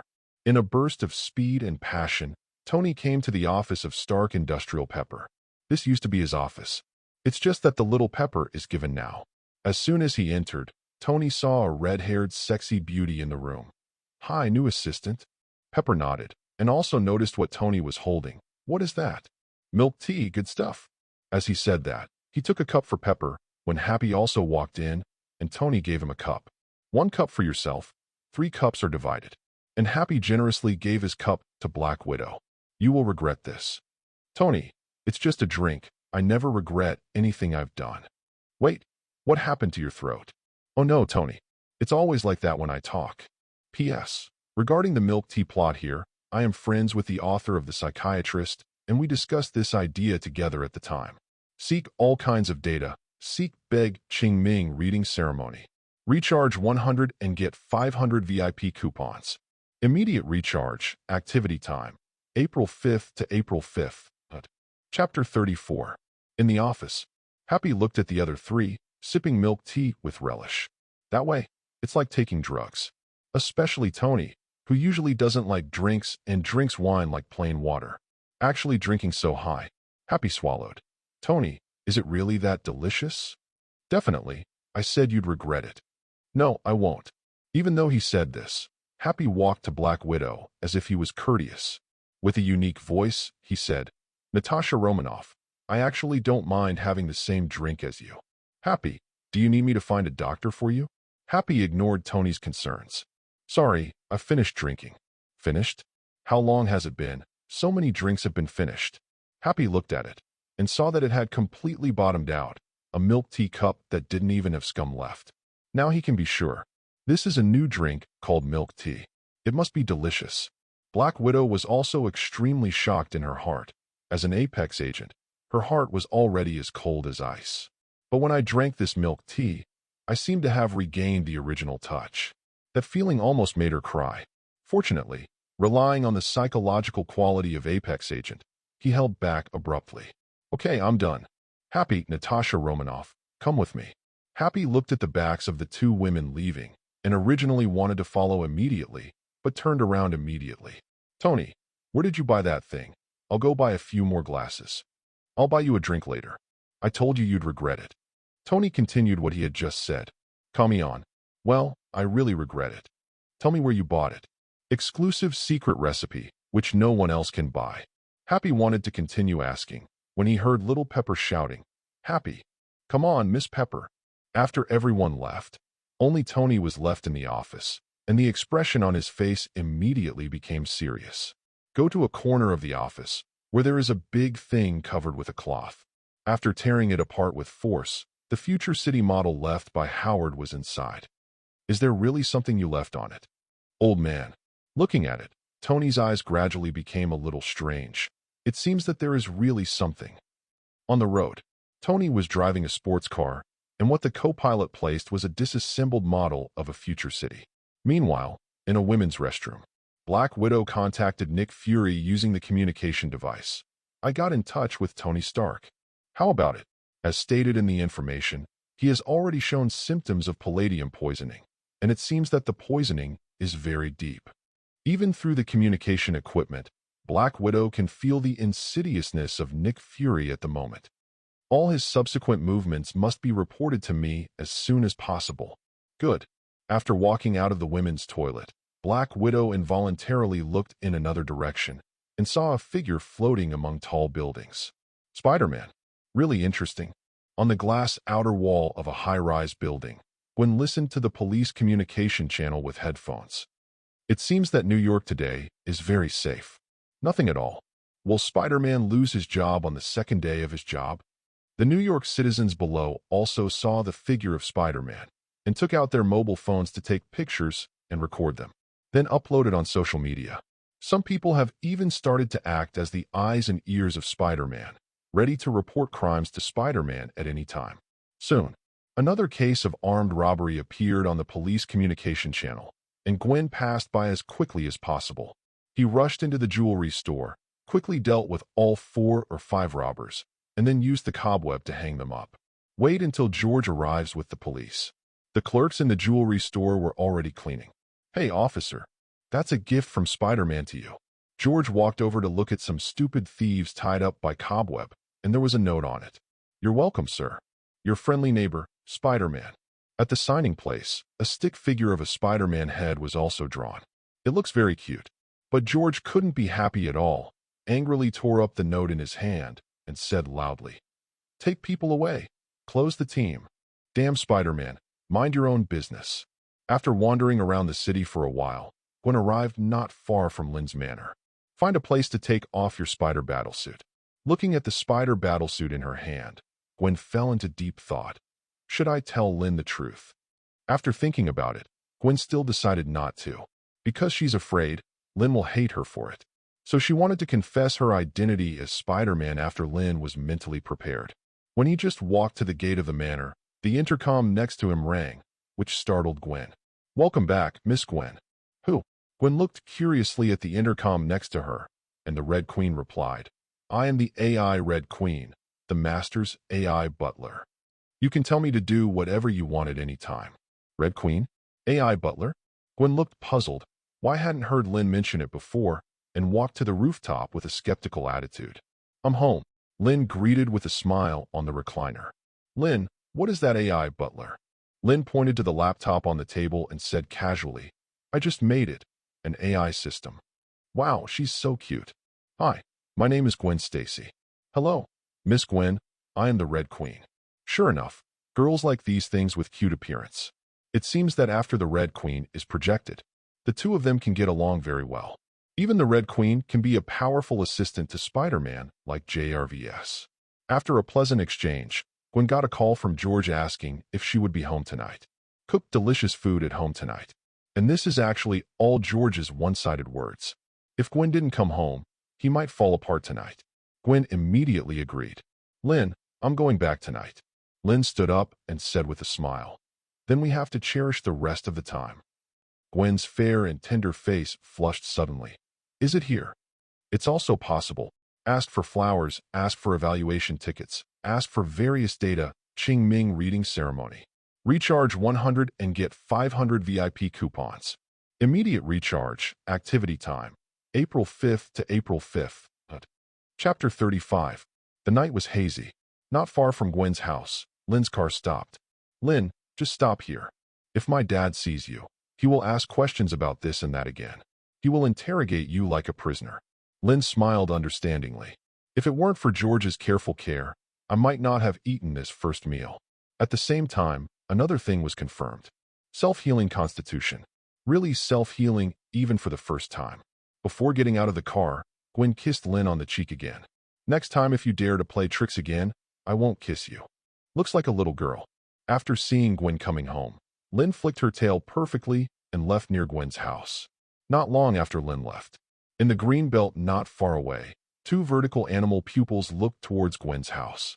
After a while, it disappeared into the night.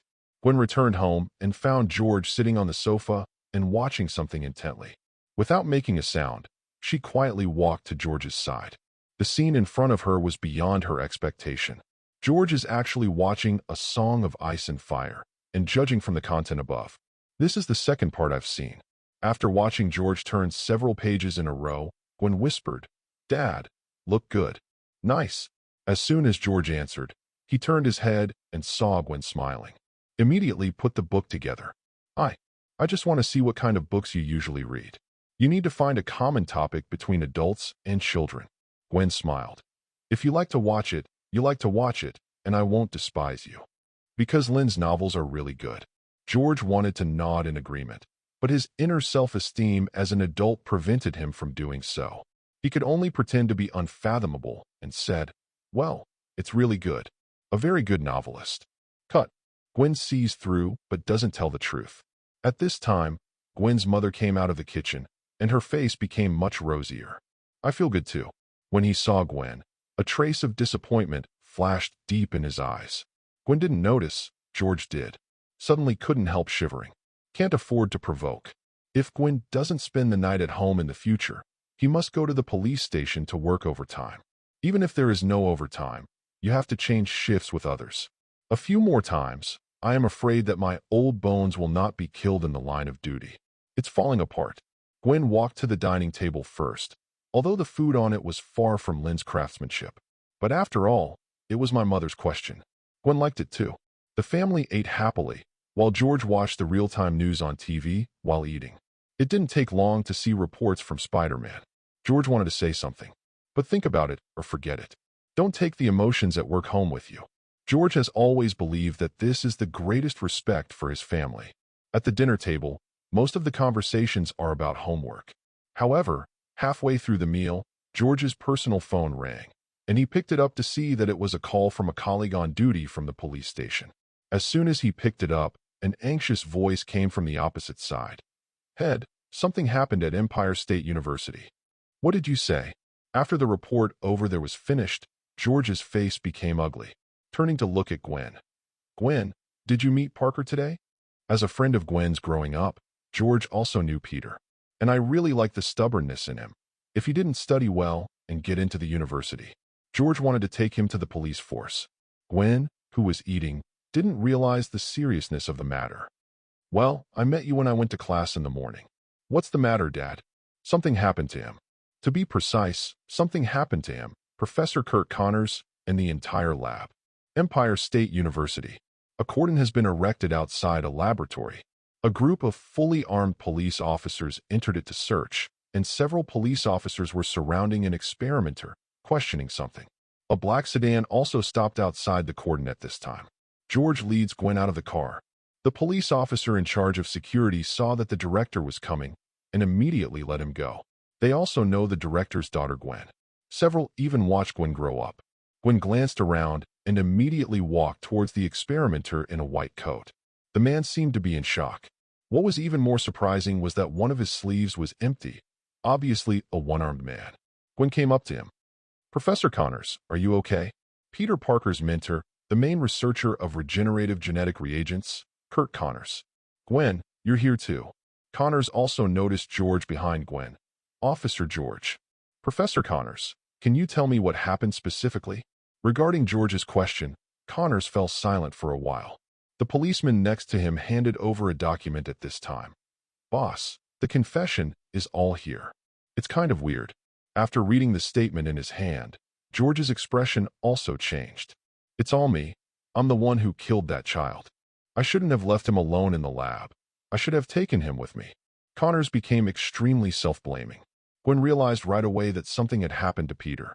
Just as he was about to continue questioning Connors, George handed Gwen the statement in his hand. Logically speaking, non-police personnel cannot see it. But who told her that she was the director's daughter? After reading the transcript, Gwen finally understood what was going on. It turned out that people from Osborne Industries were dissatisfied with the experimental progress of the Connors experimental team, and their contract expired at the same time. Therefore, the financial support was withdrawn. According to the contract, all experimental data and experimental equipment must be taken back. During this process, both Peter and Connors fought for it, but to no avail. People from Osborne Industries insisted on retracting all experiment-related. The regenerative gene medicine has already achieved great success in animals, and human experiments are short.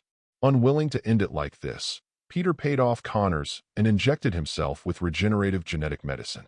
When Connors came back, the scene was already a mess. "It's just that in the ruins, I saw a figure like a lizard, which got into the sewer." According to Connors' description and the monitoring data in the laboratory, the mutated lizard man is Peter Parker.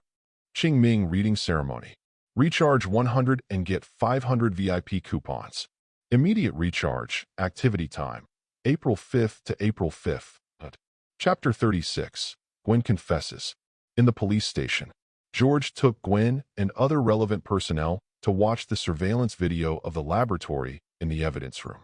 Since most of the previous experimental cameras have been dismantled by Osborne Industries, there is only one aisle camera left, which can roughly see what happened in the laboratory.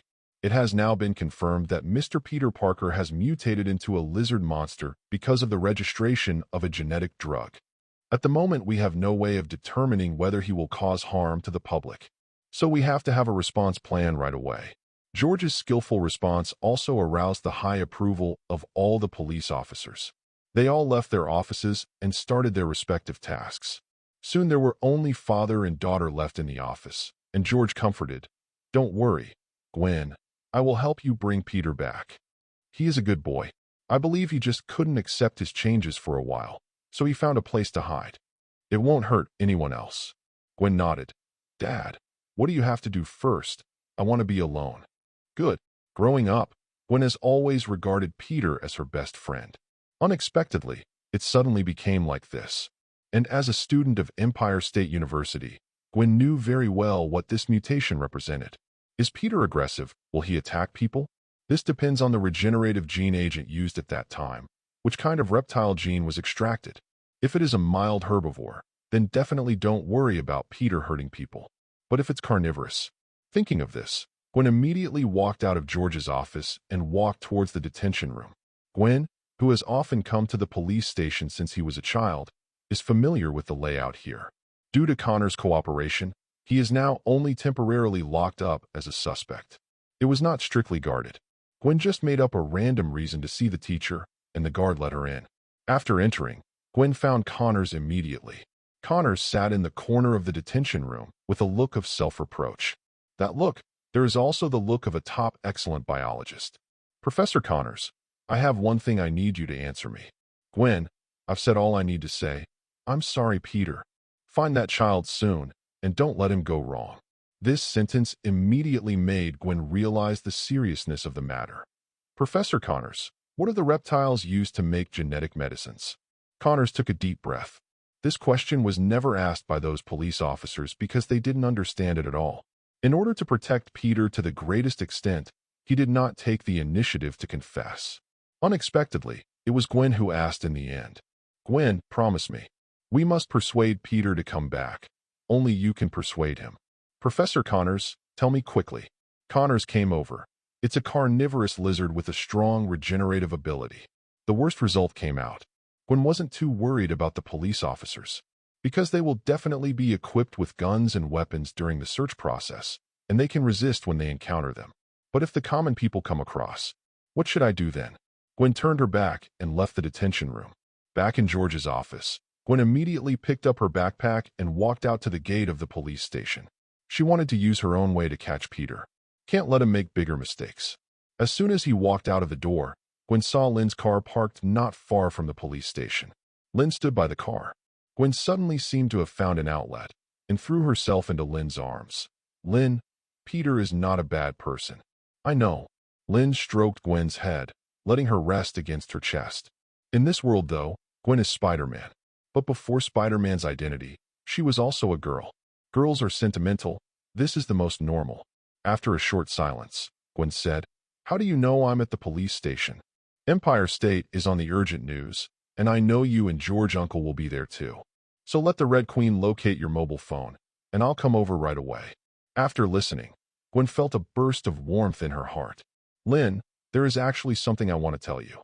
If I don't tell you, you won't agree to what I'm going to do next. You are Spider-Man." Lynn spoke Gwen's lines first. Gwen's eyes widened, and she looked at Lynn in disbelief. "You know everything?" Lynn nodded.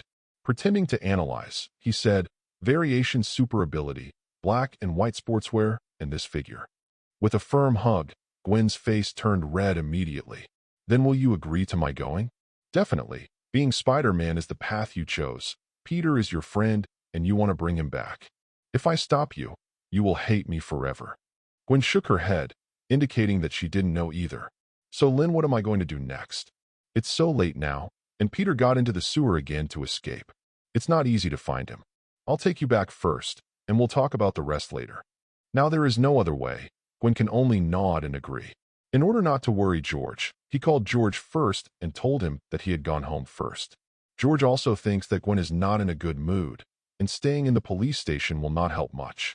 Going home is the best option. Back home, Gwen also told her mother about it. Gwen went back to the room sullenly, locked the door, and put on her spider battlesuit. He opened the window and jumped down. Below, Lynn is waiting. After getting into the car, Lynn handed out the notebook in her arms. The Red Queen has already hacked into all the cameras in New York City. As long as Peter appears, he will be immediately monitored by the Red Queen. Countless images flickered on the screen. In addition, I let the Red Queen hack into Osborne Industry and got all of Peter's experimental data. Maybe there's a way to deal with Peter or get Peter back together up there. In fact, these things can be done with Lynn's hacking skills without being popular. But Lynn doesn't like to do things that can be solved in one sentence. Lynn, I should have confessed the identity of Spider-Man to you earlier. Unknowingly, Gwen's admiration for Lynn deepened. It's not too late. Lynn stepped on the accelerator and left the place, running around the streets of New York City with Gwen. Ask for data, ask for evaluation votes, seek for all kinds Ching Ming reading ceremony. Recharge 100 and get 500 VIP coupons. Immediate recharge, activity time, April 5th to April 5th. Chapter 37. Seaside. Inside Tony's underground lab. Tony from at the moment is concentrating on watching a video in front of him, on which a middle-aged man with a mustache is explaining the whole picture of the future city. Little Tony even ran out to make trouble during the period. Tony can't remember these childhood memories clearly. He only remembered that Howard and his relationship were not very good later, and they often quarreled as teenagers. The last time we met was also a quarrel. It was also at that time that the Howards died in a car accident. He became an orphan. JRVS. Do you have any other video data? No, sir. The rest of the video materials are an overview of the concept at the industrial exhibition, and this model also appeared on the scene. Tony's gaze immediately came to the most empty place in the laboratory, where the reconstructed future city was placed. Could it be that there is something tricky about this? Looking at the model in front of him, Tony couldn't think of anything special about it for a while. But he also believed that Lynn didn't need to take such a big turn to tease himself. JRVS. It looks like we're going to be working overtime tonight. Create 3D modeling and project it out. Yes, sir. New York streets. In several dark alleys, the sound of rats rustled in this place. It's kind of scary to hear. Suddenly, the mice that were looking for food in the trash can or on the ground raised their heads one after another. The nose smells the special smell in the air. The next moment, all the mice seemed to be in a panic, scurrying around, looking for holes to get in. Bang! There was a muffled sound in the depths of the sound, and a figure with huge amounts of smash through the sewer manhole cover and got out. The slender neck kept looking around. The tongue letter is also constantly spit out from the mouth. Then he lay down on the wall and dexterously climbed up the other side of the street. A few thugs in black jackets with tattoos all over their bodies were hanging out on the side of the road. Damn, the income has been getting less and less recently. At night, there is not even a hair on the street. If one or two people don't come out to give some money, we won't have a good time tonight. Boss, what should I do? I can't help it. A skinny gangster tremblingly begged for something from his boss. Damn, get out. This is all I have left. Get out of here. Boss, there seems to be someone over there. Suddenly, a gangster's eyes lit up, and he looked at the streetlight not far away. There is indeed a person lying there. A few gangsters rushed up immediately and immediately looked disgusted. Damn it, it's a piece of dark chocolate. It's a pity. If it weren't for the dark chocolate, not only will I have money tonight, but I will also have fun. Damn, what nonsense. Why don't you check if she has any money on her? Several people immediately groped around the woman, and sure enough, they found some money in the wallet. Damn it, you still come out to drink when you're so poor. Brothers are sorry for your wallet. When the leader was about to make a move, the younger brother behind him gave him a tug. Boss, this is a piece of dark chocolate. The leader slapped him directly on the face. UF asterisk asterisk asterisk asterisk asterisk G. Do you have money to eat? It's good to have some fun. Don't pretend to be high-minded. Just play if you like it. On the first to go, a few people didn't notice that just above their heads, a huge body was slowly approaching.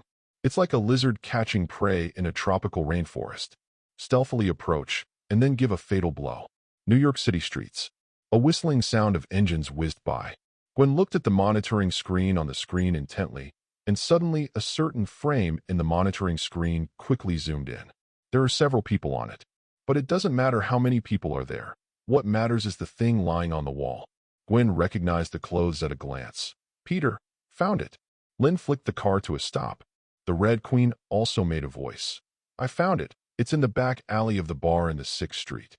He seems to be preparing to attack those few people. It's not far from the 6th Street. Gwen, you can use the cobweb to get there the fastest. I drove the car over there. Good. Gwen shoots the cobweb through the car window, and her tiny figure goes through the window in no time. Quickly disappeared into the night. Lynn didn't want to do it. Otherwise, it would be too easy to take Peter with his ability, but this kind of takedown is not to capture Peter alive. It will kill him instead. That would make Gwen sad. So Lynn didn't particularly want to make a move unless it was absolutely necessary. Queen Red, park the car on the side of the road. Wait me back. Okay, master. After Lynn got out of the car, she handed over control of the car to the Red Queen. He rose slowly and flew into the office. Seeing the direction in which Gwen was leaving, he immediately followed. Pat, a few gangsters who were about to enjoy it. One of them suddenly felt something strange dripping on his body. That sticky feeling. Boss, is it raining? Let it rain if it rains. I haven't tried playing in the rain yet. As he spoke, he unbuttoned his belt. But I don't know if it was because I was too nervous or for some other reason. Withdrew for a while without tearing it off. That little brother reached out and touched the back of his neck and found a puddle of viscous liquid. Curious what it was, he raised his head. At that moment, the whole person froze, trembling all over, wanting to tell other people around him to look up. But he was too scared to move. All he saw was that green monster quietly put his finger to his mouth and made a hissing gesture. Immediately afterwards, a long tongue rolled out, directly encircling his neck. The next moment it was rolled up. The sudden huge movement immediately attracted the attention of several other people. They all looked up. For a moment, ear-piercing screams pierced the entire night sky, accompanied by the crunching sound of skull shattering. Gwen, who was rushing over, suddenly darkened. Peter, don't mess around. As soon as the cobweb swayed, Gwen immediately fell between the lizard man Peter and those gangsters. Spider-Man, save me. The smell of urine in the air made Gwen frown.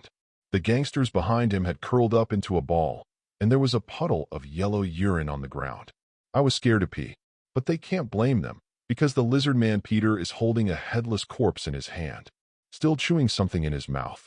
This scene is so powerful. Ask for flowers, ask for evaluation tickets, ask for various data, Ching Ming reading ceremony. Recharge 100 and get 500 VIP coupons. Immediate recharge, activity time, April 5th to April 5th. Chapter 38. P.S. Let me explain the idea of Tony and milk tea. It was a stock when I discussed the plot with the author of The Psychiatrist. It belongs to co-creation. Spider-Man. The lizard man Peter threw the headless corpse in his hand towards the wall at random and smashed it against the side of the trash can. Then he shifted his greedy eyes to Gwen. Those guys are too nasty, and your arrival can just fill my stomach. As he spoke, the lizard man Peter spat on the ground. Whitespone scum is also mixed with some gray-white liquid. I don't know if it's Peter's saliva or brains. Gwen also took some physiological analysis classes at school, so this scene is still within her acceptance range. But the few gangsters behind him can't do it. Some had already fainted from fright, and only 2 of them who were able to bear it psychologically were trembling. Peter, listen to me. You look back now, everything is still too late. Gwen didn't want to use violence to persuade the lizard man Peter. Who are you? The lizard man Peter immediately became alert, and his body slowly crawled down in an offensive posture. Almost at the same time, a danger alarm sounded in Gwen's mind. Without the slightest hesitation, Gwen immediately shot the cobweb from the wrist, sticking to the lizard man Peter's foot. Peter, wake up quickly. The feet are glued, which means that you can't rush to attack Spider-Man. The lizard man Peter raised his body and opened his hands. No, Spider-Man. I feel very good now. My whole body is full of great strength. No one can bully me anymore. Looking at the appearance of the lizard man Peter, it is simply the opposite of the original Peter Parker. Listen, Peter, you have mutated because of the lizard gene, and I'm taking you to Professor Connors. There must be a way to change you back to your old self. Back to the original form? Lizard man Peter's tone suddenly became gloomy. You are wrong, Spider-Man. I'm not a mutation. I'm an evolution. You don't understand at all. Regenerative genetic reagents are the greatest invention of this century. Yeah. Gwen was also angry in his heart, and it was useless to persuasion in a loud voice. So let's beat him up first. If you don't want to, then I'll beat you down first.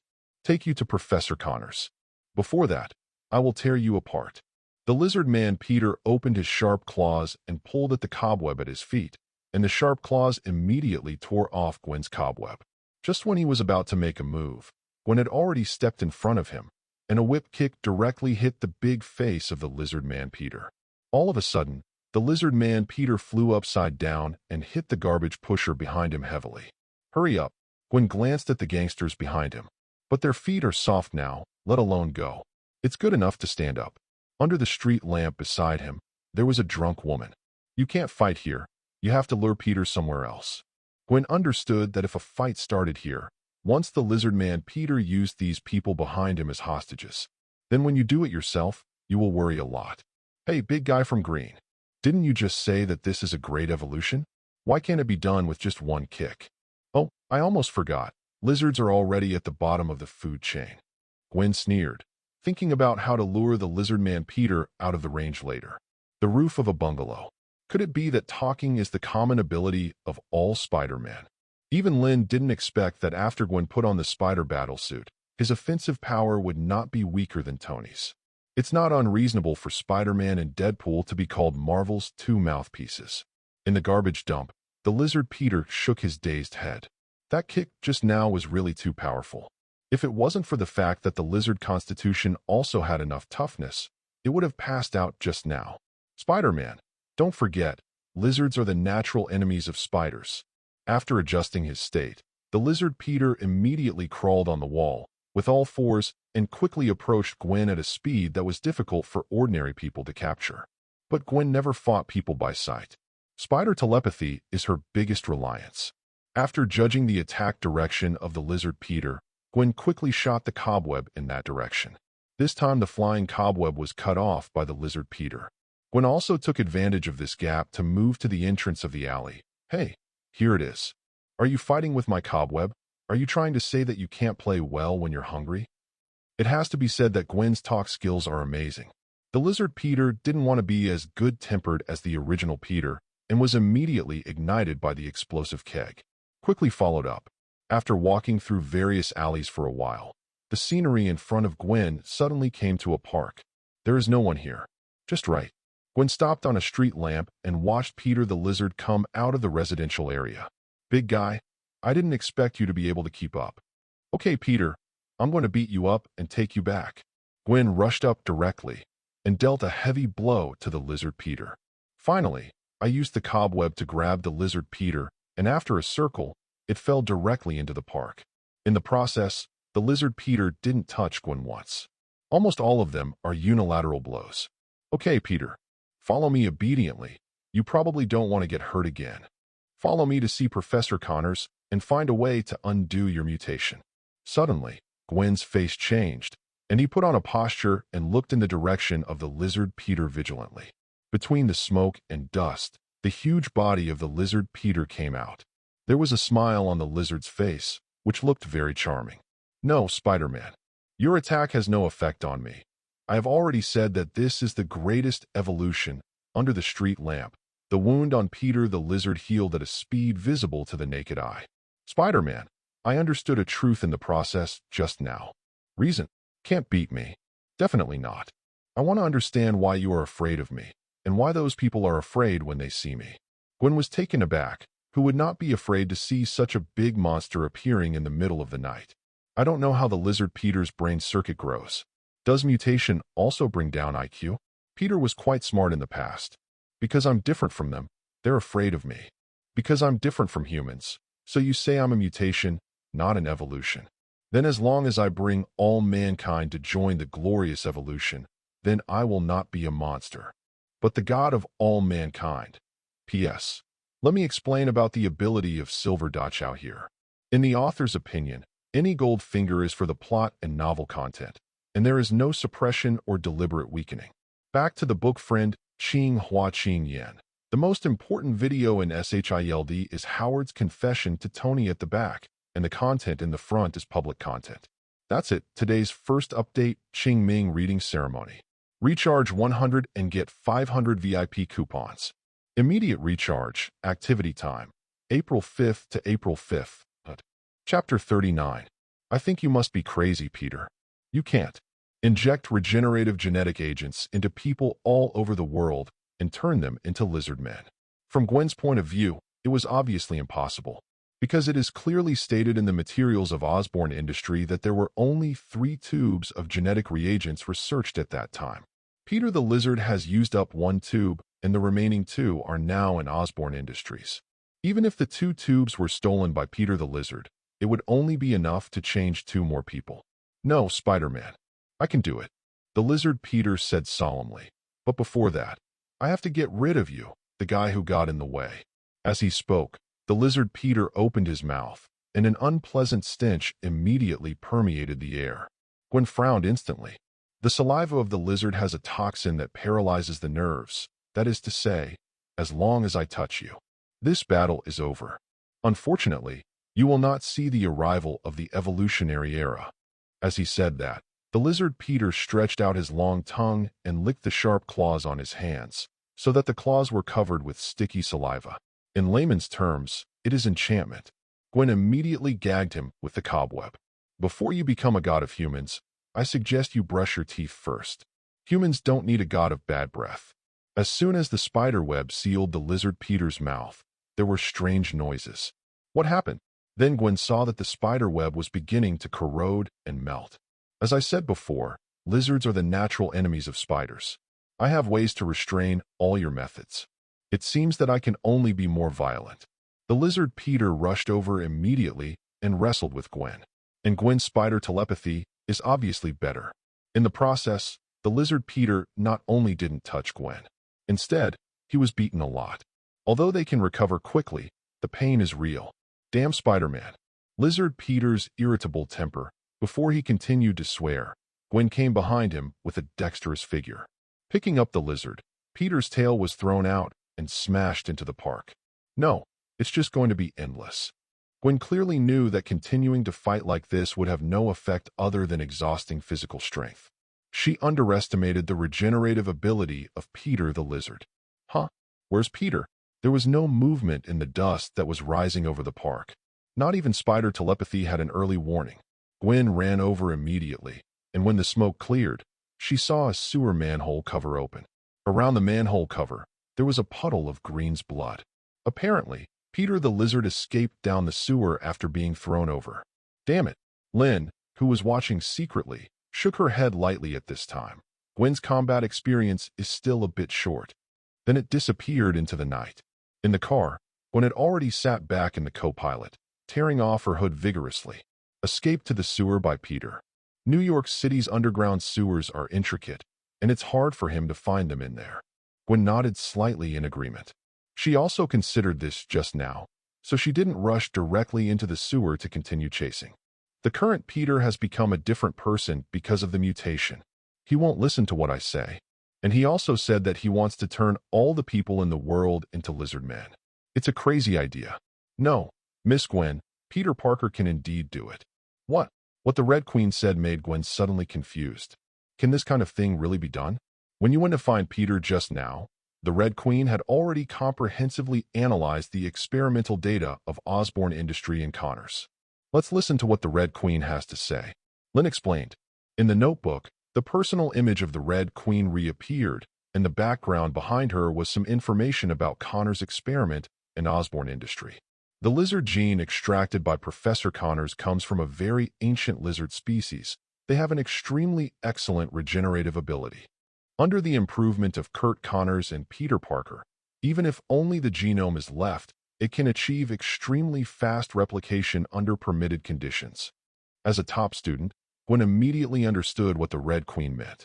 That is to say, as long as conditions permit, even if there is only 1 drop of regenerative gene medicine left, a large pot can be quickly replicated. At that time, even if it cannot mutate all human beings, it will also be a terrible disaster. Then how is Peter going to mutate all humans? Spore infection. The information behind the Red Queen changed again. Osborne Industry has a brand new drug injection technology, which can carry drugs on harmless spores and then be inhaled by the human body. The advantage of this is that the dosage of the drug can be precisely controlled and the effect of the drug can be maximized. and the spores originally can serve as vectors for replicating the genome. After Hongho's explanation, Gwen's complexion also changed. She already guessed what Peter wanted to do next. No, I have to find Peter right away. Gwen was about to open the car door and rush into the sewer to find Peter the lizard. If you don't stop him, maybe it will really be the end of all mankind. Calm down, Gwen. Lynn, you must stop Peter immediately. If he succeeds, the whole world will be destroyed. The Red Queen was very calm. Infected by spores, all humans mutate into lizard men. What she did in the Resident Evil world was much crazier than this. Fortunately, the Red Queen is an obedient artificial intelligence, but he is a bit rebellious like an electronic succubus. At this time, there will always be a sentence. My old lady released the T-virus before and brought a zombie frenzy to the whole world. Peter Parker is weak. Gwen, you're just wasting your time if you can't find Peter now. Since Peter's purpose is Osborn Industry, then we just need to wait for him in Osborn Industry. After being reminded by Lynn, Gwen came back to it. Instead of working hard to find Peter the lizard, it is better to wait for him to come. Then we're going to Osborn Industries now. No, Peter should be looking for a place to rest now, and we'll go back to rest too. But my attack just now obviously didn't affect him. No, this level of recovery will definitely be accompanied by exhaustion of physical strength. I should have escaped just now when I was almost out of physical strength. The Red Queen is watching. It's all right. Good. After a whole night of tossing around, Gwen was also tired. Asked for various data, Qing Ming, reading ceremony. Recharge 100 and get 500 VIP coupons. Immediate recharge, activity time. April 5th to April 5th. Chapter 40. Outside the New York City Police Department. A middle-aged man in a suit and leather shoes, with a slicked back hair and a shrewd look in his eyes, came out. George followed him. After delivering it to the door, George said gratefully, "Mr. Norman Osborn, thank you very much for cooperating with our investigation this time." "You're welcome, Sheriff George. I have met Peter Parker. He and my son are classmates. He is a very smart person. Unexpectedly, this time, because of my company's reasons, such consequences will be caused. As long as I can help, please feel free to ask. This person is Norman Osborn, the boss of Osborn Industries, the largest biotechnology company in the beautiful country, also known as a scientific genius in the biological world. His Osborn Industry and your Stark Industry are known as the two giants of the beautiful country. Mr. Norman, later." George also replied bluntly. In a luxurious limousine, Norman pulled off his tie vigorously and took a deep breath. Damn Kurt Connors. Thought he'd make a name for himself with this. Did not expect. Norman's tone was very dissatisfied. Taking back the research results of the Connors laboratory is what he meant. After all, after investing for so many years, there has been no results. As a businessman, he is definitely unwilling. Therefore, all the experimental data were directly withdrawn. He is also an excellent biologist himself. When he recovered the experimental data, he wanted to study it by himself. As a result, before the research started, the police came to the door. "Boss, do you want to suppress this matter? If it is hyped up by the news media, it will have some impact on our company's reputation." The secretary sitting in the co-pilot handed over a tablet with information about this time already on it. These reporters are like flies. But Norman Osborn changed his mind again. No, there is no need to deliberately press the heat. The recent news is all about Stark Industries. If we don't make any moves, we will be compared. The matter of releasing a little regeneration potion. For a company of Osborn Industries' size, it doesn't matter whether the reputation is good or bad. As long as there is enthusiasm, it is a good thing for the stock price, especially when a little bit of explosive research results are released. Understood, boss. In the night, George watched the Osborn industrial car drive away, and the female assistant beside him said, "Boss, this Norman Osborn is quite easy to talk to." "Oh, the world is as black as crows. Hurry up and work. I have to work overtime tonight." Just as George was about to go back to the police station, a few gangsters hurried towards them not far away. Immediately attracted the attention of a group of police officers. They all put their hands on the guns. The gangsters dared to fight to the gate of the police station. When a group of gangsters saw the bright and transparent police station, they felt the warmth of the police station for the first time. Those lights are so charming. Yes, these people are the gangsters who escaped from the mouth of the lizard Peter. Officer, there are monsters. There are monsters? George, being professionally sensitive, guessed what was going on right away. Rushing forward, what monster? The man trembled and described with his hands frantically. Lizard?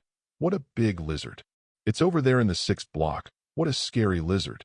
Early the next morning, Lynn woke up from the bed alone, and Gwen was sent back last night in order not to reveal her secrets. It's more comfortable to wake up with someone next to you. Next time I have a chance, I want to try the feeling of getting up early with Gwen. Lynn made a decision in her heart. As soon as he walked out of the door of the room, he heard the greeting from the Red Queen. Good morning, Master. The sound is coming from the stereo at home. As for the laptop, it was placed in the living room. Red Queen, did you hear from Peter last night? No, Master. Peter Parker has never come out since he fled into the sewer, and he was not seen in the city's surveillance cameras last night. With Red Queen monitoring, as long as Peter appears under the surveillance camera, he can be found immediately. But the problem is, in the beautiful country, there are not surveillance anywhere, not to mention whether the ZF will spend so much money to do this. Even if it is done, with the concept of freedom engraved in the bones of most beautiful Huxia people.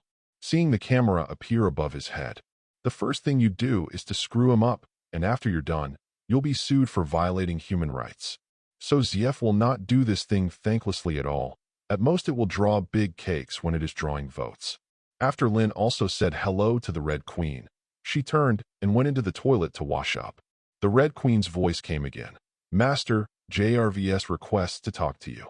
JRVS. Why didn't Tony call? Come in. Hello, Mr. Lynn.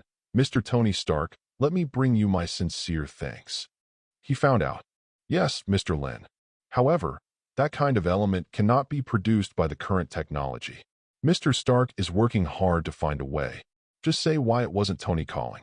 It turned out to be in retreat. Lynn nodded. Is there anything else? Definitely. All the projection equipment Mr. Lynn needs has been built and is on the way to be delivered. We have equipped you with the most professional installation team, and it can be installed and used today. So fast. This was a bit beyond Lynn's expectation. I thought I'd have to wait for a while, but it's not even 24 hours, is it? Yes, Mr. Lynn. Mr. Stark used the most advanced 3D printing production line and the production line of the Mark armor. Lynn nodded in satisfaction with JRVS' explanation. It's enough to see how much Tony cares about this matter. Also because of the reminder from JRVS, Lynn thought of something interesting. JRVS, Tony's 3D printing production line. Can it be integrated in a printing cabin? Yes, Mr. Lynn. Do you have any printing needs? Really? Now there really is that thing. You tell Tony, I want a printing pod. Can you send it to me? Lynn's guidelines are, if you can spend no money, then don't spend money. He earned all his money. It wasn't from the wind. Yes, Mr. Lynn. I can't reach Stark right now. I'll get back to you later. Guess what to do with this 3D printed pod? Ask for data. Ask for flowers. Flowers are so miserable. There are 10,000 flowers today, and 20 chapters will be updated tomorrow. So do what you say. Qing Ming reading ceremony. Recharge 100 and get 500 VIP coupons. Immediate recharge, activity time. April 5th to April 5th. Chapter 41 Confident Nick Fury.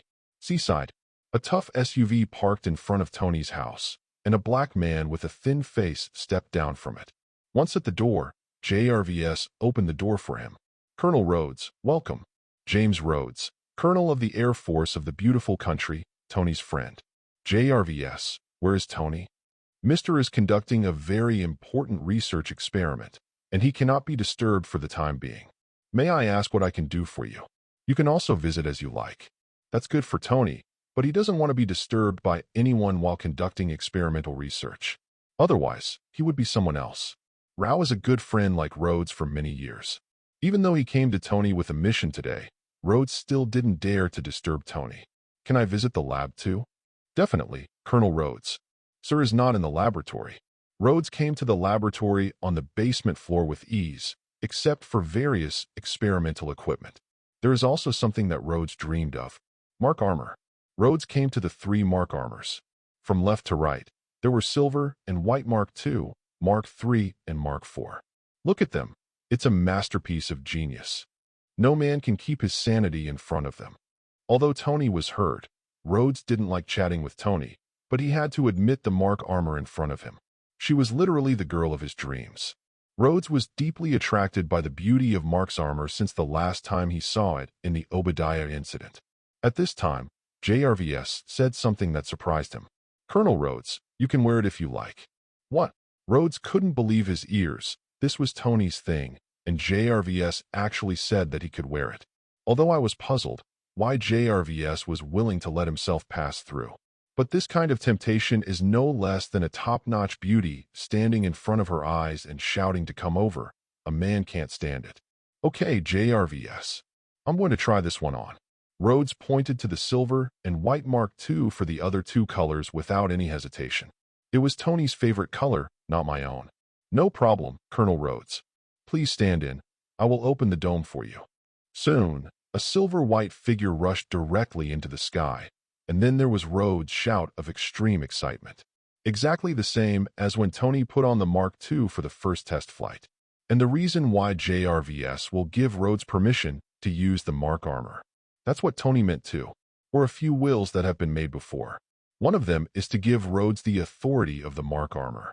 In this way, Rhodes inherited the title of Iron Man and continued to maintain world peace. In addition, he also gave an explanation to the military of the beautiful country, so that after his death, the military would have no reason to trouble Xiaojiao and the others. Tony also had 100% confidence in Rhodes' character. He's not like everyone else in the pretty country military. In fact, Tony was so happy after getting the new elements that he forgot to revoke these wills. This made Rhodes accidentally pass through Mark II. At the moment, Rhodes enjoyed the excitement brought by the Mark II in the air as an Air Force colonel, adapted faster than Tony. At this moment, the military called Rhodes. From the moment Rhodes put on Mark II, this system became tailor-made for him. "Hi, sir. Rod, how are you talking with Tony? Is he still unwilling to hand over the technology of the Mark armor?" Rhodes was also sincere and said directly, "I haven't seen Tony, but now I'm wearing the Mark armor." "What?" Don't mention how excited the military was when they heard the news. Before the Minister of Defense was turned into a pile of shit and didn't get anything, Rhodes wore the armor away as soon as he went. Sure enough, we still have to play the emotional card. "Colonel Rhodes, return to the military area immediately. We need to see this Mark armor." Rhodes' face was a bit ugly, but as a soldier, he still obeyed the order and said, "Okay, sir, I'll go back now. Hope Tony doesn't mind." Rhodes could only pray like this in his heart, and flew the Mark II to the Air Force base of the beautiful country's military. SHIELD Nick Fury was working on other things in the office when Hill knocked on the door. "Please come in." "Director, there is news from the military." "Did they find the Hulk?" Nick Fury asked without looking up. "No, it's from the Air Force military." Colonel Rhodes brought the Mark II back to the Air Force base. Nick Fury immediately raised his head. His shrewd mind turned, and he smiled involuntarily.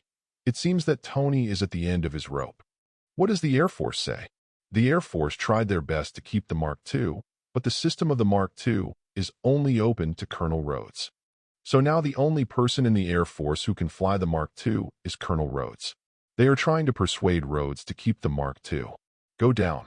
Nick Fury waved his hand, and Hill left the office.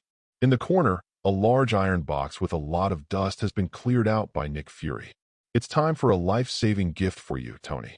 I said you'd be a member of the Avengers." Inside Lynn Manor, a group of professional construction teams carried a group of equipment into the manor and started construction after completing the handover with Lynn. Since all the equipment is customized according to the manor, it is called a quick installation. In just 3 hours, everything was installed here. Unsurprisingly, there were Lynn's book fans in the decoration team. After sending them a few autographs, they left contentedly. When leaving, I happened to meet Gwen, who was coming back from school. Fortunately, Gwen is not wearing a spider battlesuit, otherwise he will be asked for several autographs. Gwen stood at the entrance of the manor, looked at Lynn, who sent them away, and asked curiously, "Lynn, what do these people do?" "You'll know when you come in." Without saying a word, Lynn took Lynn's hand and walked into the house. Gwen looked curiously at the home that hadn't changed much, and her doubts deepened. The group of people just now looked like they were dressed by the decoration team. Call the Red Queen. The Red Queen. Gwen complied. Several laser rays immediately appeared in front of my eyes, like a modeling process. A little girl in a red dress slowly took shape. Lynn is very satisfied with the display effect, not the pure red of the umbrella company, but really like a real person. Hello, Miss Gwen. Are you satisfied with my new image? Wow! The magical scene made Gwen exclaim. The last time I asked for flowers, all kinds of data. The data is really bleak. Anyone see it? Qing Ming reading ceremony. Recharge 100 and get 500 VIP coupons. Immediate recharge, activity time, April 5th to April 5th. Chapter 42. Inside Lynn Manor. The holographic projection image of the Red Queen appeared in front of me, as if it was real. Gwen reached out his hand out of curiosity, but it came to nothing. Lynn, does this technology really exist? Definitely, the technology of Stark Industries. If you don't believe me, look at it. Lynn pointed to the projected clothes on the red back, and there happened to be a Stark logo on the corner of the red dress. This can be regarded as a little anti-counterfeiting method for Tony. But after the Red Queen glanced at it, she immediately erased it. I can't imagine that the technological level of Stark Industry is so advanced. With Tony here, the technological level of Stark Industries is far beyond everyone's imagination. It is conservatively estimated that it is at least 20 years ahead of the entire world, and this does not include the technology on the Mark armor that Tony has invested the most. By the way, Red Queen, is there any news about Peter? The Red Queen shook her head. No, Peter Parker was not found on all the surveillance screens. Just raising his hand, a holographic projection screen appeared in front of him. Above is the surveillance camera footage from all over New York. Definitely, if Peter Parker appears in the surveillance blind spot, I have no way to find it. I have hacked into all devices with cameras, and I will know as soon as I find something. Thank you, Red Queen. The vivid Red Queen in front of her eyes made Gwen subconsciously raise her hand to touch her head. But he reacted immediately and stopped. Lynn, she looks like she really exists. Objectively, this is indeed the case. The difference between the Red Queen and us is only the lack of a body. Gwen nodded. In her heart, she already regarded the Red Queen as a person. But the Red Queen doesn't have much concept of this kind of emotion. She is just an artificial intelligence serving Lynn. Okay, let's eat first. Peter has the Red Queen watching over there. Nothing can go wrong. Gwen was still a little worried. Lynn, I want to go to the police station later and ask Professor Connors if there is a way to make a genetic reagent that can turn Peter back to his original form. If the lizard gene in his body is not clear, there is no way to save him. Lynn nodded approvingly. The Red Queen, who was following behind the two, said, Miss Gwen, I can make an anti-gene reagent that clears the lizard gene. Really? The Red Queen. Gwen glanced excitedly at the Red Queen, and then at Lynn, hoping to get a positive answer from him. Red Empress, I can indeed do it. Not to mention the Red Queen, even Lynn almost forgot. She is the artificial intelligence of the Umbrella Group and has all the experimental data of the Umbrella. What does an umbrella company do? Its main business is all kinds of biological research and human experiments. Otherwise, how could it produce the T-virus that destroyed the world? It is no exaggeration to say that the current Red Queen biotechnology ranks second in the world, and no one dares to rank first. Neither is Norman Osborn. With Lynn's affirmation, Gwen immediately said, Then what shall we do next? First, I need one of the 2 tubes of regenerative genetic medicine left in Osborn Industries. The other is a laboratory that I can operate. Lynn shrugged, going to find Tony one more time. Then I'll go to Harry and ask him to talk to Mr. Norman. Harry Osborn, the son of Norman Osborn, is also an alumnus of Gwen and a friend of Peter. It's useless. Now this batch of data has been protected by the Osborn industry. I believe Norman won't give you the memory regeneration potion because of your one-sidedness, unless you admit to him your identity as Spider-Man. This is definitely not possible. Gwen blocked her face because she didn't want to be recognized. Once his Spider-Man identity is exposed, the troubles that will follow can be imagined. Their family is not like Tony. They have a big business. Then I'll go find my dad. As soon as he said it, Gwen immediately denied the idea. You might as well go straight to Norman Osborn. Lynn continued. Since it's not clear, let's go directly to the dark Let the Red Queen invade all the systems of the Osborne industry tonight. Then you go into Osborne Industries and take it out. Gwen's eyes lit up. You mean steal? How can a necessary operation to save the world be considered stealing? Lynn said with a smile. He didn't know if it was an illusion, but he felt that Gwen seemed a little excited. No, not feeling. Gwen is getting a little excited right now. Those eyes were almost eager to try. Otherwise, how can we say that Trask lives in everyone's heart all the time, and they just don't show it on weekdays? Okay, let's go eat. Get your spirits up first, and prepare to sneak into the Osborne industry tonight. Gwen nodded emphatically. After the red, contact JRVS and ask him to find a laboratory that meets your requirements. Get the genetic medicine tonight, and we will rush there as soon as possible. Okay, Master. Afterwards, the Red Queen dissipated in place. As a data body, she spends more time on the internet. Meanwhile, the New York City sewers. On an inspection platform, it has turned dark red, obviously the color after the bloodstains have dried up. The lizard Peter was lying there, wriggling his body hard. On the surface of his body, a layer of skin is constantly sloughing off. Soon, the lizard Peter emerged from the old skin and became even taller. The color of the body also became darker. At his feet, there are several white bones. It was obviously a full meal, and it is not known whether the person who ate it or something else. Osborne Industries. If it weren't for your aggressiveness, I wouldn't have such a powerful force. Glorious evolution. Let's start with you. NYPD. In George's office, across from Kurt Connors. Professor Connors, is there any way to restore Peter Parker to his original state? I don't know, and I'm not sure if I can make an anti-gene reagent. Connors said with some decadence. Obviously, this incident hit him hard. We've got to try, don't we? If you need something, you can tell me directly. Now, it's not just about saving Peter. It is also saving innocent citizens. Someone has already been attacked by Peter. Requires genetic reagents and a laboratory. Qing Ming reading ceremony. Recharge 100 and get 500 VIP coupons. Immediate recharge, activity time. April 5th to April 5th. Chapter 43. Osborne Industries. Norman Osborn's office welcomed two guests, George and Connors respectively. After hearing the intentions of the two, Norman took a deep breath on the cigar in his hand. Director George, would you like one? It's a very good item. It's custom made by me. Thank you. I don't like smoking this kind of thing. Get down to business, Mr. Osborne. In order to save that child, I hope you can accept my proposal.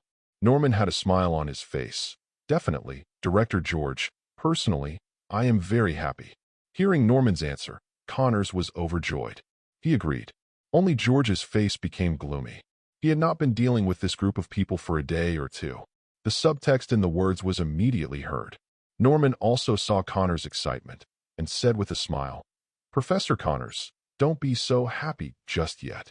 Personally, I'd definitely like to help the kid Peter. I've met him. He's a smart kid. But you have to understand that the company does not belong to me alone. I still have a board of directors.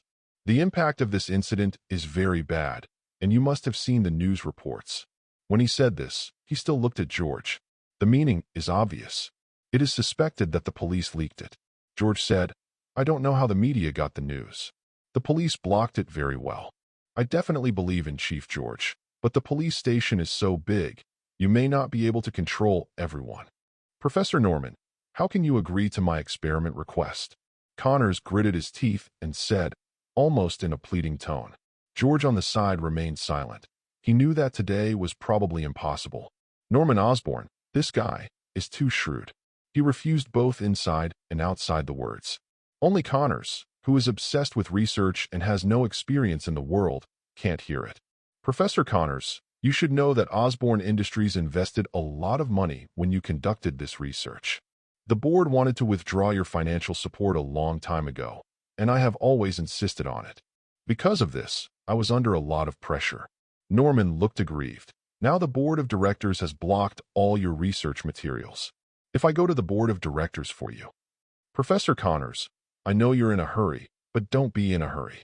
But you can't make it hard for me. I've done everything I can. You can't blame me for what happened. Norman Osborn, you. Even if Connors doesn't understand the world, he can understand the meaning of yin and yang in these words. Seeing that Connors was angry, Norman turned to look at George. Director George, do you want to take Professor Connors back first? He's in a state of mind that's totally unfit for conversation. Connors was completely manipulated by Norman. George could only say, "Excuse me, Mr. Norman Osborn. If you come to drink coffee next time, I am always welcome." George left without looking back. The meaning of these words is too obvious. It's okay to find me. Don't look for me if you have anything to do. After the two of them left the office completely, Norman smiled coldly. Regenerating genetic medicine. Use one bottle and use one less bottle. I have other great uses for these things. How could I give you this loser? Norman Osborn, as a master of bioscience and technology, has a sense of pride that is difficult for ordinary people to touch. In his view, the failure of the experiment is already a loser. It is even more of a failure if you take your own students into it. Those experimental data, as well as the regenerative genetic reagents, are the property of Osborn Industries. It is definitely impossible for Connors to splurge again. What's more, he has seen those things. It is also of great use to his own experiments, so it is even more impossible for Connors to move again. After leaving the office, Connors said with lost eyes, "I'm sorry, I always thought Norman Osborn was a good man." The two met before at a scientific seminar, where Connors expressed his research future. Norman was very happy to invest in him. Since then, Connors has always considered Norman to be his bull. Now it seems that it is not the same thing at all. What the other party saw at the beginning was not how much Connors' research direction would affect the future of mankind. It's the benefits that can be brought behind it. George patted his shoulder to comfort him. "It's not your fault. I didn't expect it. You go back first." At the gate of Osborn Industry, George found two men to send Connors back. Before the whole thing was fully understood, Connors was still under surveillance by the police. George returned to his car. There were already 3 other colleagues in the car. "Head, do you want to go back now?" Looking at the Osborn Industry outside the window, George shook his head. "No, I feel a little strange. We'll just wait here today." Spying on Osborn Industries? A more alert police officer immediately realized what George was trying to do. "Head, is there a problem with Osborn Industries?" George nodded. "Intuition, I just don't know if it's right or not. Anyway, let's stay here for now. It just so happens that there are no major cases recently." During the conversation just now, George always felt that it was strange there, but he couldn't say it for a while. But for sure, Osborn Industries. They are weird. In the car, while observing the situation of the Osborn Industry, George took out his mobile phone after the sun went down. "I sent a message to Gwen and my wife that I would not go back tonight." In the city, Gwen, who was walking through the cobweb, found that the phone was ringing and took it out to see that it was from George. "Then I also returned a message that the school had activities and would not go back. New York is safe and sound today. Let's go back first." "Say so. But Gwen also prevented a burglary today and a street fight. However, compared with the crime rate in the past, New York today is really safe." On the way home, watching the sun slowly setting, Gwen knew that if she stole tonight, wrong. If you don't get the regenerative genetic reagent tonight, you won't be able to save Peter. So she is bound to get the regenerative gene reagent. At the same time, a heavy iron door opened in Tony's lab. Where is Tony's small laboratory, which is specially used for him to think alone when he is inspired? As soon as he came out, Tony said excitedly with dark circles under his eyes, "JRVS, I need to sleep." He hadn't closed his eyes all day and all night. "Welcome back, sir. The room has been adjusted to a suitable temperature for you, and the white noise for sleep aid has been played. I hope you have a good night's sleep." "I must have a nervous breakdown," Tony thought, as he walked by his armor collection pod. "How could my Mark II be missing? It must have been too long without sleep, neurasthenia. By the way, Mr. Lynn needs a 3D printing pod. Send it to him, JRVS." Tony waved his hand, very generous. 100 3D printing cabins are not enough to express Tony's gratitude at this moment.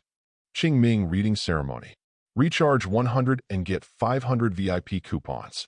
Immediate recharge, activity time, April 5th to April 5th. Chapter 44. Xavier's School. Jean, who had just finished the last class, finished class with her book in her arms and rubbed her temples vigorously. "I don't know what Mr. Lynn and Gwen are doing now. It's only been 2 days, and I miss them a little bit. Since the last time I went back to Xavier's school to talk to Professor X, Professor X closed Xavier's school the next morning. Tell everyone not to go out for a while. And during this time, she hasn't seen Professor X either. Other X-Men members see it often, and most people don't care. Because only in Xavier's school, they can feel relative freedom. Jean also knew that it was obviously impossible to get Professor X to accept these ideas anytime soon. Can only come slowly. After all, on another path, Professor X has persisted for too many years. Sighing, Jean continued to walk in the direction of the dormitory. Logan. Suddenly, he noticed that Logan was walking towards the building where the principal's office was located. Generally, wherever Logan will go, it means that Professor X is looking for him. Jean followed up with curiosity, and at the same time covered herself with psychic power to avoid being discovered by Professor X. Soon, she came to the door of the principal's office. Logan actually walked inside. Upon entering, Logan saw Professor X pointing his trademark back at others. And he looked out the window. 10 times I came into the principal's office. 9 times it was this figure. Logan has eye strain. Charles, why did you come to me suddenly? Logan, I'm curious who the friend Jean was meeting with. Can you tell me? Logan's face immediately turned weird. He had forgotten about that. Forced myself to forget. I don't know. Adamantium and my body repelled while I was stalking her and passed out. It was not surprising that Jean outside the door heard this. Logan was at the door, and she guessed why. Otherwise, with Logan's withdrawn character, how could he appear in New York City? Professor X looks like you think I'm an idiot. How did you get the nickname Wolverine? Don't you know? Also adamantium repulsion. Logan, how about this? Logan looked at Professor X curiously, and Professor X continued. I don't know what happened during this process, but I'm sure you should have seen Jean's friend. So you just have to picture him in your head, and I'll look at it. Jean at the door suddenly felt nervous. If Professor X knows about Lynn, will it cause some trouble for Lynn? No. Professor X must be blocked. But before Jean opened the door and went in, a scene that shocked her even more happened. Logan actually stretched out his adamantium claws and said in a threatening tone, Charles, I promise you, if you dare to enter my brain one more time, I will kill you. Logan swore that only 3 people would know about it. There will be no 4th person.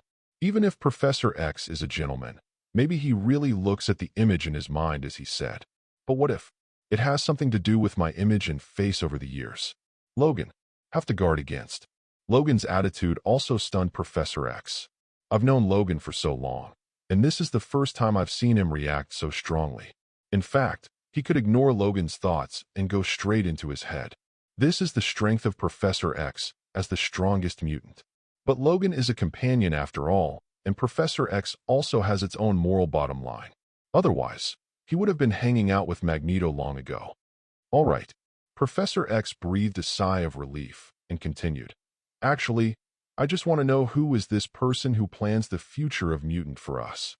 I have to admit that his idea is really perfect.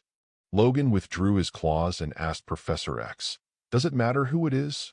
Since Jean's idea is beneficial to mutants' future, what you should think about is how to implement it, instead of asking the bottom line who it is. Charles, you are really afraid of death as you get older. For some reason, Professor X saw disdain in Logan's eyes. Contempt for myself. Call me next time there is a battle. Don't worry about it. Just look at my mind. After finishing speaking, Logan left the office with a dashing back. Logan let out a breath as he walked out of the office. Fortunately, I bluffed him. If Professor X insisted on watching it just now, Logan would not have really killed him. It's all threatening lies. After all, during these days of living in Xavier's school, he also regarded it as his home. Members of X-Men, including Professor X, exist like family members. After Logan left, Jean, who was hiding, also came out, looking in the direction of the principal's office. Shaking his head, he chose to leave. She didn't know what choice she would make if Professor X continued to be so timid. A long time. Only then did Professor X fully recall. I'm really old. Control the wheelchair and come to the window again, looking at the Xavier's school that I built with my own hands, and those children playing on the playground. In fact, he had already figured it out. If things go on like this, these children will only be able to live in the small Xavier's school forever. And this is the best result. As Jean said, either Magneto or he will ultimately lead to mutants' demise. It seems that it's time for us to continue fighting side by side. Eric. Professor X raised a hand and placed it on his temple. Some corner of the world.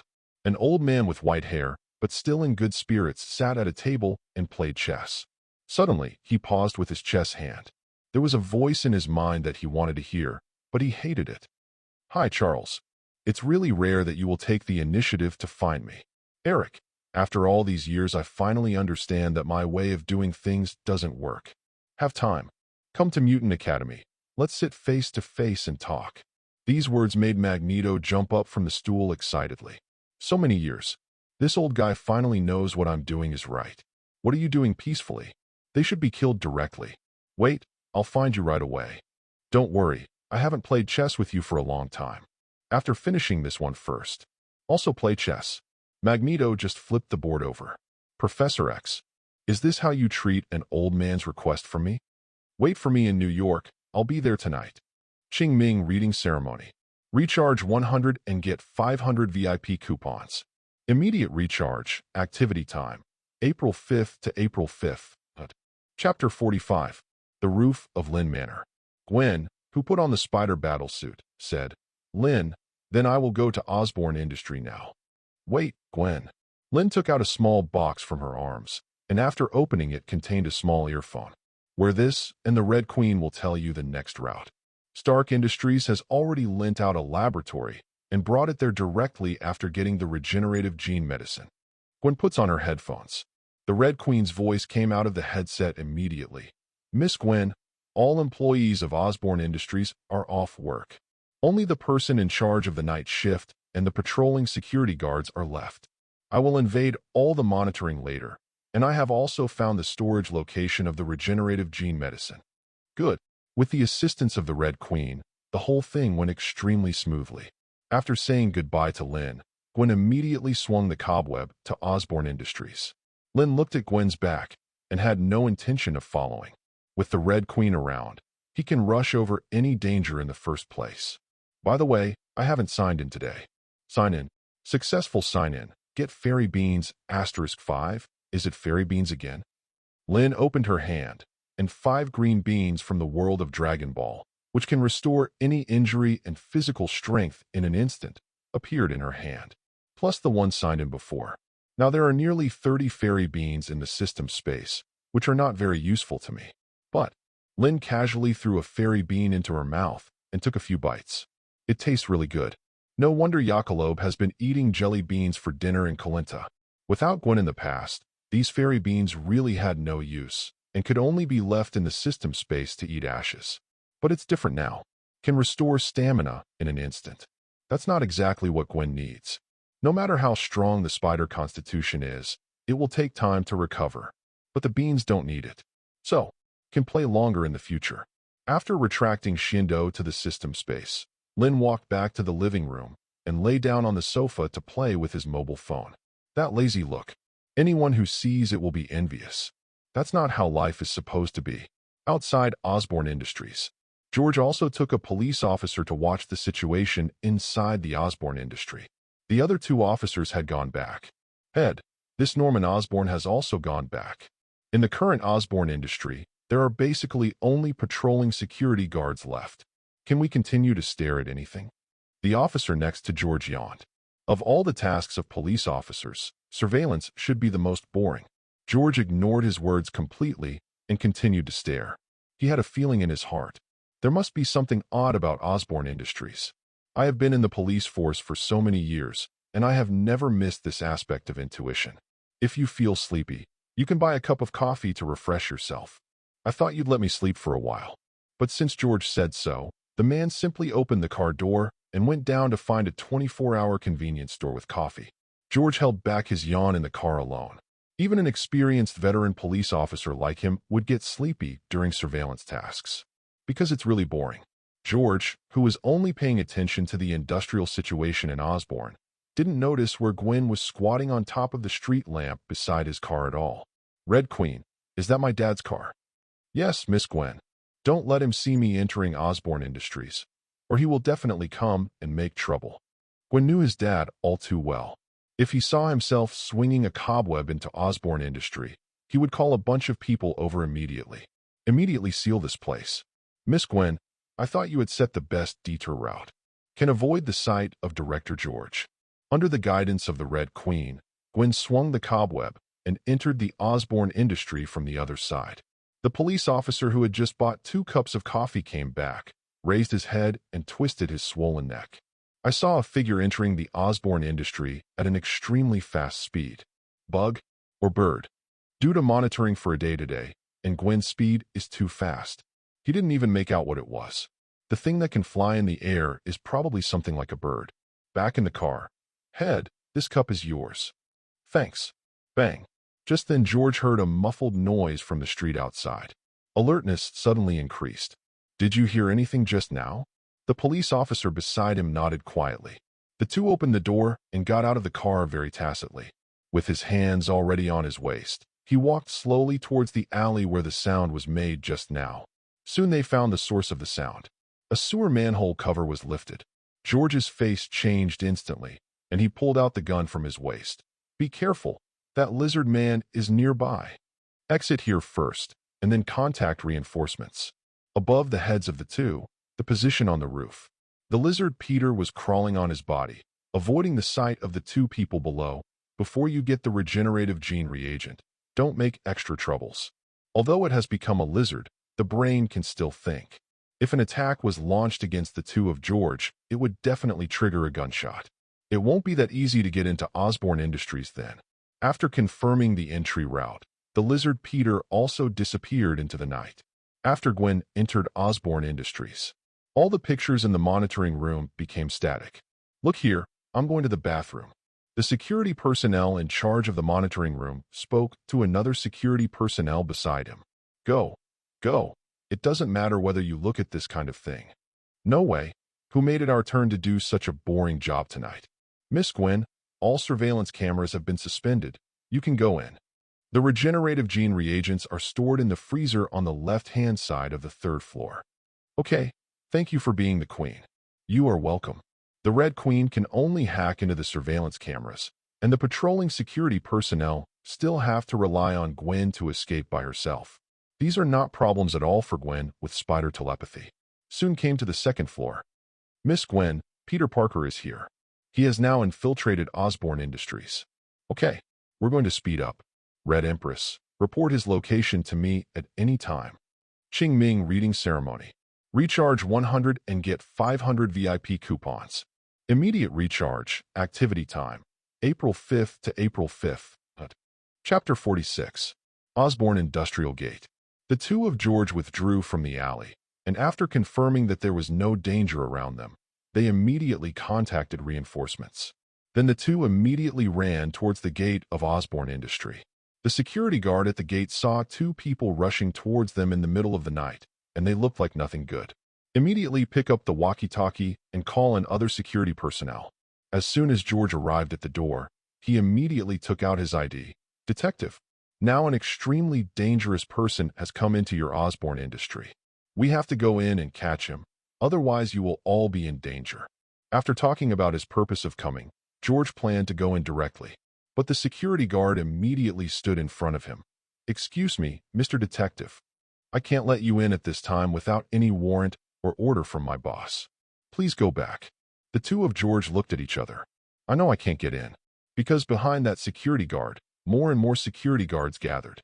In the beautiful country, if the 2 of George still want to break in under such circumstances, even if this group of security personnel beat them to death, they have no place to reason. Ed, what shall we do now? Call Norman Osborn, tell him what's going on, and ask him to let us in. Good. The police immediately called Norman Osborn. Unfortunately, no one answered the phone at all. George understood right away what was going on. He gave us a work number, not his personal number. A social figure of Norman's size would not easily give out a private number. Go back first, and wait until our people arrive. A group of security personnel watched George and the 2 leave and returned to their posts one after another. But in order to prevent George from breaking in suddenly, there was only 1 person at the gate. Now it has increased to 3 people. All of a sudden, a confrontation was formed. After thinking about the situation in front of him, George wondered why the lizard Peter suddenly appeared in Osborne Industry. Let them bring Professor Connors here too. Good. In the gatekeeper's office, The person who confronted George just now was the security captain, looking at the two people who were still outside the door. After thinking about it, I decided to report it to my superiors. Otherwise, if something really happened, he is the one who can't eat and walks around. General Manager, there are two detectives at the door. After briefly explaining what happened, the general manager's anxious voice rang out from the other end of the phone. They must not be allowed into Osborne Industries. I will come here now. The security captain also heard the dissatisfaction of a delicate woman. While hanging up the phone, there was a trace of jealousy in his eyes. Life of the rich. Lao Tzu is here to watch the night. You are happy. Jealousy is jealousy, and the tasks assigned by the superiors must be completed. Attention everyone. The patrol should be tighter. Prevent it. Those two guys at the door sneaked in. Receive. Rich area of New York City.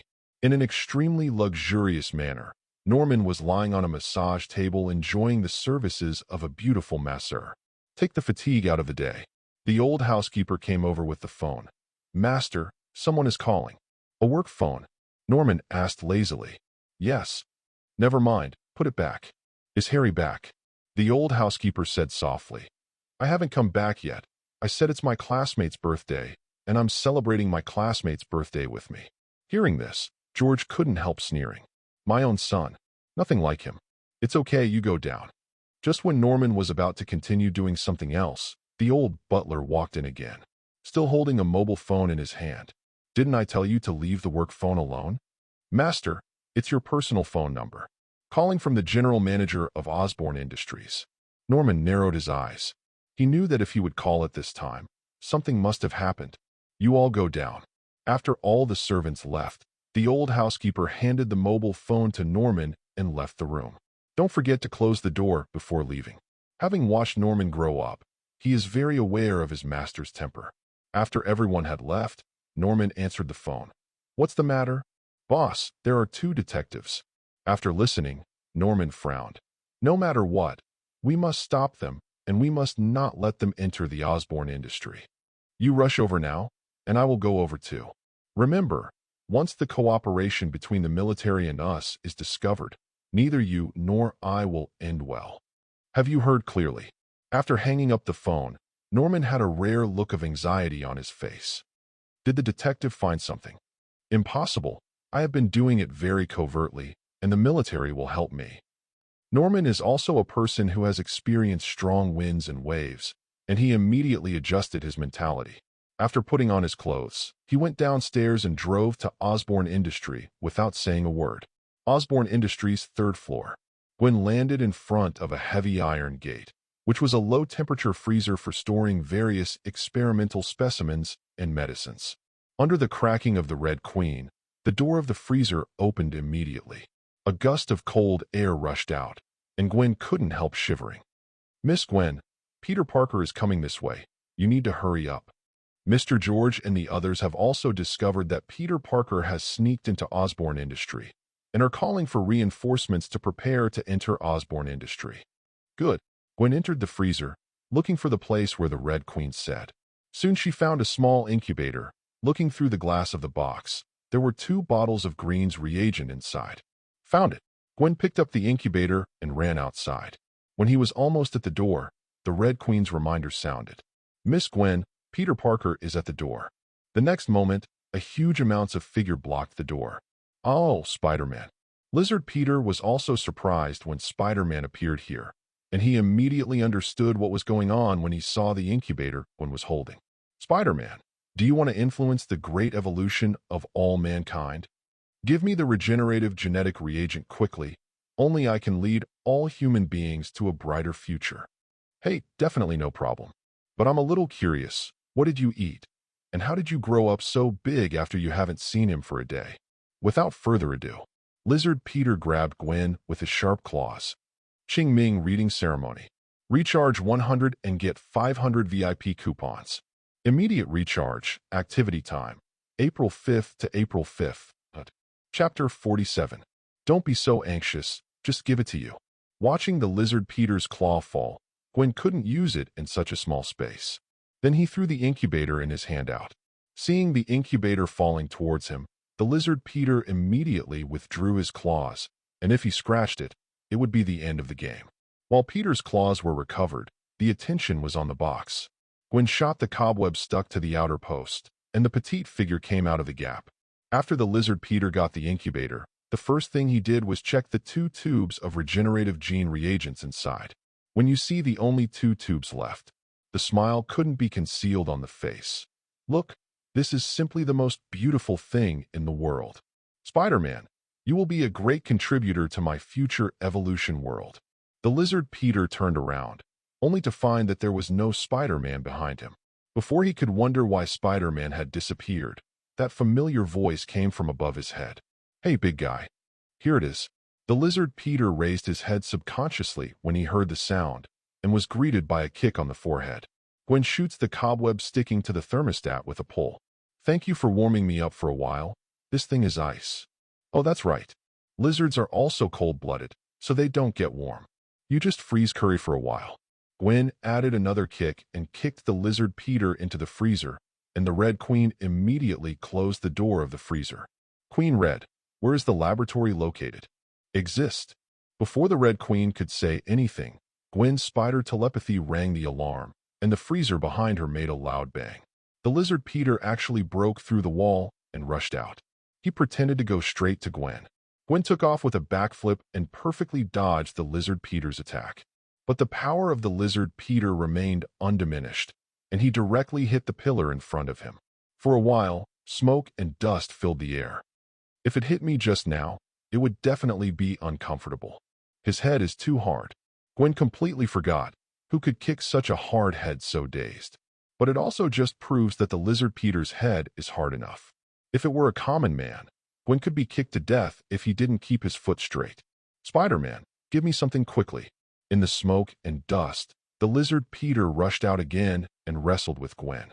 Gwen could clearly feel that the lizard Peter was much stronger than before in terms of strength and recovery ability. In addition, she still has to protect the genetic reagent in her hand. It became weak for a while. Hey, this stuff doesn't belong to you. I definitely can't give it to you. Even so, Gwen's verbal skills were still not affected in any way. No, that's mine. Professor Connors and I developed it together, and the hateful Osborn industry took away our research and development results. Forehead. Gwen was momentarily at a loss for words. He seemed to have a point.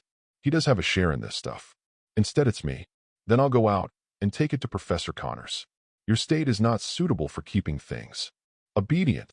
While dodging, Gwen shot again where the cobweb restrained the lizard Peter's feet. Losing his center of gravity, the lizard Peter lost his footing and fell straight down.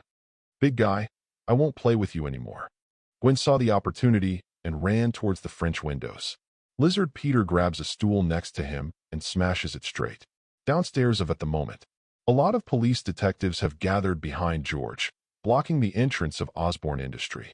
With the above command, it is even more impossible for those security personnel to put George and the others in now. Otherwise, the consequences will be really serious. No, you can't go in without a search warrant or an order from above.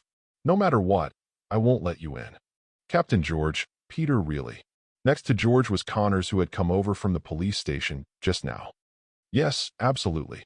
But I don't understand why Peter came to Osborn Industries after he had already used regenerative genetic reagents. Connors also had a thoughtful look. For a while, he couldn't figure out why. Maybe I will see Peter again and ask him in person. Director George, I already know your identity clearly, but please understand us. It is absolutely impossible for us to let you in. The security captain led the security personnel to block the gate and continued. In our Osborn Industry, there is no dead end for surveillance. I also investigated what you just said, and no one sneaked into the Osborn Industry. No, the security captain was short of saying that he would guarantee his life. George also has nothing to do if he conflicts with the security personnel of Osborn Industry. Whether he can catch the lizard Peter doesn't know. But tomorrow it will definitely hit the headlines, and the gates of the New York Police Department will be trampled by those reporters. What do you want? You are willing to let us in. Unless there is an explosion inside now. The voice just fell. There was a violent sound of glass breaking from the third floor, which was particularly ear-piercing and loud in the silent night. Everyone was startled. All the police officers pulled out their guns at the first time, and raised them in the direction of the sound. Everyone clearly saw that a chair fell from the sky. The security captain is stupid. Are you so smart at speaking? Although this thing is not an explosion, it just proves that there are people inside now. Let us go in, otherwise I don't know what that guy will do. George directly picked up the collar of the security captain, and the security captain panicked. Wait a minute, I'll call our boss now. Still calling? George was very angry, but fortunately the other security personnel were not paying attention to them now. They were all curious about what was going on upstairs. Under George's signal, a group of police officers rushed in. In the guardroom, as soon as the security captain got on the phone, he saw the police rush in. Now he can't take care of both ends, and the general manager's voice came from the other end of the phone. How is it now? I'll be right there. General manager, there is really something in the company. The glass is blown. What did you say? It has to be said that being a captain is not easy. All of a sudden, he explained the whole matter evasively, with a touch of exaggeration. A group of people stay here. Another group of people came up with me to see Qing Ming reading ceremony. Recharge 100 and get 500 VIP coupons. Immediate recharge, activity time, April 5th to April 5th. Chapter 48. It's dangerous. Didn't your family teach you not to litter? Looking at the broken floor-to-ceiling windows, if he hadn't dodged quickly, he might have been smashed down together. Spider-Man, I'll say it one last time. Give me what's in your hand. Gwen jumped from the ceiling too, and she knew she wouldn't if she didn't deal with Peter first. It is impossible to safely take the regeneration gene reagent in his hand away from this place. If he kept blocking it, even if he got to the laboratory, it would be difficult for the Red Queen to carry out experiments. Okay, let's fight. Whoever wins is the kind. Lizard Peter's lizard face turned black. Although he has been talking harshly, it doesn't mean that he can really beat Spider-Man. Almost got beat up last night. Not to mention now. When the lizard Peter was thinking, the tongue slipped out of his mouth carelessly. A stern look flashed in his eyes. Spider-Man, you want to protect many people, right?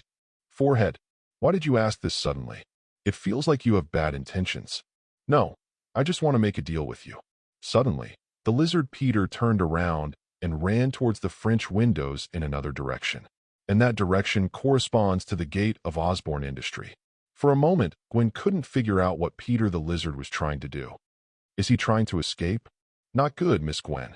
The Red Queen's voice came out immediately. Mr. George is walking in with a group of police officers. Gwen's expression changed instantly. She knew what was going on. Just now, when the lizard Peter's tongue sticks out, it captures the pheromones of other people.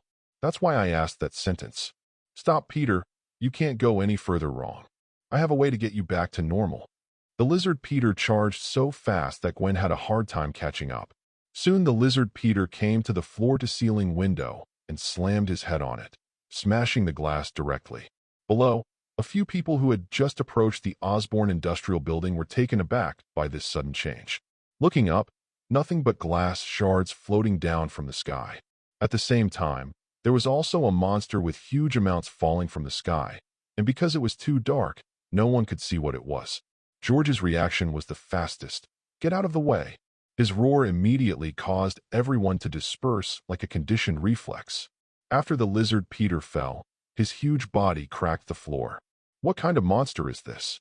What? Mutant. The dispersed police officers all looked warily at the cloud of smoke and dust in the center. A group of police officers at the gate immediately ran over with their guns raised, and a group of security personnel also followed under the command of the captain. Soon the figure of the lizard Peter came out of it, satisfied looking at these people around. Peter, is your Peter? How are you? Among the people who came up was Professor Connors. When he saw Peter the lizard, his voice trembled a little. Professor Connors, I feel very good now, never before. You see, our experiment was successful. Professor Connors, believe me, as long as I inject the regenerative gene reagent, your lost arm will grow back immediately. Lizard Peter was almost speaking seductively. Connors used to be a frontline military doctor who was fighting on the front line, but retired from the front line after losing his arm in a battle.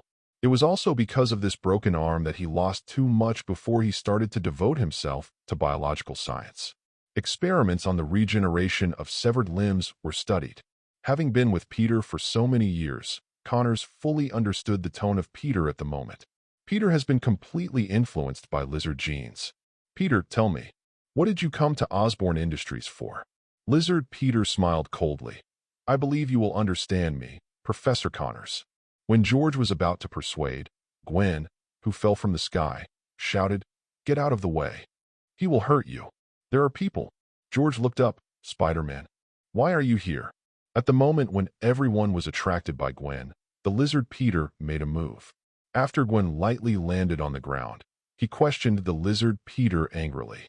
Peter, he is Professor Connors. What are you going to do? At this time, Peter had already grabbed Professor Connors, and his sharp claws directly pierced the skin on his neck.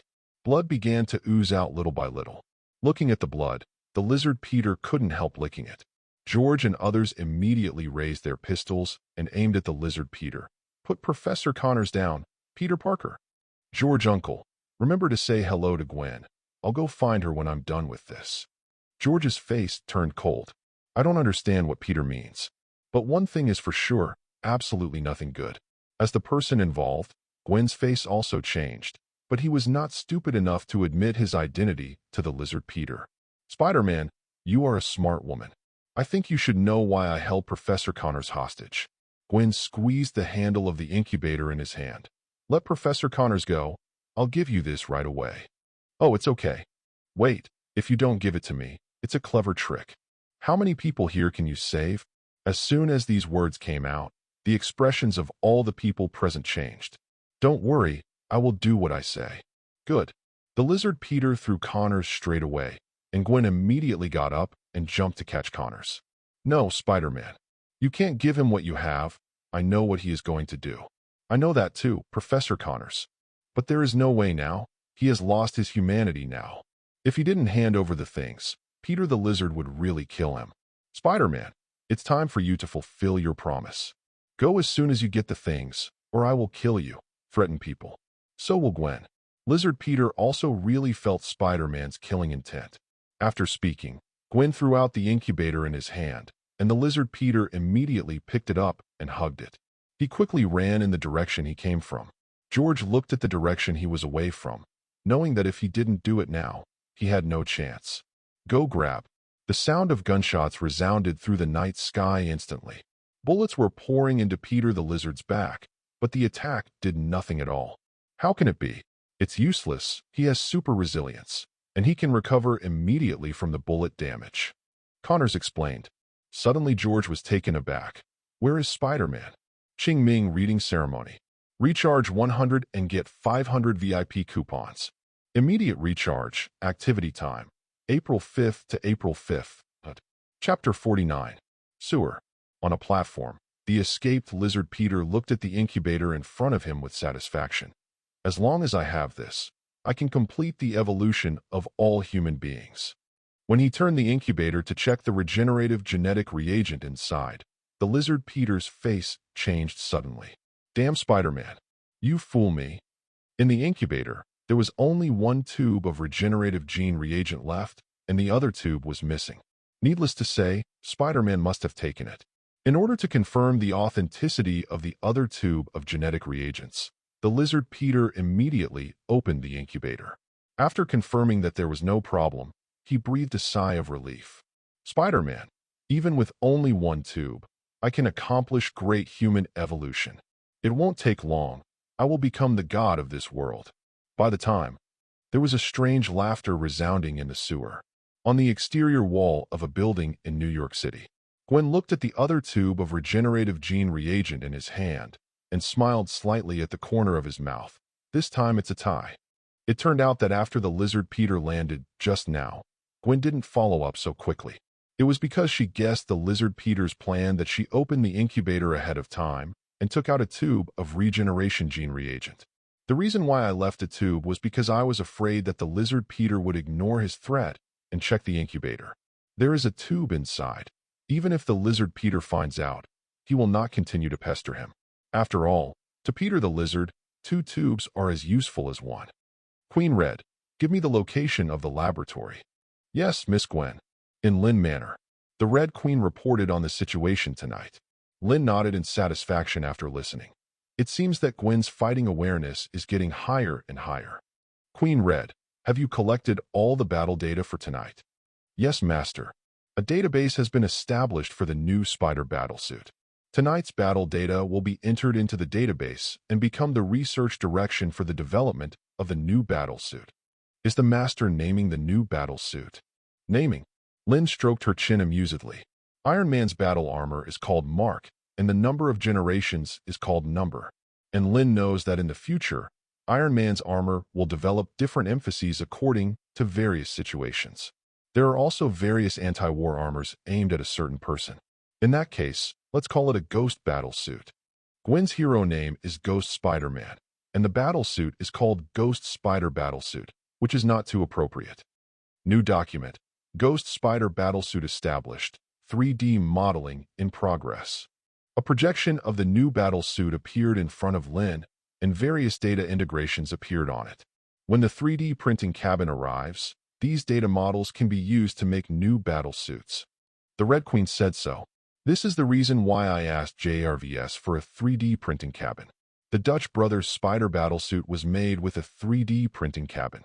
As long as the corresponding function adjustments are made, different battlesuits can be made.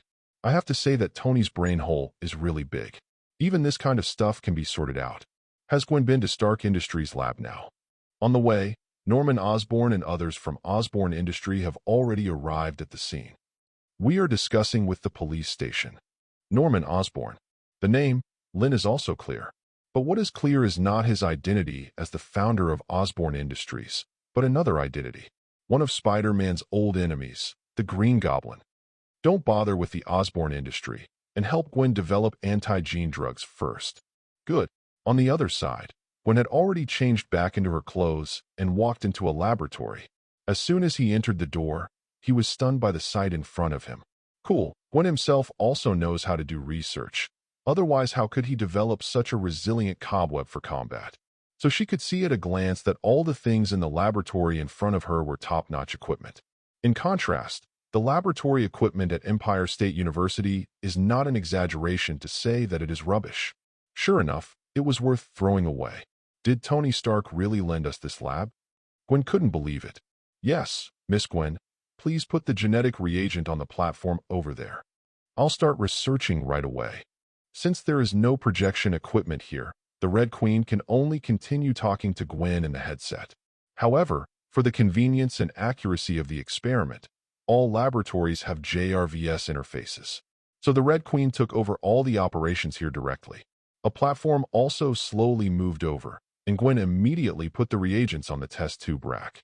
Queen Red, how long will it take to develop an anti-gene reagent? Now that the regenerative gene reagent had been taken by the lizard Peter, Gwen knew he didn't have much time left. If Peter the lizard spreads the spores first, that would be really troublesome. Miss Gwen, please don't worry. Peter Parker only has a tube of regenerative gene reagent in his hand. Even if he wants to infect all humans, he must first cultivate a sufficient number in the spore environment. And the fastest way to disperse the spores is to disperse the spores first into the clouds, and then fall in the form of rainfall. You mean, Peter needs time? Yes, Miss Gwen. Not only does it take time, it also needs the cooperation of the weather. According to my calculations, there will be a torrential rain that will sweep across New York in 3 days, and the number of cultivations at that time will be just enough. Then 3 days later. 2 days. Before Gwen could say anything, the Red Queen gave her own answer. It only takes 2 days to create an anti-gene reagent. Good. Outside Osborn Industries, George led a group of police officers to evacuate, and Norman stood at the door with a stern expression and watched them leave. After everyone left, the general manager beside him said, "Boss, just let them go. Will it be too cheap for them?" Snapped. Norman slapped him directly. "Otherwise, what do you want? Let them come in for investigation. Now there is a monster in the Osborn industry. He only needs to apply a little bit to come in and check." The general manager is very clear. Once those are found out, the whole company will die. No wonder Norman has such an atmosphere. Unexpectedly, the regeneration gene reagent was not lent to them, but was taken away by that monster. Did he take that thing because he wanted to create a partner for himself? As a biologist, Norman's first starting point was the biological instinct. If he had known earlier, it would have caused such consequences. Let George take away those 2 tubes of genetic reagents today. Go back and see if anything was found. Yes. Qingming reading ceremony. Recharge 100 and get 500 VIP coupons. Immediate recharge, activity time. April 5th to April 5th. Chapter 50. P.S. The names of George and Norman in Chapter 46 were accidentally mistaken.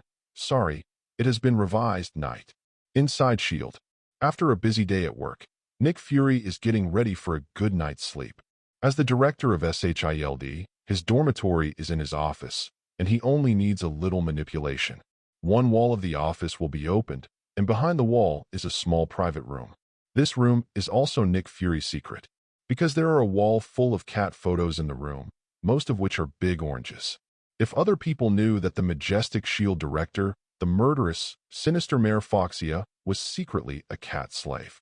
What a wonderful thing that would be. Looking at the cat photos on the wall, Nick Fury felt something melt inside him. Oh, goo goo. In the corner of one of the photos, the name of the orange cat was written. But unfortunately, it is not always an orange cat in the traditional sense. This has something to do with a legendary experience when Nick Fury was young, and his glasses were also injured at that time. Nick Fury sometimes jokes about being hurt by aliens, although it is not very different from the facts. Just when he was engrossed, the door of the office was pushed open. Director, there is something important. Oh. The air seemed to freeze for a moment. Hill was stunned by the scene in front of him and Nick Fury's idiot-like expression. The agent's intuition told her, "Go, you must leave here immediately. Otherwise, they will be murdered. Clean up first. I'll come in after knocking on the door. Close the door when you speak, and complete a whole set of actions in one go." Nick Fury was in a daze, but he quickly adjusted his mentality, closed the wall again, and sat back in his seat with a serious face. Without Hill knocking on the door, Nick Fury said, "Come in." Hill slammed the door open. "Director, something big has happened." She tried her best to keep her movements, expressions, demeanor, and tone exactly the same as before, so as to confuse Nick Fury just had a dream. But when she saw Nick Fury's charcoal black face, well, it seemed like his face was just that dark. "What's the big deal? Hurry up." Nick Fury didn't want to expose this matter, so he also wanted to cooperate. But the sinister expression on his face was still the killing intent in his eyes. It has revealed his true thoughts. If what Hill said wasn't big enough, he then let her understand the cruelty of the Agent King. Not long ago, the leader of the Mutant Brotherhood, Magneto Eric Lyncher, entered New York. Hearing the report, Nick Fury immediately stood up on the stool. Hill was taken aback. Don't want to kill people now. But this time Hill misunderstood what Nick Fury meant, because this matter is really big. Every time Magneto enters New York, he will make all kinds of earth-shattering events. Where is he now? He has only Mystique Raven Darkholme with him.